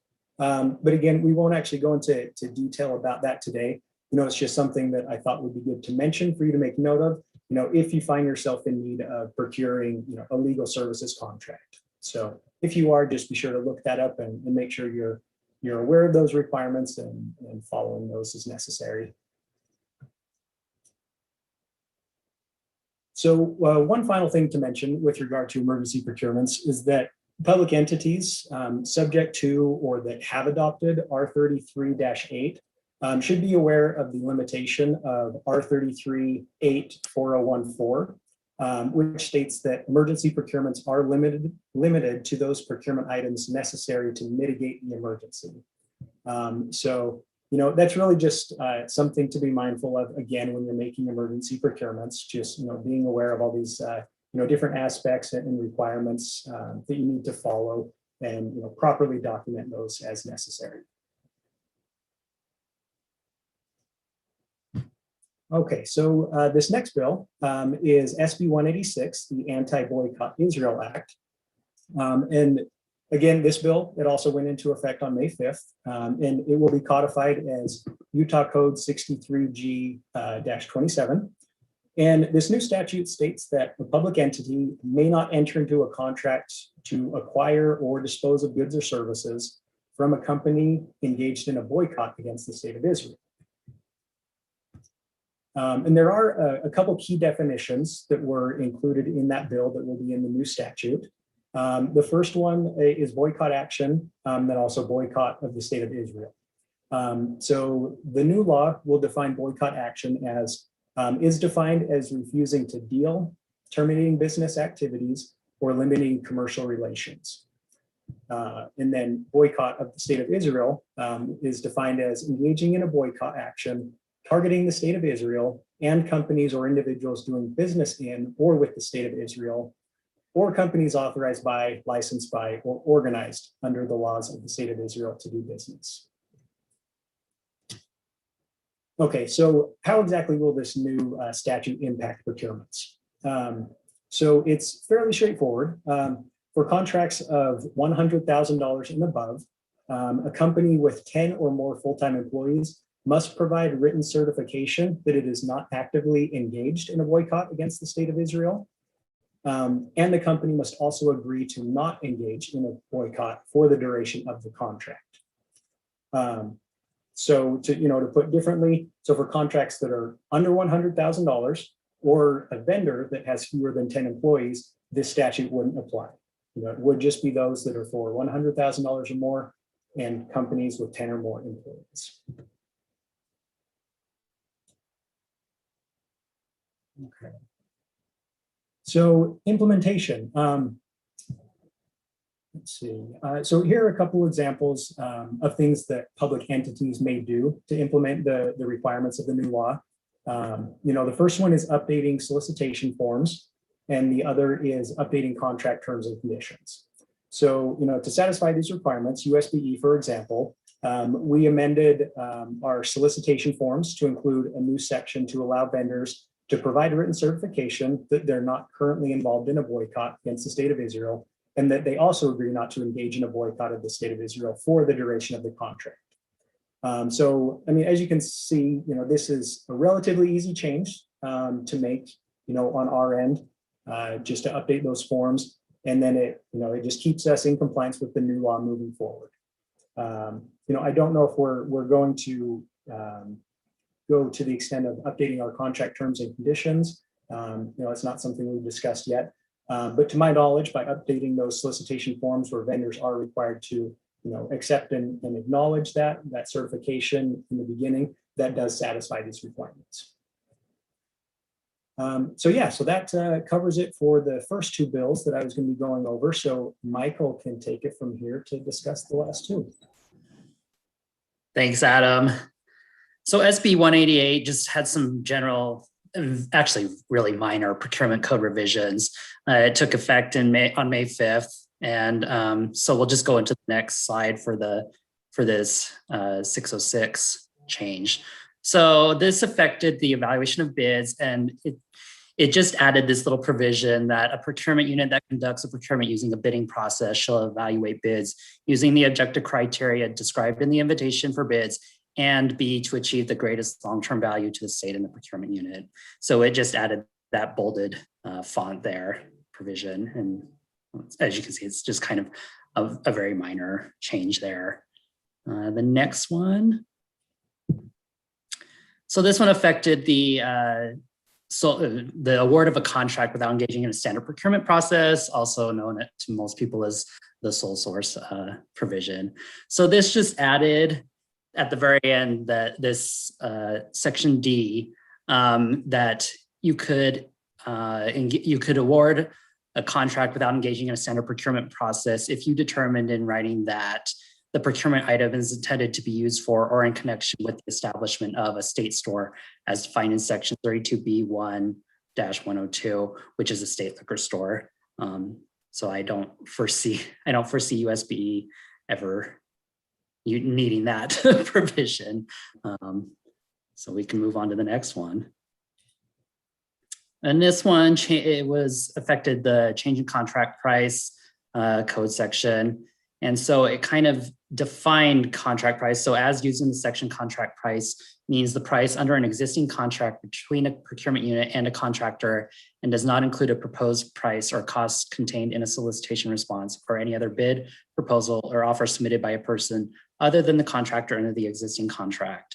And then further, the contractor may increase the contract price only in accordance with the terms of the contract, and subject to subsection 3, lower the contract price at any time during the time of contract is in effect. And then the subsection 3 stated a contractor and multiple award contract resulting from a bidding process may not lower the contract price unless the contractor's solicitation response that led to the contract award was the lowest price solicitation response.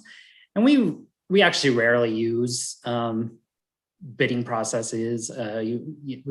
I've only done one invitation for bids when as long as I've been at USBE, and so rarely do we use the bidding process. And I think the idea behind adding that subsection 3 was because if it's a multiple award under a bidding process, then you're supposed to go with the lowest bidder, the vendor who submitted the lowest bid. You're supposed to purchase from them first, and then you go to the next lowest bidder and so forth. So I think the idea behind adding the subsection 3 is that you can't have somebody who, was awarded, but they weren't necessarily the lowest bidder, but now they're going to try and lower their bid once they have a contract to now be the lowest bidder and therefore be the priority vendor that someone selects to buy from.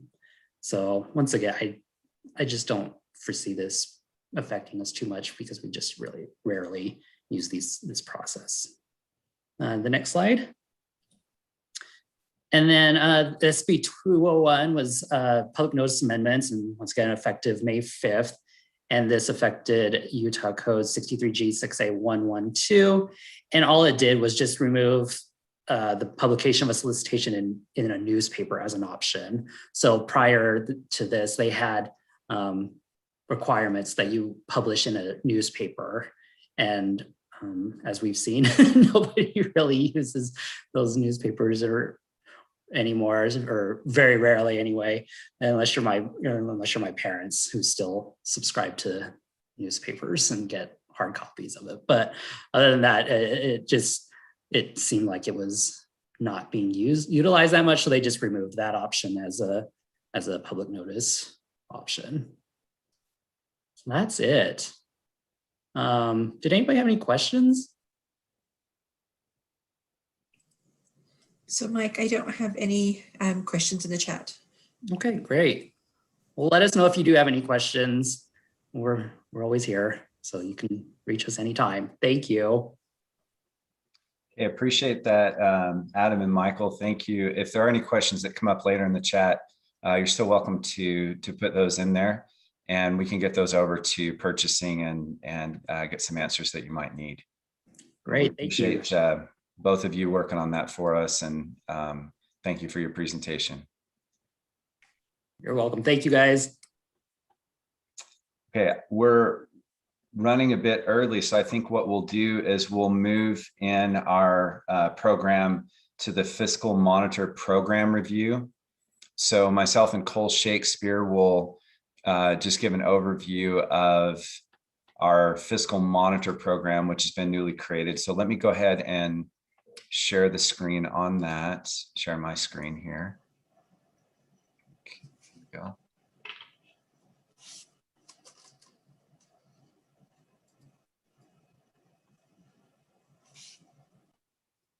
Okay, and hopefully that is showing up now. Cole, can you let me know if that is? I'm not seeing it yet, Patrick. Okay. Did hit the share button, so hopefully it'll come up soon. If not, just let me know. I'll have to restart it potentially.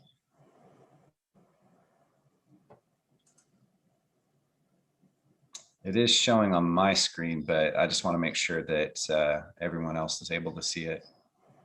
Nope, still nothing. Still nothing. Okay, let me retry that. Hold on just a sec. Okay. Let's see.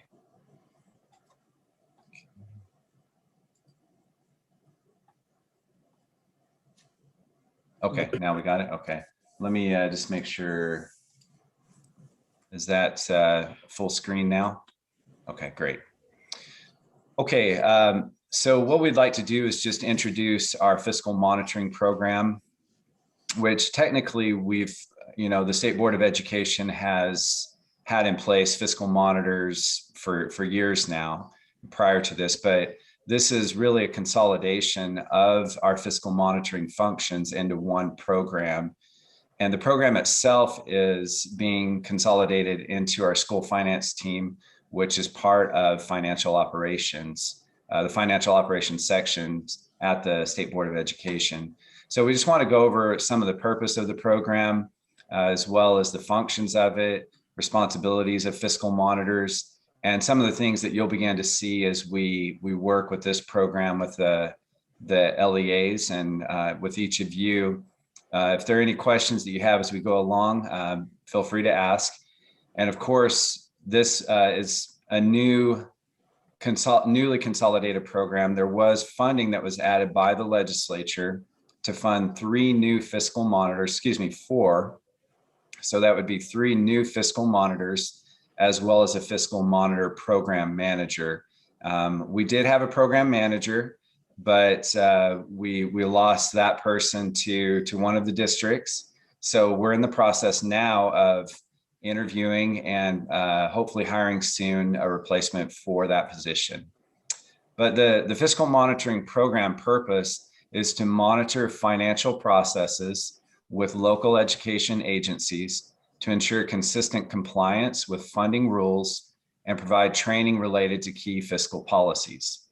And as I mentioned, this has obviously been a function that has been a part of different programs out within programs and sections within the State Board of Education, but is now consolidated since January of this year into financial operations.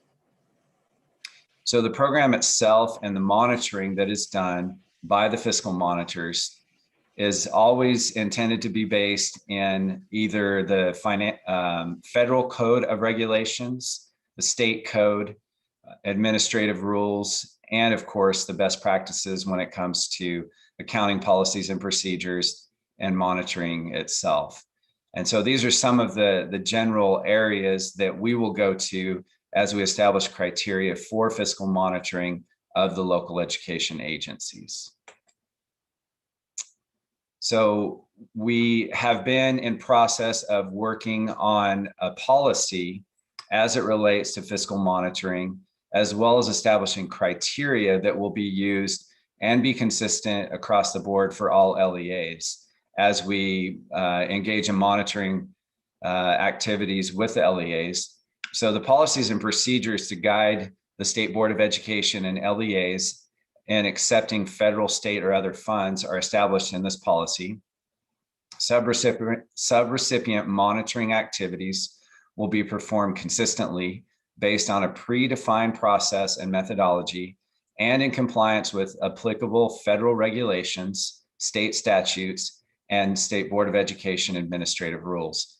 And so we will always seek to couch the monitoring activities based upon the code, the rule, and the regulations that are related to the grant specific that we're looking into as we work with you, as well as any code or rule that are a part of that. So the policies will include, general policies for subrecipients. It will outline subrecipients versus contractors, as well as grant setup and application procedures or policies, accounting and payment policies for subrecipient awards, specific monitoring criteria, records management and documentation, and then of course, reporting and tracking for each grant that it's related to and the policies that will guide that.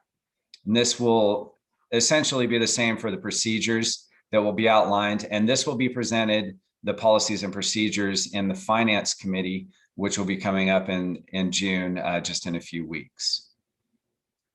So I'd like to turn some time over now to Cole Shakespeare, who is one of the Fiscal Monitor team leads. Of course, a lot of you have worked with him in special education and will likely continue to do so in some respects. Cole will be working in various areas as a team lead and guiding a lot of the process as we launch this fiscal monitoring program. So I'll turn the time over to Cole to discuss some of those key responsibilities. Yeah, it's good to be here with you, everybody. Neil Stevens is the other team lead. As most of you know, we've been the fiscal monitors in the special ed program over the state and federal funds for the last 3.5 years or so.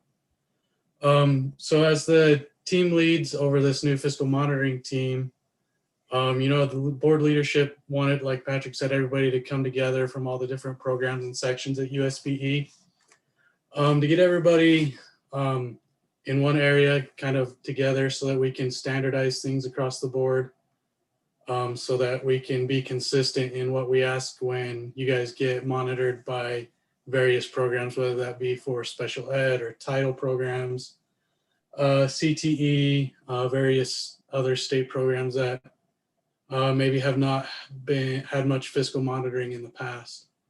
So the board and the leadership at USBE have recognized that that's something that needs to happen. And so we will be, like Patrick said, we've just kind of been launching this over the last couple months, and we'll be learning together and figuring things out and trying to make it consistent So as with what was done in kind of in the SPED program, we'll be available to provide technical assistance or trainings to you guys on various things such as your grant application submissions.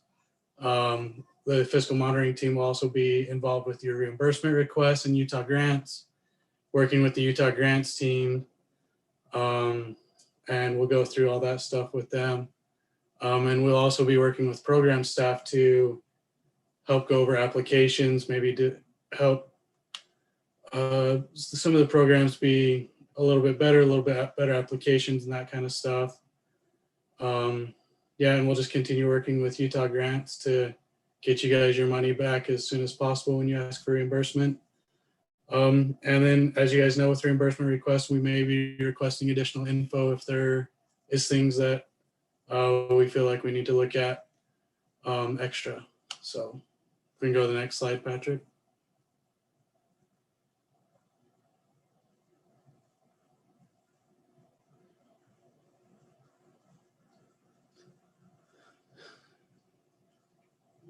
Okay, so yeah, like I said, we are available for individual trainings on specific topics as a fiscal monitoring team, and we can bring in the school finance specialist Brett's team as needed as well. If an LEA, you guys need something or get a group together, we can do that. Or as I'm sure most of you know, in the SPED department over the last 3 or 4 months, we've been having trainings provided by a national TA center, WestEd. So they've been helping the SPED program get policies and procedures in place and to provide trainings to you guys to figure things out and answer questions and some of the major items and major topics that we felt needed to be addressed and have received lots of questions on it. We'll also be developing these fact sheets over key areas and kind of the most frequently asked questions and areas we see issues with, so that stuff is available for you guys to go and find and have. We'll be participating in these spring and fall finance trainings. And then, like I said earlier, programs, SPED, Title I, various other programs, we're there to answer questions and help you guys out. So yeah, we look forward to working with you guys and to getting the fiscal monitoring program up and running and consistent across all programs. I think we've got a pretty good team, and we've got a couple open spots that we'll be posting here in the next couple months, I believe. And so if you guys got anybody that wants to be a fiscal monitor here with us, watch out for those postings and send them our way. Okay, thank you, Cole. Appreciate that.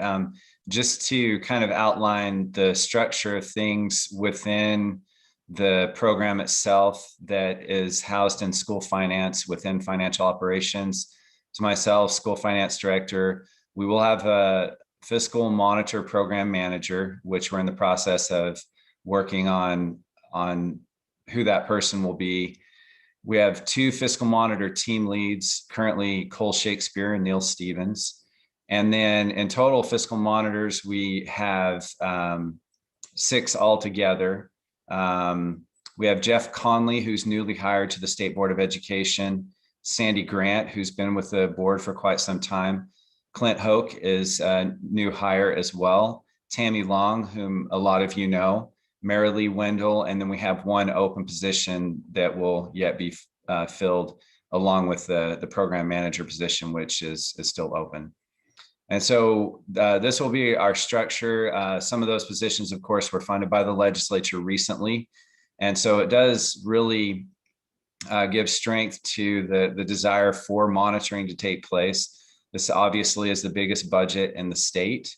And so we're hoping to work on this. I think that the emphasis as well is that we want to work together to prepare, help prepare LEAs for clean audits. We're not there to do the audits ourselves, but the monitoring function will be something where we work hand in hand with the LEAs to help things along the way, so that once you get to your audits, you'll be a lot more successful in those. And I think that will bode well both for you all and for us as well as the SEA. If there are any questions, we can go to those. If not, that's the end of our presentation on the fiscal monitoring program. We will continue to work together and get information out about the program itself, and some of that will be forthcoming in Finance Committee as well as the full board meetings. Patrick, quick question from Chris Lewis. He said these slides weren't included with those originally distributed. Could you please send those out? Yes, we can do that for sure. Absolutely. Thank you. You bet.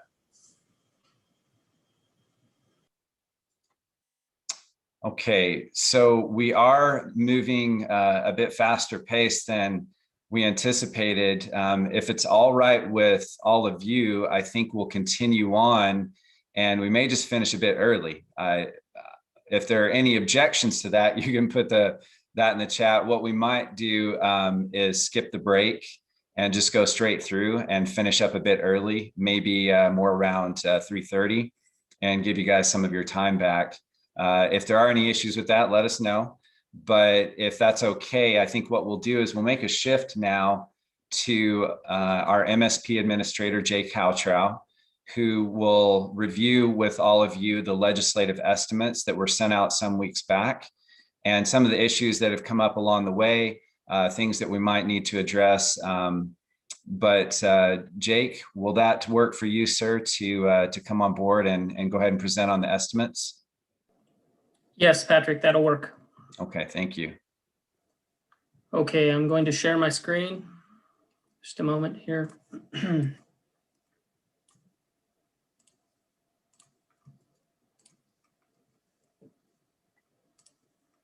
Okay.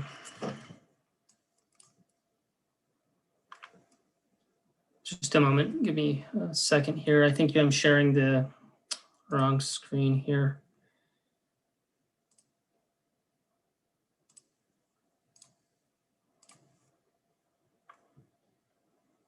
Okay, can you see the presentation coming through correctly? Looks good, Jake. Okay, thank you. Again, I'll introduce myself. I'm Jay Cowtrow, minimum school program administrator here at the State Board of Education. I've been here about 2 years, coming up on 2 years in about 2 months here. It's been a great experience. As far as what I want to cover today, sorry, I'm looking off to the right here on the camera if you can see me because I have the slides on my right, but I'd like to cover kind of the FY21 beginning / FY22 ending legislative estimates, kind of an overview of that. A few useful links before we jump into the majority of the slides here. You'll find the bill book, which is a great report that the USBE prepares every year. It's titled the Public Education Summary.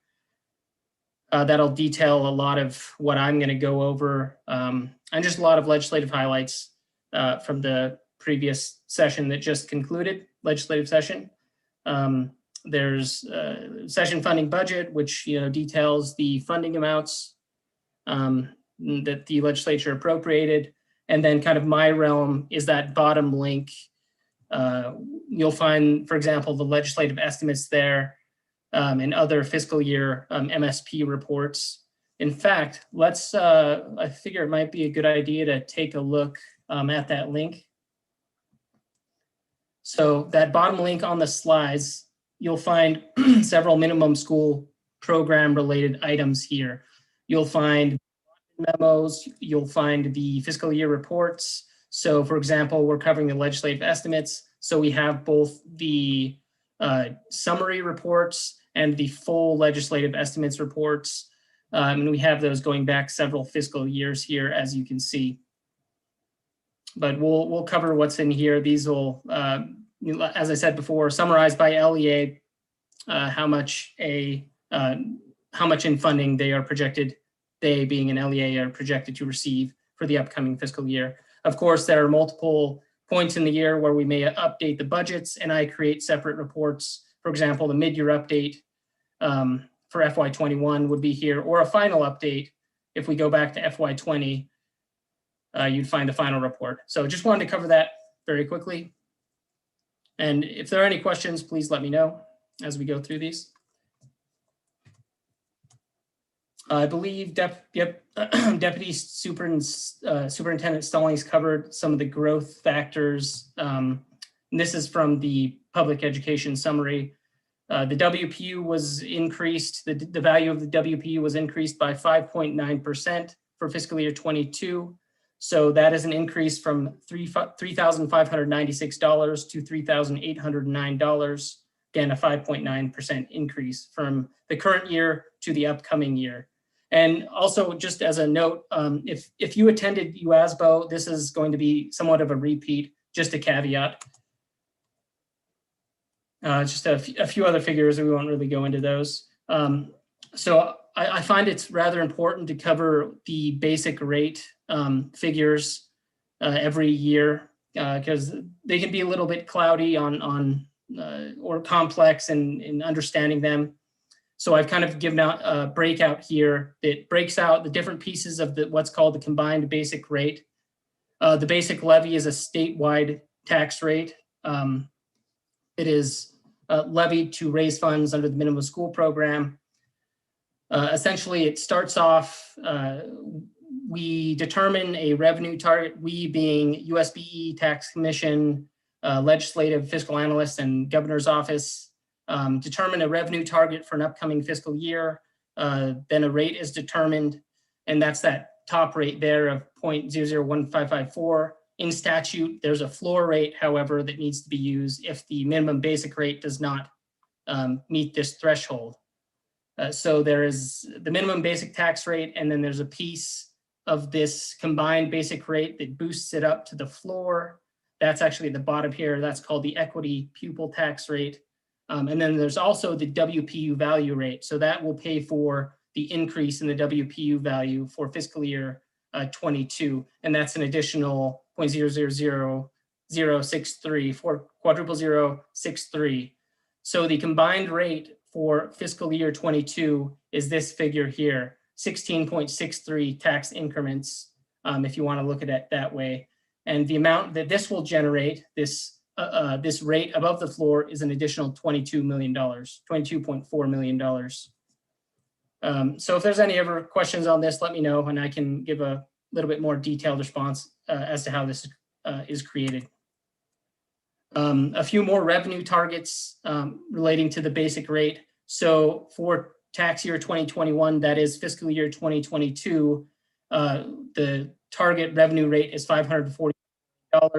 The floor generates the slight increase, the equity pupil rate to get to the floor of 16 increments generates $29.9 million additional. And then we already covered that the last 0.000063.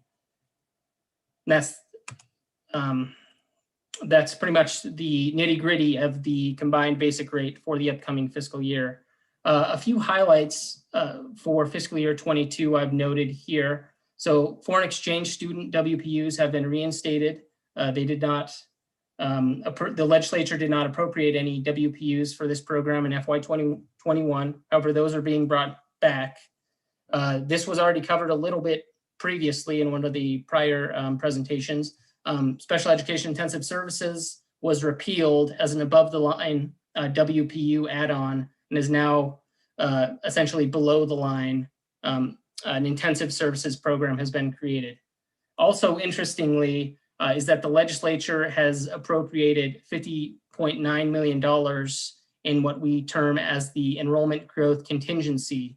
So essentially, if growth outpaces our projections for fiscal year 22, our enrollment projections, then we can dip into this enrollment growth contingency funds as needed. Also, the students at risk WPU add-on was created above the line. And that program, as previously mentioned, I believe in the same presentation as the intensive services note, is a directly correlated to the enhancement for at-risk students program that was previously below the line. So that was repealed, and the students at risk program was created in its stead as an above the line WPU add-on. And I believe it was also mentioned that I think I covered a little bit more in a future slide. So I might have a few more words to say about students at risk. I did want to bring up charter school local replacement, what has been appropriated, kind of how that breaks down for fiscal year 22. So $218 million approximately have been appropriated into this program, of which $29.3 million will be raised through the charter school local levy. And that is a district dependent tax rate. So it varies depending on the district, obviously. The per student amount for fiscal year 22 is $2,701 per student. So this is directly applicable to the charter schools themselves. In budgeting, you take your total school enrollment count figure and multiply it by $2,701. And that is your fiscal year total budget. So the current budgets under this program are being, the projected enrollments are being used to ascertain the budget, and we will true up the budgets accordingly, up or down, once we have the upcoming October 1 count this fall, those figures. Moving on, yeah, so I guess we did have a little bit more to say on the student at risk WPU. There's the code reference and the specific bill, Senate Bill 142, $54 million and 13,505 WPUs were set aside for fiscal year 22. This is exactly how the calculation works. It's much simplified compared to the previous enhancement for at-risk students calculation. So it's 0.05 WPUs for every economically disadvantaged student. So that's students who qualify for free and reduced priced lunch, and 0.025 WPUs for every limited English proficiency student. And then every LEA also gets a base amount of 5 WPUs. The LEAs are also, all LEAs will be held harmless to their previous or prior year's budget if the new calculation results in a lower award than that is compared to previous years. The October 1 counts, it's always in statute, it's the counts from previous school year. However, in this case, we are using 2 years prior due to the waivers that were implemented as a result of the pandemic. So we'll see, we'll keep an eye on this program. I don't think it's necessarily finished. It's something that USBE is studying in correlation with several other agencies. So there's possible that the legislature could amend or change how this program functions in the future, but we will see. Here are a few below the line highlights that I've outlined. Again, enhancement for at-risk students was repealed, but the gang prevention funding is still in place. And I believe that's around $2 million or so. That's off the top of my head. I believe that's approximately what it is. We've already covered intensive services. I note reimbursement-based, that's how that, that program functions. I may be wrong on that. I wrote that quite a while ago, and there may have been some updates. There might be a formula that is being implemented. So not 100% sure on that one. The English language learner software grants, or as we're going to call it, the multi-language learner software grants. We are working on a formula that's nearly finalized to award these funds. And we expect a board rule to, we've drafted a board rule and are in the process of going through the process to have the board look at that. There's also the Grow Your Own Teacher and Counselor program, which is new for fiscal year 22. There's also a draft rule in progress. Okay, so that's really what I wanted to say about fiscal year 22. Are there any questions, Patrick, from the YouTube chat regarding any of these programs or the minimum school program as a whole? I'm just here to help, and I believe that I'm pretty good at facilitating any questions and directing those to where they need to go if I can't answer them specifically. So again, feel free to email or call me, and I'll work through any issue that you put on my plate, so to speak. Thank you, Jake. And there are no questions coming from the chat. Okay. Okay. All right. Thank you, Jake. Appreciate the overview. And there, we do have the special session coming up. I think the only changes that we'll really see there will be in relation to federal funds, but I will address that now as we go through some of the school finance updates. So let me go ahead and share my screen there. So if it's okay with everyone, we're going to push on through. We're not going to have a break now. We're going to go ahead and wrap up our training for today with this final part of my presentation. So let me make sure I have this here.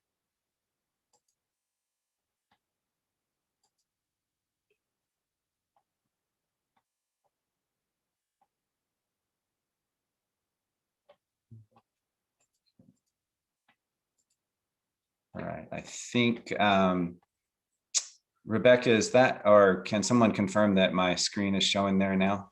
I think looks so. good. Looks Okay, good, Patrick. great. Perfect. Okay, so these updates are a bit miscellaneous, but some of them came up at our recent meeting at USBE, which, yeah, I guess was last month now. Time flies. So we'll go through some updates and information that we've received on these different areas of question since that time in the last 3 weeks or so. So starting out, I want us to take a look at Senate Bill 178, which is the Education Deadline and Fiscal Flexibility Bill. This was sponsored by Senator Fillmore. And I do want to read through this. It's a short piece on it, but very important for your budgets this current fiscal year 21.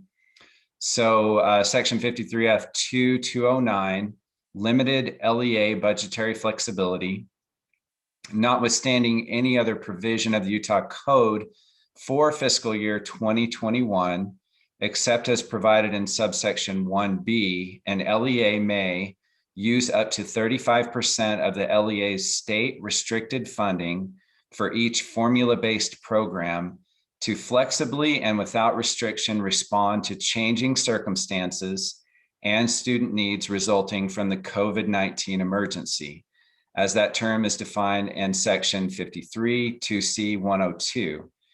Transfer fund balances between funds as necessary to flexibly expend funds as described in subsection 1AI, and an LEA may not transfer funds under subsection 1AI related to a qualified grant program or expend the transferred funds for capital projects or improvements. Notwithstanding any other provisions of the Utah Code for any funds for which the state imposes restrictions on the use of the funds, any expenditure that would have been required to be made before the end of fiscal year 2021 without the application of this section is extended to fiscal year 2022, and any expenditure that would have been required to be made before the end of fiscal year 2022 without the application of this section is extended to fiscal year 2023. Nothing in this section authorizes an LEA to violate federal law or federal restrictions on the LEA's funds. An LEA that takes an action that this section authorizes shall ensure that the LEA continues to meet federal maintenance of effort requirements. So just to break this down a little bit for some key points and questions that have come up in since the session and since the legislation was passed. First and foremost, the State Board of Education will set up a program for the transfer of these funds. This is obviously important in order to be able to track that it was only up to that 35% threshold for each formula-based program. So that would be using your fiscal year 21 appropriation amount that you would calculate that 35% from. And then you can utilize either fund balances from that particular program from prior years and or your fiscal year 21 appropriation. So for example, if you had $100,000, I should say, allocation from CTE for fiscal year 21, that would be calculated that you could use up to 35,000 of that 100,000 allocation from your fiscal year 21 appropriation. So for example, if you had a remaining balance of 12,000 from your fiscal year 21 allocation, plus you could use 23,000 from prior year balances. If there are any questions about this that come up as we go along, please ask, and I can hopefully answer those. And we also have Finance Director Jacobson here who can help me with that as well. Thankfully, we were able to have a conversation with Senator Fillmore, or Director Jacobson was able to have a conversation with him earlier today to clarify on some of these points. Next, LEAs cannot use from a combined total of funds and program appropriations. That is from different programs. It must be calculated from the different individual funds, each formula-based program. So you can't combine all of your programs together and get one big 35%. You have to take each individual program, calculate the 35% from that appropriation for fiscal year 21, and that would be the amount that you could transfer up to in order to cover those costs, and unrestrict that funding up to that 35% and cover costs in another area. So as the language notes in the bill, the unrestricted funding can now be used for all expenses except capital projects or improvements. So whatever that would include whatever that has been impacted by COVID-19 situations, as the bill states, to respond to changing circumstances and student needs resulting from the COVID-19 emergency. It doesn't necessarily mean that you have to expend those funds on COVID things only, like for example, you're not required to expend it on PPE, for example.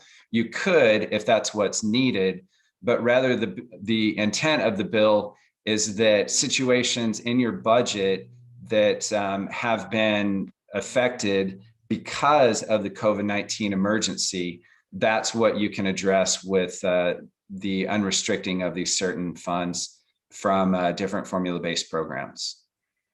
So what you will want to do, we will seek to help in this with establishing some coding and a program to transfer the funds to, but you want to track the funds you move, how the amount was determined for each program. You just want to be able to show that from your budget,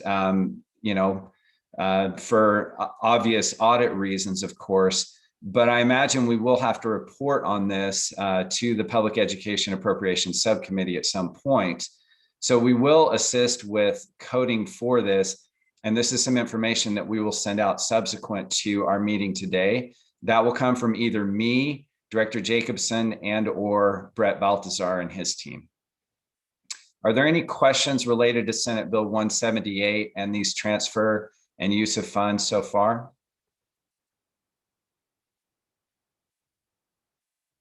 Okay, if not, I can continue on to one of our other topics that we're doing. Sorry, Patrick, there are no questions so far. Okay.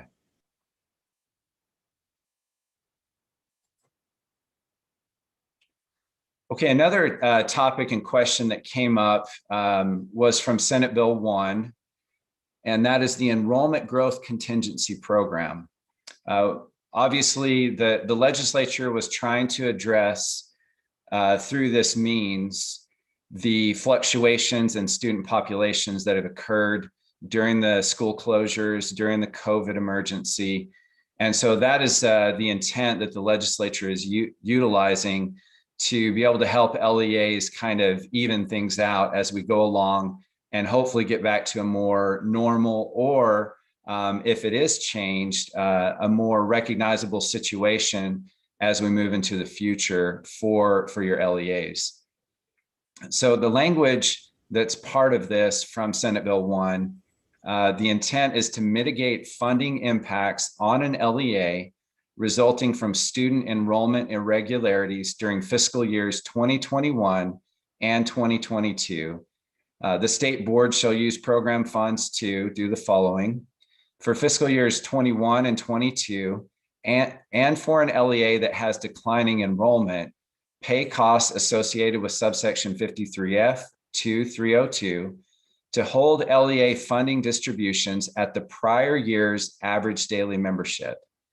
And for fiscal year 22, fund ongoing impacts of student enrollment changes in the 2021-2022 academic year, including assigning additional weighted pupil units to an LEA experiencing a net growth in weighted pupil units over the fiscal year 2022 base allocations associated with student enrollment increases following the student enrollment count, October 1, at the request of an LEA that experienced a significant decline in student enrollment during the 2020-2021 academic year, pre-fund significantly higher anticipated student enrollment growth before the student enrollment count, and with any remaining weighted pupil units, pay other weighted pupil unit related costs in accordance with section 53F 2205.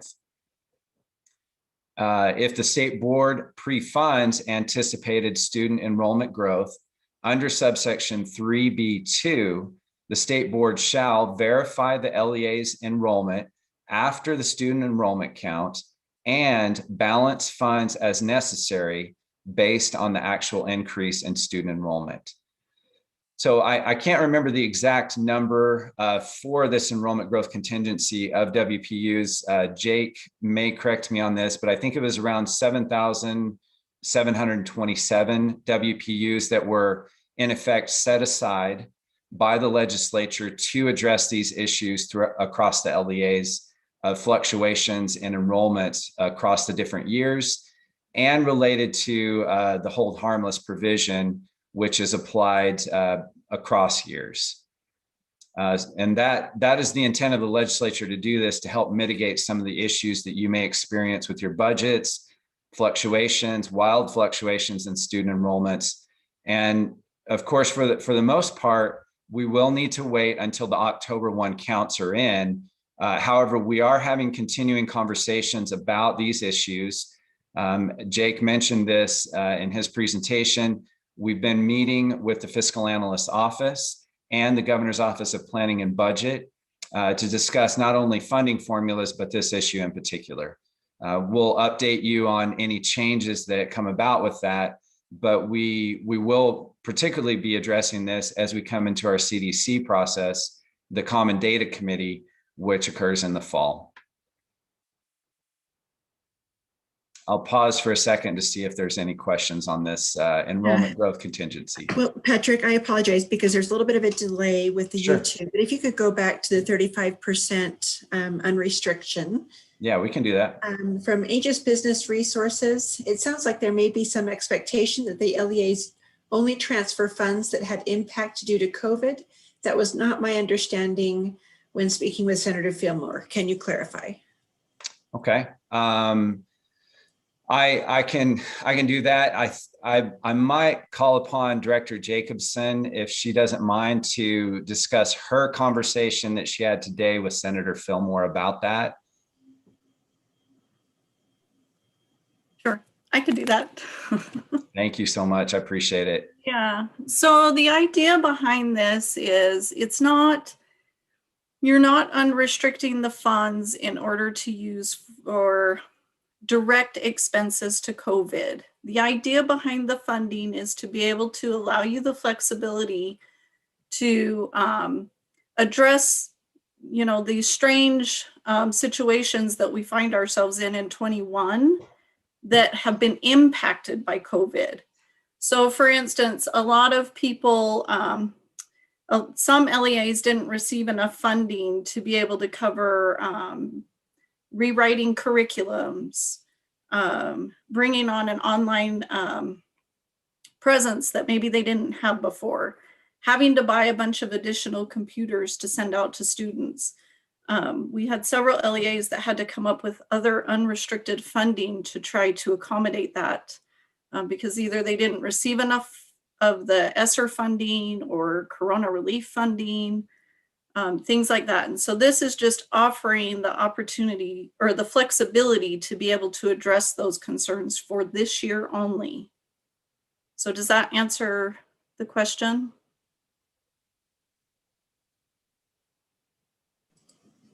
I'm hoping so. I will ask them to please Okay. post in the chat if there are still questions. I have a couple of other questions. Brad Taylor is asking, does this apply to fiscal year 22 and fiscal year 23? Moni is asking something similar. These freed funds relate to fiscal year 21. Could you speak to that point? So the expectation is these funds will be whatever funding you move or you unrestrict this year and move into this new program, it's expected that that program will be zeroed out at the end of 21.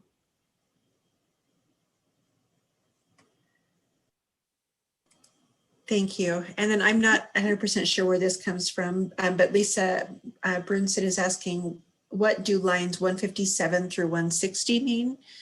So I'm not sure which slide that's from, Patrick. Oh, That's a good question. Yeah, it's a good question. And we've had a conversation about that. Yeah. Do you want that, Patrick, or you want me to take it? I think you can explain it a little better if Okay. it's okay. So we have several programs throughout the agency, and this applies to basically all programs. So we have several that where USBE or even the legislature has said this is a 3-year program. And so if you find yourself in a situation where you have a particular program that ends in FY21, it's the end of your 3 years, your 2 years, whatever the parameters may be, and the expectation is that when it's over, you need to return those funds back. We'll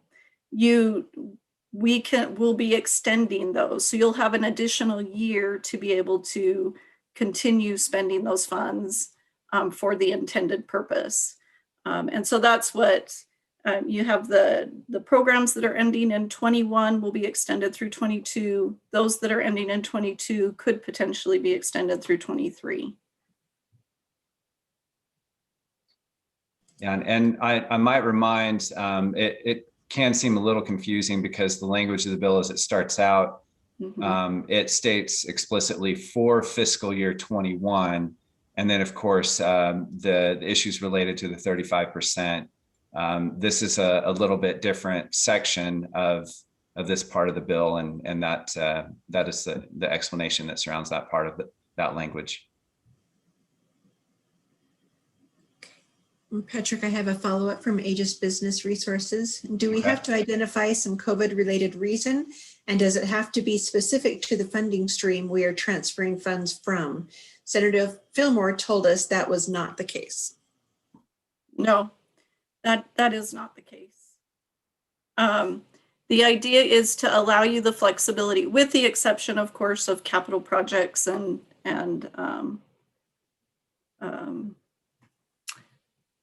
well, it's just the capital projects, right? Or yeah, capital projects or improvements. With that exception, it's just to allow you the flexibility. Every LEA has faced different circumstances as it relates to COVID, and this was just a way to give you that flexibility to address those situations, especially if you didn't receive a whole lot of the Corona relief funding in that way. So some LEAs may have had to increase mental health support. We've been trying to come up with some ideas. So if there's further ideas or you have questions, you're welcome to give any one of us a call and we can kind of talk through that and see if it works.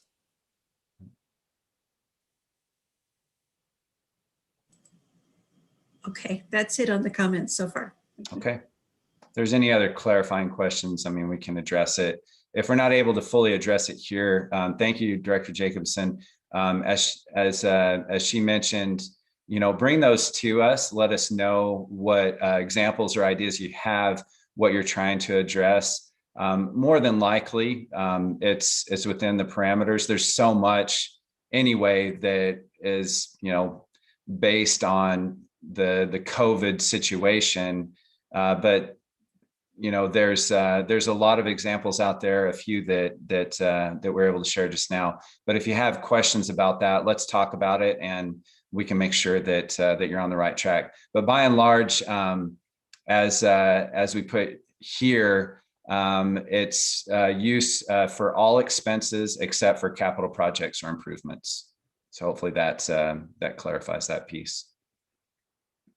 Let's see. So if there weren't any questions on the enrollment growth contingency, we'll go over just for a quick overview recap on the House Bill 450 supplemental educator COVID-19 stipend amendments.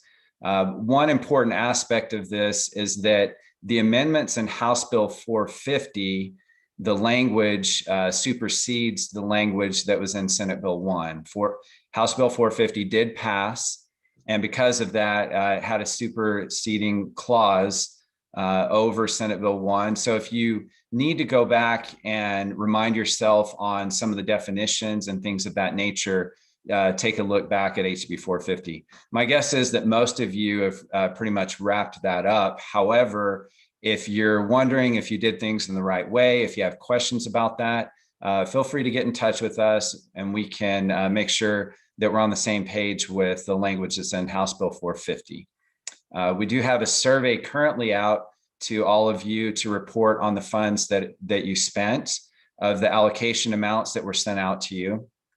And then, of course, any remaining funds to be returned. And this is per legislative requirement in House Bill 450 that an LEA or RESA that receives an allocation from the state board shall return any unexpended amounts to the state no later than June 30th, 2021. So once we have those verified amounts, which are in process right now from all of you, USBE will invoice you for the returning of any unexpended funds. If you don't have that, it's not an issue, but just be sure, to look closely at the spending you've done in those areas, that it's consistent with House Bill 450 rules. And if there are any remaining funds, you can let us know that. If not, then it's not something you need to be concerned about. I'll pause for any questions potentially there as well. Not yet. Okay.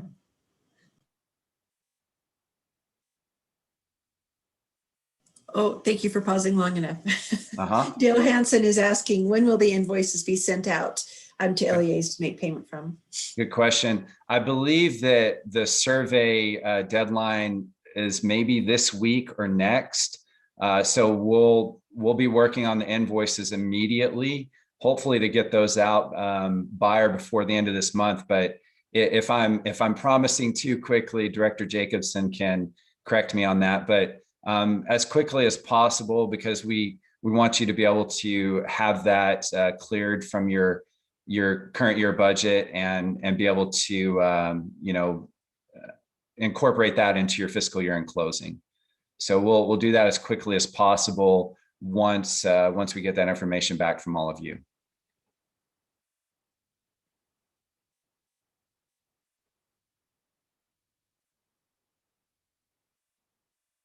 Okay, if there are no more questions on House Bill 450 and the educator stipends, I just want to do a quick review on the American Rescue Plan Act, and elementary and secondary school emergency relief. So also it's known as ESSER 3. However, the Department of Education refers to it as ARP Esser, ARP Esser, if you will. You'll hear us refer to that language more and more so that we can be on the same page, make sure that we're not referring to the first ESSER allotment or ESSER 2, and making sure that we're on the same page there. But the federal funds for this are to be appropriated in special session next week. That's the intent, or a big part of that special session. This time around, the state of Utah is being awarded $615 million. So for informational purposes, if we look at the combined amounts of ESSER 1 and 2 and the ARP ESSER, we're getting around 958 million. So close to $1 billion in ESSER funding in total for all LEAs in the state of Utah. There will be, again, the same 90% allocation based upon federal fiscal year 20. A lot of this was already covered earlier in Director Young's discussion on ESSER and what's upcoming for that. The grant allocations will not be made until mid-June based upon Department of Education requirements and timelines. We know that that poses an issue for all of you as you're working on your budgets. So we are recommending to budget for ARP Esser at about 2.25 times your ESSER 2 award. We'll get those to you as quickly as we can, but we have to wait on our application to be put in. We also have to wait on the legislature to appropriate the money. But for your budget purposes, you should be safe in terms of what your allocation will be to budget at 2.25 times your ESSER 2 award. But we'll get those out to you as quickly as we can once everything is in place, our application's approved, and we're able to get those into Utah grants. I'll pause for any questions there just in case as well. Related to the surveys for the ESSER stipends, Okay. note from Nate Adams saying surveys are due by Monday, May 17th. Okay, yeah, that's right. On the educator stipends, the surveys are due this coming Monday. That's right. You're welcome to get them in earlier if you want. And that will just help us to get out the invoices to you a bit sooner as well. And then a question from Moni asking, are the requirements for the ARUP same as for ESSER 1 and ESSER 2? There are some different. Not ARUP, ARP. ARP, yeah. Yes, I'm not getting what. That's a good question. Some of the allowable, so requirements versus allowable costs. There are some differing requirements, yes. What I would do is refer you back to Director Sarah Young's presentation, and she outlined some of that. Also, the board presentations, which have been given, where she gives updates under the budget agenda item in our most recent board meetings, that will also outline some of those requirements, as well as some of the differences in the allowable costs and the spending that will need to occur from the ARP Esser award once you receive that. However, we of course will include that, and we'll outline that in your Utah grants. And when you input your application, you'll have all of that information for sure.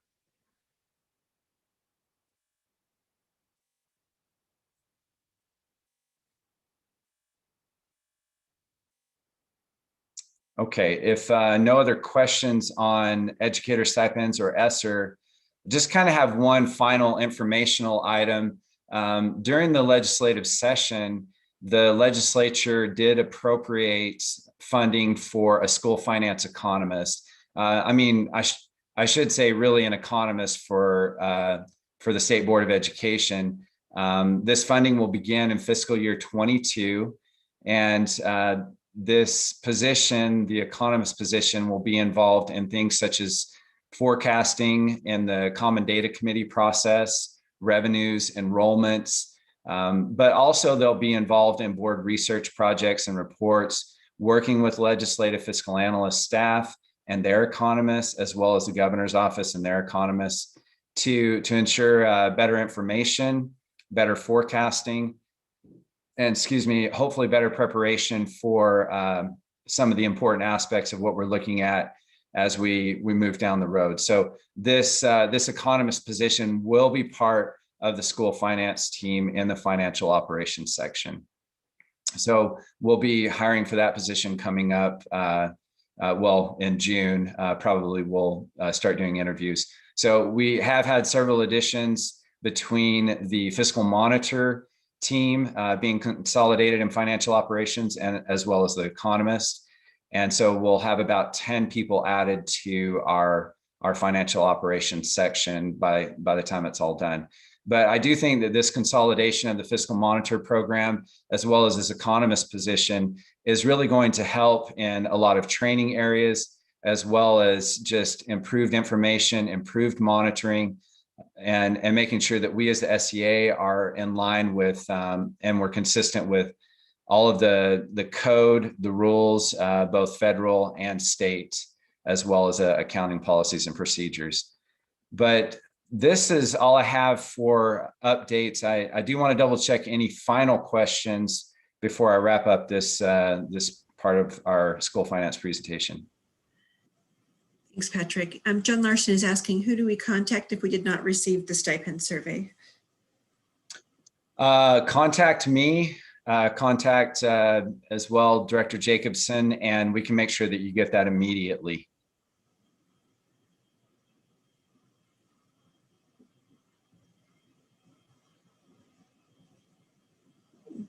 I believe that's it. Okay. All right. That is all that we have for our training today. We're finishing early, so you get an hour of your life back.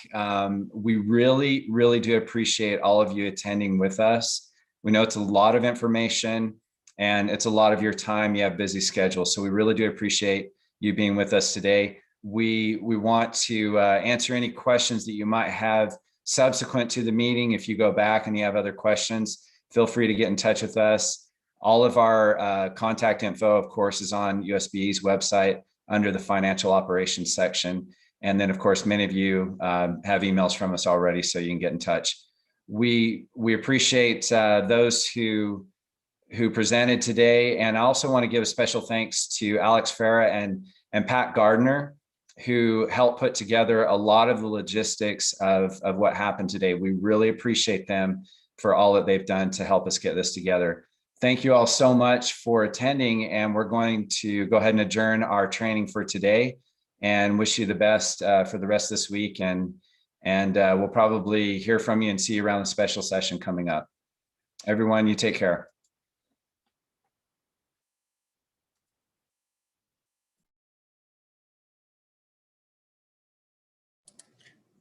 Thank you.